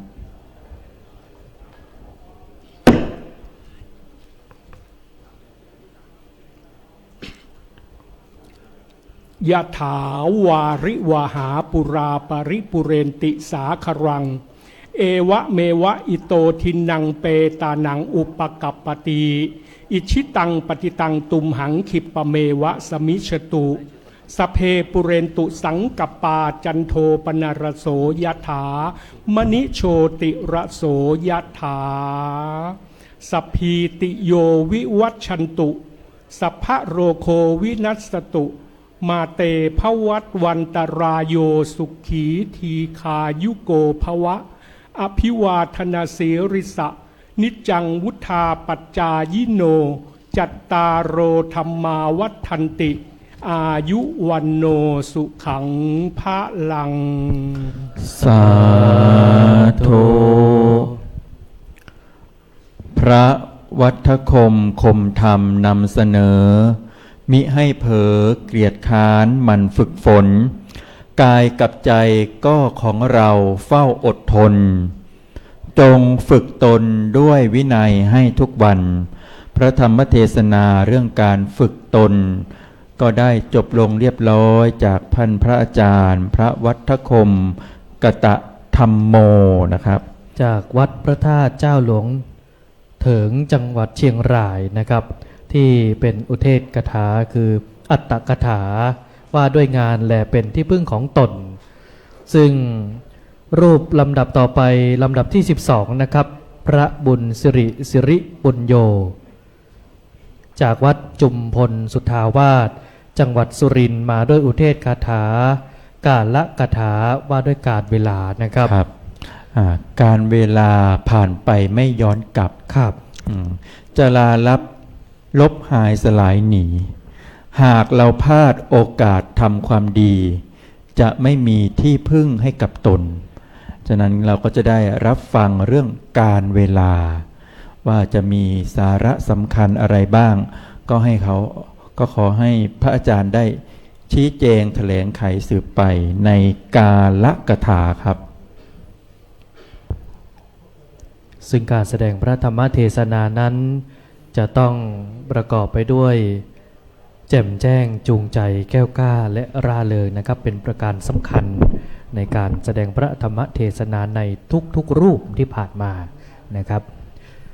ขณะนี้พระอาจารย์ก็ได้ขึ้นสู่ธรรมาสเรียบร้อยก็จะได้ย่ำกรองธรรมเพรีเป็นลำดับสืบไป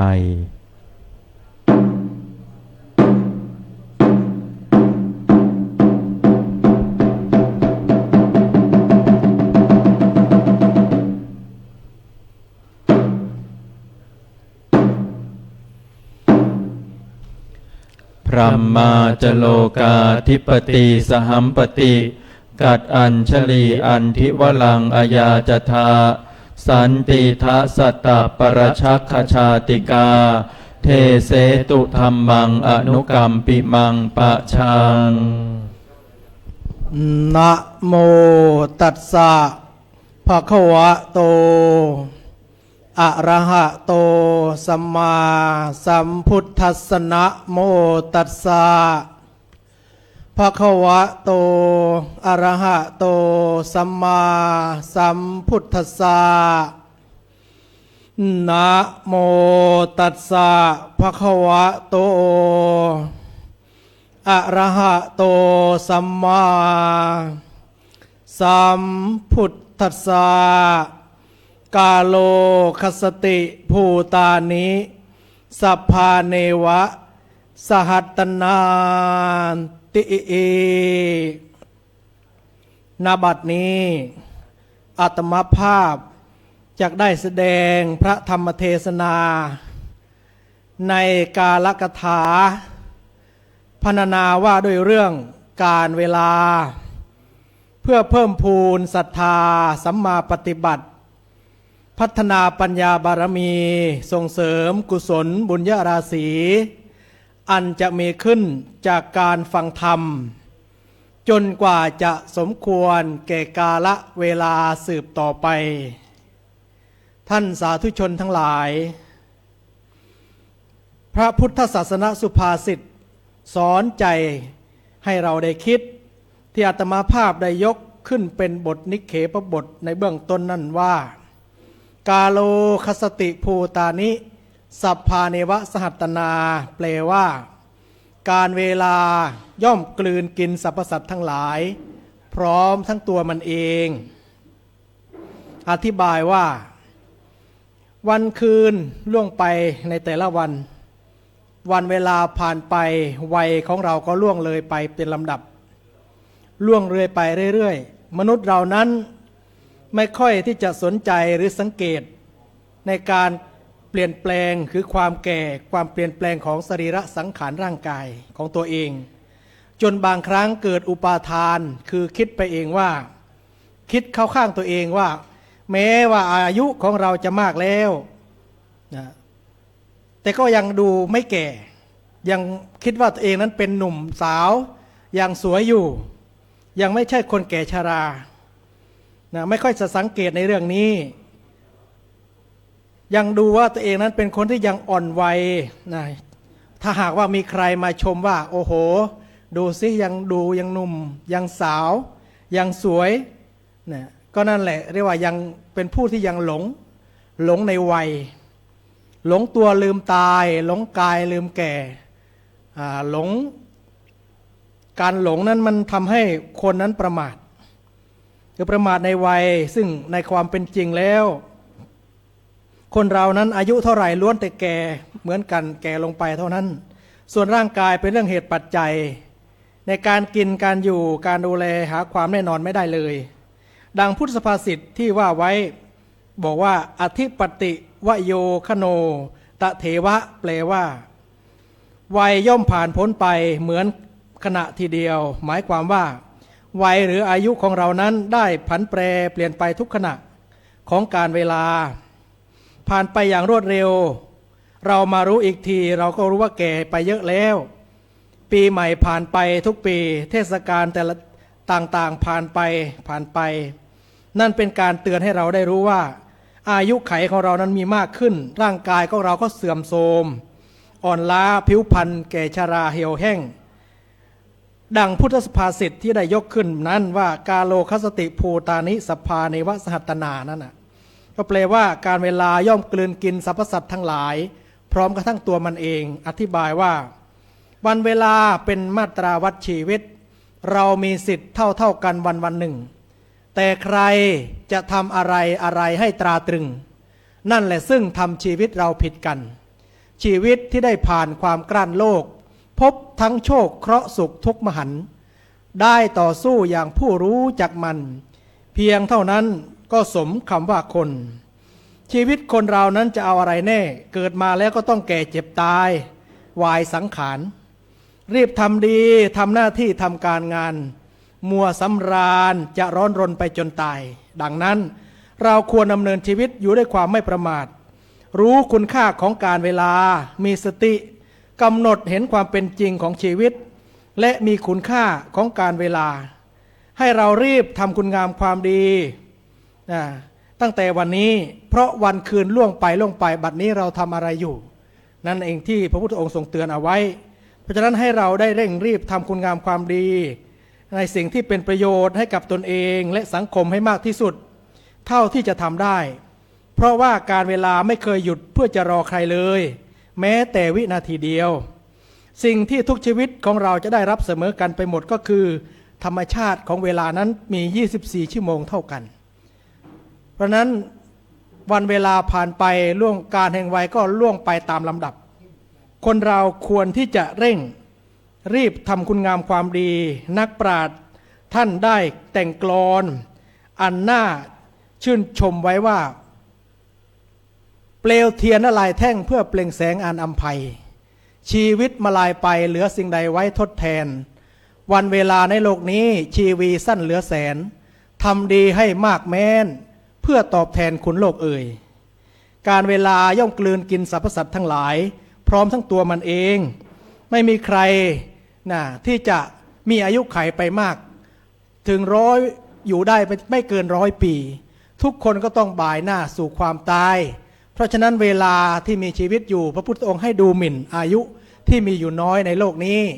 ให้เร่งรีบสร้างคุณงามความดีเอาไว้ทำดีติดตัวเพื่อจะได้เป็นเสบียงเดินทางไปยังสัมปรายภพนั่นเองเพราะฉะนั้นคนที่มีปัญญาไม่ประมาทรู้ชีวิตมีน้อย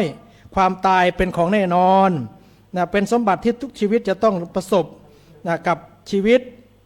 ดังนั้นจึงพุทธองค์จึงสอนให้เจริญมรณานุสติเพราะว่า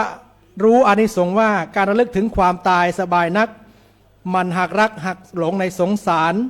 บรรเทามืดโมหันอันตการให้อาจหารหายสะดุ้งไม่ยุ่งใจอันความตายชายนารีหนีไม่พ้นมีหรือจนก็ต้องตายกลายเป็นผีถึงแสนรักแสนห่วงก็ต้องตายก็ต้องทันทีไม่วันนี้ก็วันหน้าช้าหรือเร็วท่านสาธุชนทั้งหลายนักปราชญ์ท่านสอนไว้อย่างน่าคิดว่าการดำเนินชีวิตของคนเรานั้นไม่ให้ประมาทให้มีสติสัมปชัญญะให้คิดพิจารณาว่าวันเวลาในชีวิตในแต่ละวันนั้นน้อยลงหมดไปกับการทำงานภาระหน้าที่ความรับผิดชอบมากมายในชีวิตดังพุทธพจน์ที่พุทธองค์ตรัสว่าคโนโวมาอุปัจจคาท่านทั้งหลายอย่าได้ปล่อยขณะเวลาให้ล่วงไปโดยเปล่าประโยชน์แต่ให้เราเห็นคุณค่าของวันเวลาที่ผ่านไปทุกนาทีทุกเวลาที่มีค่ามหาศาลเวลาทุกนาทีมีค่ามหาศาลเวลาผ่านล่วงลับมิกลับหลังเวลาทอนกร่อนชีวิตอนิจจังอย่านอนนั่งนิ่งเฉยผ่านเลยไปควรคำนึงถึงเวลาฆ่าชีวิตอย่าหลงผิดปล่อยเวลาพาถลายค่าของคนร่นน้อยถอยตามวัยมีสิ่งใดเป็นประโยชน์โปรดรีบทำและยังมีบทกลอนที่เกี่ยวกับเวลาอีกบทหนึ่งว่าอันเงินทองหล่นหายย้อนไปหายังมีท่าหวังพบประสบสมแต่คืนวันผ่านไปอย่าปรารม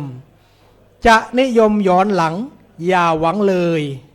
นี่เป็นบทประพันธ์บทกลอนที่ทำให้เราได้คิดว่าวันเวลาในแต่ละวันนั้นไม่มีย้อนกลับอันเวลาและวารีไม่ได้มีจะคอยใครเรือเมล์และรถไฟย่อมจะไปตามเวลาโอ้เอและอืดอาดมักจะพลาดปรารถนาชวดแล้วจะโศกาอนิจจาเราช้าไปเพราะฉะนั้นเปลวเทียนที่ว่าละลายแท่งนั้นมีเวลาในชีวิตคนเรานั้นมีเวลาน้อยไม่ถึง100 ปีควรเร่งรีบสร้างคุณงามความดีเป็นบุญเป็นกุศลเรียกว่าทำดีอย่าบ่นสร้างกุศลอย่าเบื่อหากมีเวลาเหลือเพื่อทำความดีเพราะฉะนั้นทำดีให้มากเอาไว้กุศลจะได้สั่งสมเป็นเสบียงติดตัวสรุปว่า เมื่อรู้ความจริงว่าคนเรานี่เกิดมา มีวันเวลาไม่นานนัก มีอายุได้ไม่ถึงไม่เกิน100 ปี ทุกคนก็จะบ่ายหน้านี้ไปสู่ความตาย เพราะฉะนั้นเราทั้งหลาย พึงพิจารณาให้เห็นคุณค่าของวันเวลา อย่าปล่อยเวลาให้ล่วงเลยไปโดยเปล่าประโยชน์ รีบสั่งสมคุณงามความดี รีบสร้างบารมีเอาไว้ให้มากที่สุดให้มีติดตัว เพื่อจะได้เป็นเสบียงหนุนนำพา ให้เรานั้นได้หลุดพ้นจากวัฏทุกข์ จากวัฏสงสารและพบบรมสุขในชีวิต ในเวลาอันไม่นานโดยทั่วกันรัตนัตยานุภาเวนะรัตนัตยะเตชะสา ขออ้างอิงคุณพระอานุภาพแห่งคุณพระศรีรัตนตรัย และสิ่งศักดิ์สิทธิ์ทั้งหลาย ที่ญาติโยมสาธุชนได้เคารพบูชา ขอจงมาอำนวยอวยพรให้ท่านสาธุชนทั้งหลาย จงประสบแต่ความสุขความเจริญรุ่งเรืองในชีวิต มีดวงจิตอันใสสะอาดปราศจากอาสวะกิเลส เทศนาปริโยสาเนในท้ายที่สุดแห่งการแสดงธรรมเทศนาพรรณนาว่าด้วยเรื่องกาลคถา ว่าด้วยเรื่องของการเวลาก็สมสมัยได้เวลา จึงขอสมมติยุติลงคงไว้แต่เพียงเท่านี้ เอวังก็มีด้วยประกาศนี้ สาธุนิมนต์พระอาจารย์ให้พรครับ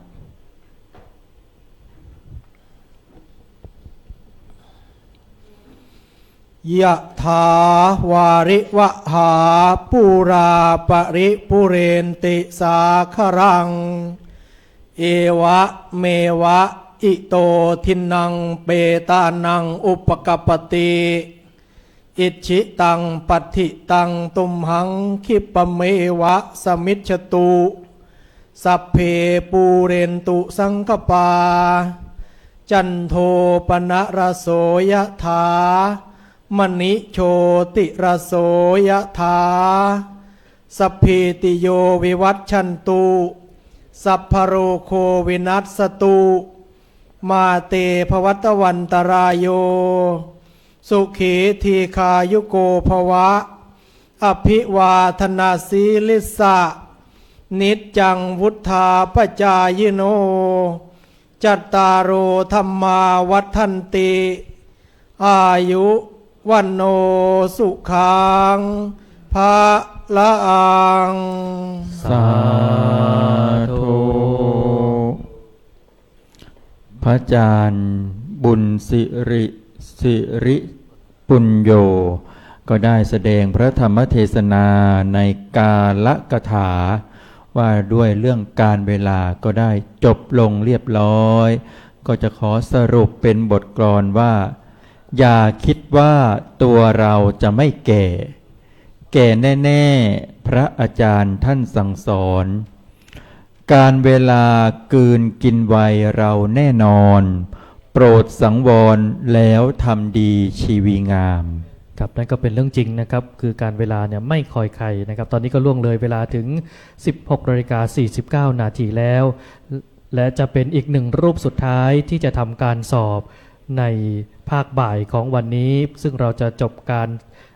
สอบในเวลา 17 นาฬิกา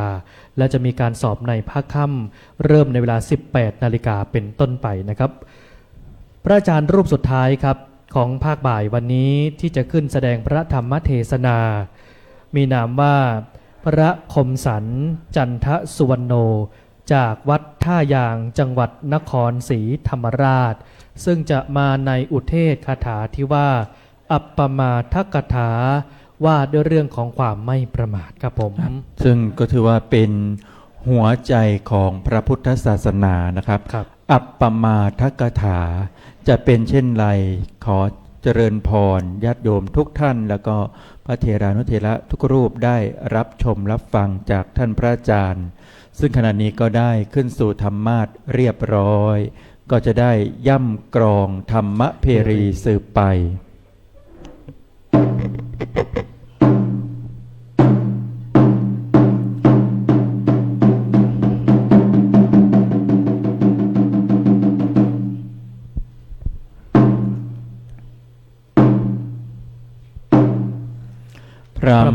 จโลกาธิปติสหัมปติกัดอัญชลีอันทิวรังอยาจทาสันติทะสัตตาปรชักขชาติกาเทเสตุธรรมังอนุกรรมปิมังปะชัง นะโมตัสสะภะคะวะโตอะระหะโตสัมมาสัมพุทธัสสะนะโมตัสสะภะคะวะโตอะระหะโตสัมมาสัมพุทธัสสะนะโมตัสสะภะคะวะโตอะระหะโตสัมมาสัมพุทธัสสะภิกขเวอามันตยามิโววยะธัมมาสังขาราอัปปมาเทนะสัมปาเตถาตีณบัดนี้อาตมาภาพจักได้แสดงพระธรรมเทศนาในมหาปรินิพพานสุตตกถาว่าด้วยเรื่องความไม่ประมาทเพื่อเป็นเครื่องประคับประคองฉลองศรัทธาประดับปัญญาบารมี เพิ่มพูนกุศลบุญญาราศีแก่พุทธบริษัททั้งหลายผู้ขนขวายในธรรมณวัดยานาวาแห่งนี้พอสมควรแก่เวลาสืบต่อไปดำเนินความตามบาลีเบื้องต้นว่าภิกขเวอะมันตยามิโววยะธัมมาสังขาราอัปปมาเทนะสัมปาเทธาติถาติแปลความได้ว่าดูก่อนภิกษุทั้งหลายบัดนี้เราจะเตือนเธอทั้งหลายสังขารทั้งหลายเป็นของไม่เที่ยงมีความเสื่อมไปเป็นธรรมดาเธอทั้งหลายจงยังความไม่ประมาทให้ถึงพร้อมเถิดคำว่าความไม่ประมาทพระพุทธองค์ทรงหมายความถึงอย่างไรพระองค์ท่านหมายเอาคือความไม่ประมาทในธรรมทั้งหลายดังนี้คำว่าธรรมในที่นี้หมายถึงคำสอนของพระสัมมาสัมพุทธเจ้าเวลาแปลเอาความท่านแปลว่าเหตุหมายถึงต้นเหตุข้อธรรมคำสอนขององค์พระสัมมาสัมพุทธเจ้าทุกประการถ้าดูให้ดีแล้วล้วนเป็นคำบอกเหตุทั้งสิ้นคือบอกว่าทำเหตุอย่างนี้แล้วจะเกิดผลอย่างนั้นเช่นความขยันหมั่นเพียรเป็นเหตุให้เกิดความเจริญความเกียจคร้านเป็นเหตุให้เกิดความเสื่อมดังนั้นความไม่ประมาทในธรรมจึงหมายถึงความไม่ประมาทในเหตุให้มีสติรอบคอบตั้งใจทำเหตุที่ดีอย่างเต็มที่เพื่อให้บังเกิดผลดีตามมานั่นเองแล้วลักษณะอย่างไรจึงถือว่าเป็นผู้ที่ยังประมาทอยู่พระพุทธองค์ตรัสไว้ถึง3 จำพวก 1. พวกกุสีตะคือพวกไม่ทำเหตุดีแต่จะเอาผลดีพวกเกียจค้านเช่นเวลาเรียนไม่ตั้งใจเรียนแต่อยากสอบได้งานการไม่ทำแต่ความดีความชอบจะเอาไม่ทำประโยชน์แก่ใครแต่อยากให้คนทั้งหลายนิยมชมชอบทานศีลภาวนาไม่ปฏิบัติแต่อยากไปสวรรค์ไปนิพพาน 2. พวกทุจริตะคือพวกทำเหตุเสียแต่จะเอาผลดีเป็นพวกทำอะไรตามอำเภอใจแต่อยากได้ผลดีเช่นทำงานเหลวไหลเสียหายแต่พอถึงเวลาพิจารณาผลงานอยากได้เงินเดือนเพิ่ม2 ขั้นปากเสียเที่ยวด่าว่าชาวบ้านทั่วเมืองแต่อยากให้ทุกคนรักตัว 3. พวกสิทธิละคือพวกทำเหตุดีเล็กน้อยแต่จะเอาผลดีมากๆเป็นพวกค้ากำไรเกินควรเช่นจุดธูป3 ดอกบูชาพระแต่จะเอาสวรรค์วิมานมีนางฟ้าเทวดาคอยรับใช้นับหมื่นนับแสนอ่านหนังสือแค่1 ชั่วโมงแต่จะเอาที่1ในชั้น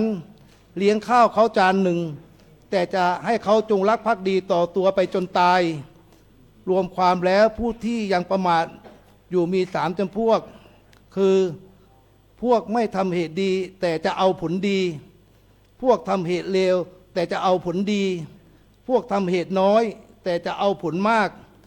ส่วนผู้ไม่ประมาทในธรรมมีคุณสมบัติตรงข้ามกับ คนสามจำพวกดังกล่าว คือจะต้องไม่เป็นคนดูเบาในการทำเหตุ ต้องทำเหตุที่ดีทำให้เต็มที่และให้สมผล ผู้ที่ไม่ประมาททุกคนจะต้องมีสติอยู่เสมอ ดังมีเรื่องราวในสมัยพุทธกาลณเชตวันมหาวิหารว่าพระภิกษุกลุ่มหนึ่งนั่งประชุมสนทนาการที่ธรรมสภาถึงการที่พระสัมมาสัมพุทธเจ้าเสด็จออกบรรพชาว่าพระองค์ทรงเป็นถึงมังกุฎราชกุมารแห่งสักยวงศ์อันยิ่งใหญ่พรั่งพร้อมด้วยเครื่องบำรุงบำเรอความสุขอันประณีตวิเศษอย่างที่มิอาจจะหาผู้ใดมาเทียบได้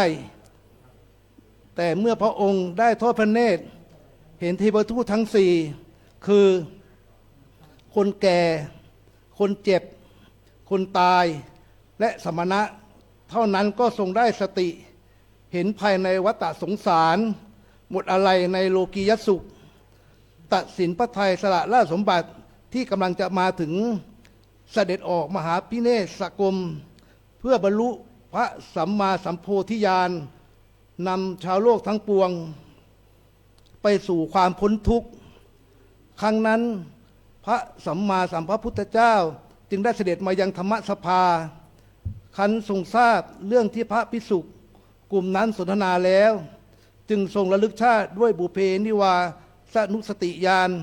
แล้วตรัสว่ามคะเทวชาดกพอสังเขปดังนี้ว่าหนึ่งการเวลาไม่เพียงแต่ผ่านไปเท่านั้นยังได้คืนชีวิตของมนุษย์ไปด้วยสองเครื่องสำอางสิ่งย้อมผ้าเครื่องประดับประดาทั้งหลายที่นำมาอำพรางความเสื่อมไปของสังขารย่อมทำให้ผู้ใช้หลงประมาทและไม่มัวเมาในความมีชีวิตเพราะสิ่งเหล่านี้จะไปปิดบังเทวทูตคือความแก่ที่มาเตือนให้รู้ว่าถึงเวลาที่จะเร่งทำความดีเพื่อเตรียมตัวตายพร้อมไว้แล้วนับแต่โบราณบัณฑิตทั้งหลายจึงนิยมรักษาอุโบสถศีลทุกๆวันพระงดการละเล่นการประดับประดาย้อมทาร่างกายด้วยเครื่องสำอางต่างๆเพื่อดูเทวทูตที่ค่อยๆมาเยือนตนให้ชัดเจนจะได้ไม่ประมาทในการทำความดีหากผู้ใดละเลยไม่รักษาอุโบสถศีลก็ถูกจัดว่าเป็นคนพาลคนหลงเป็นบุคคลที่สังคมพึงรังเกียจไม่มีใครคบค้าสมาคมด้วยและลักษณะของผู้มีสติไม่ประมาทนั้นเป็นอย่างไรหนึ่งระแวงภัยที่น่าระแวงสองป้องกันภัยก่อนที่จะมาถึงสามเมื่อภัยมาถึงหนทางในการระงับภัยนั้นทันทีนอกจากนี้จากได้เห็นความไม่ประมาทนั้นมีอาสงฆ์มากถึง9ประการด้วยกันดังนี้หนึ่งทำให้ได้รับมหากุศลทำให้ได้ชื่อว่าเป็นผู้ไม่ตายสมดังพุทธวจนะสามทำให้ไม่ตกไปสู่อบายภูมิสี่ทำให้คลายจากความทุกข์ทำให้เพลิดเพลินไม่เบื่อหน่ายในการสร้างความดีย่อมมีสติอันเป็นทางมาแห่งการสร้างกุศลอื่นๆเจ็ดย่อมได้รับความสุขในการดำรงชีพแปดเป็นผู้ตื่นตัวไม่เพิกเฉยละเลยในการสร้างความดี9ความชั่วความดีต่างๆย่อมสูญสิ้นไปโดยเร็วดังที่พระพุทธองค์ได้ตรัสไว้ในพุทธกนิกายธรรมบทว่าอัปปมาโทอะมะตังปะทังซึ่งแปลว่าความไม่ประมาทเป็นทางอมตะและยังได้ตรัสต่อไปว่าเวลาใดบัณฑิตกันความประมาทด้วยความไม่ประมาทเมื่อนั้นเขานับได้ขึ้นสู่ประสาทคือปัญญาไร้ความเศร้าโศกสามารถมองเห็นประชาชนผู้โง่เขาผู้ยังต้องเศร้าโศกอยู่เสมือนคนยืนอยู่บนยอดเขามองลงมาเห็นฝูงชนที่ยืนอยู่บนดินฉะนั้นจงมีสติทุกย่างก้าวในชีวิตรู้ถูกผิดคิดตองก่อนค้นหาอย่าปล่อยใจหลงไปในกายาจิตนั่นหนาสำคัญอย่าเผลอเลอเวลาเดินก็เดินโดยไม่ประมาท หากพังพลาดไม่หวนคืนกลับหนาจงตั้งมั่นด้วยสติมิขาดลอนเมื่อเราผองทำได้อยู่ตั้งในนิพพานสรุปความว่าภิกขเวอามตยามิโววยธรรมาสังขาราอัปปมาเทนะสัมปาเทถาติแปลความได้ว่าดูก่อนภิกษุทั้งหลายบัดนี้เราจะเตือนเธอทั้งหลายสังขารทั้งหลายเป็นของไม่เที่ยงมีความเสื่อมไปเป็นธรรมดาเธอทั้งหลายจงความไม่ประมาทให้ถึงพร้อมเถิดเพราะฉะนั้นเหตุนี้ท่านสาธุชนทั้งหลายจงพึงไม่เป็นผู้ประมาทในธรรมทั้งหลายทั้งปวงพึงรักษาสติของตนไว้เทศนาปริโยสาเนในอวสานเป็นที่สุดแห่งการแสดงพระธรรมเทศนานี้รัตนตยานุภาเวนะรัตนตเจตสาขออนุภาพแห่งคุณพระรัตนตรัยและอานิสงส์แห่งความไม่ประมาทนี้จงเป็นตบะเป็นเดชะเป็นภลวะปัจจัยส่งผลให้ทุกท่านมีความสุขความเจริญด้วยอายุวันนะสุขะภาระปณิพพานธนาสารสมบัติปรารถนาสิ่งใดที่ชอบประกอบด้วยธรรมขอให้ความปรารถนานั้นจงพันสำเร็จสมความปรารถนาทุกประการแสดงพระธรรมเทศนาในกตัญญูกตเวทีกากถามาพอสมควรแก่เวลาจึงขอสมมุติยุติลงคงไว้แต่เพียงเท่านี้เอวังก็มีด้วยประการฉะนี้สาธุนิมนต์พระอาจารย์ให้พรครับ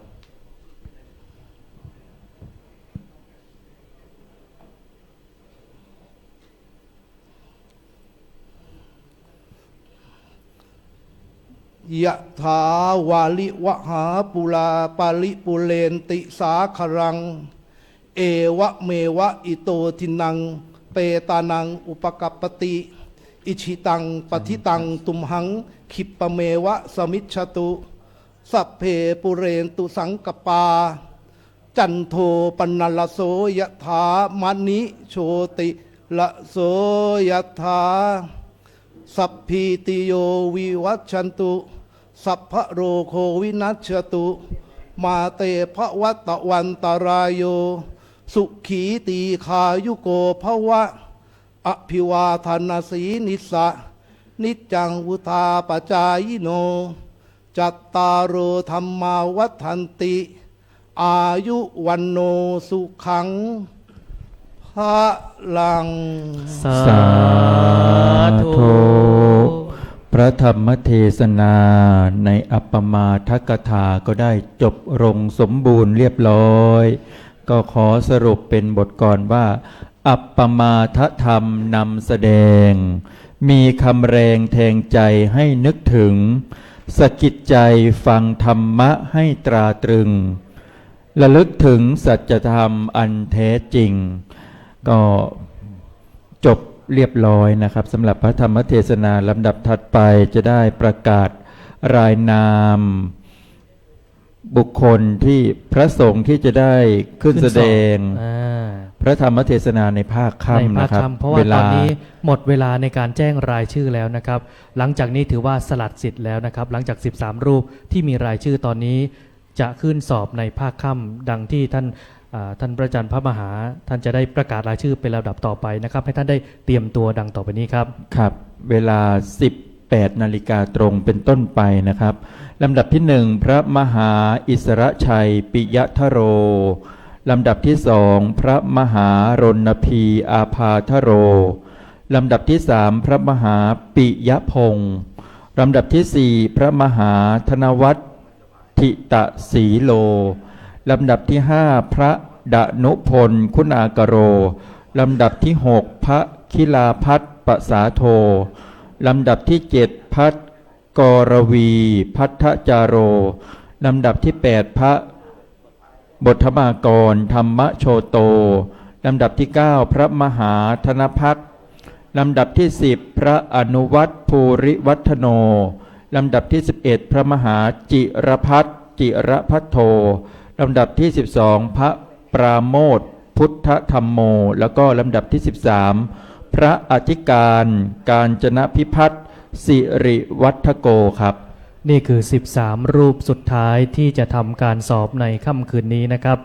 และที่เหลือก็ถือว่าท่านสละสิทธิ์นะครับเนื่องจากเราได้แจ้งในหลายกลุ่มแล้วว่าให้แจ้งรายชื่อไม่เกิน 17 นาฬิกาตอนนี้ 17 นาฬิกา 5 นาทีแล้วนะครับและก็ยังมีบางรูปที่ยังไม่ได้ถ่ายรูปเพื่อที่จะทำปกนะครับทำปกขึ้นเวลาถ่ายทอดสดนะครับก็ขออนุญาตเรียนแจ้งได้เลยนะครับว่าจะมีหมายเลข5นะครับพระดนุพลคุณากโร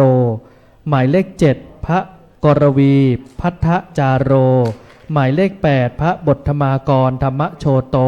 และหมายเลข9พระมหาธนภักษ์นะครับ4รูป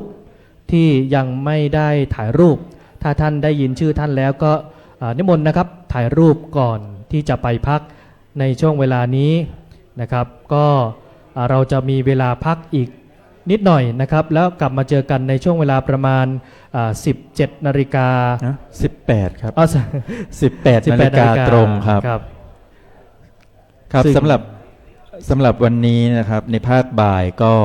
ถือว่าเราท่านทั้งหลายได้เต็มอิ่มนะครับจากการได้ฟังพระธรรมเทศนามาทั้งหมดกี่กันครับอาจารย์13กันนะครับในภาคบ่ายกันด้วยกันครับฉะนั้นกับผมอัตมาภาพทั้งสองรูปในนามพิธีกรก็จะได้ยุติบทบาทไว้แต่เพียงเท่านี้นะครับผมและก่อนที่เราจะจากกันนะครับต้องกราบขอบพระคุณในเมตตาของท่านคณะกรรมการทั้ง3รูปนะครับที่ได้เมตตามาเป็นคณะกรรมการตัดสินในการให้คะแนนรูปแรกนะครับผมท่านพระครูโกศลวิบูลย์กิจรองประธานอนุกรรมการการจัดฝึกอบรมผู้ช่วยเจ้าอาวาสวัดยานนาวารูปที่2พระเดชพระคุณท่านเจ้าคุณพระวิสุทธิวราภรณ์ผู้ช่วยเจ้าอาวาสวัดเทพธิดารามวรวิหารประธานอนุกรรมการการฝึกอบรมรูปที่3พระใบดีกาณัฐพงศ์ธรรมสุนทโรกรรมการและผู้ช่วยเลขานุการครับครับก็สำหรับกิจกรรมช่วงบ่ายก็จะได้ยุติไว้แต่เพียงเท่านี้นะครับกับผมพระมหาอิสดามาศประภัสรวรรณโนแล้วก็กับผมพระอธิการกิรติดลอาจาระสัมปันโนนะครับกลับมาพบกันใหม่ในช่วงเวลา 18 นาฬิกาของวันนี้ครับครับขอสวัสดีแล้วก็ขอเจริญพรครับสาธุ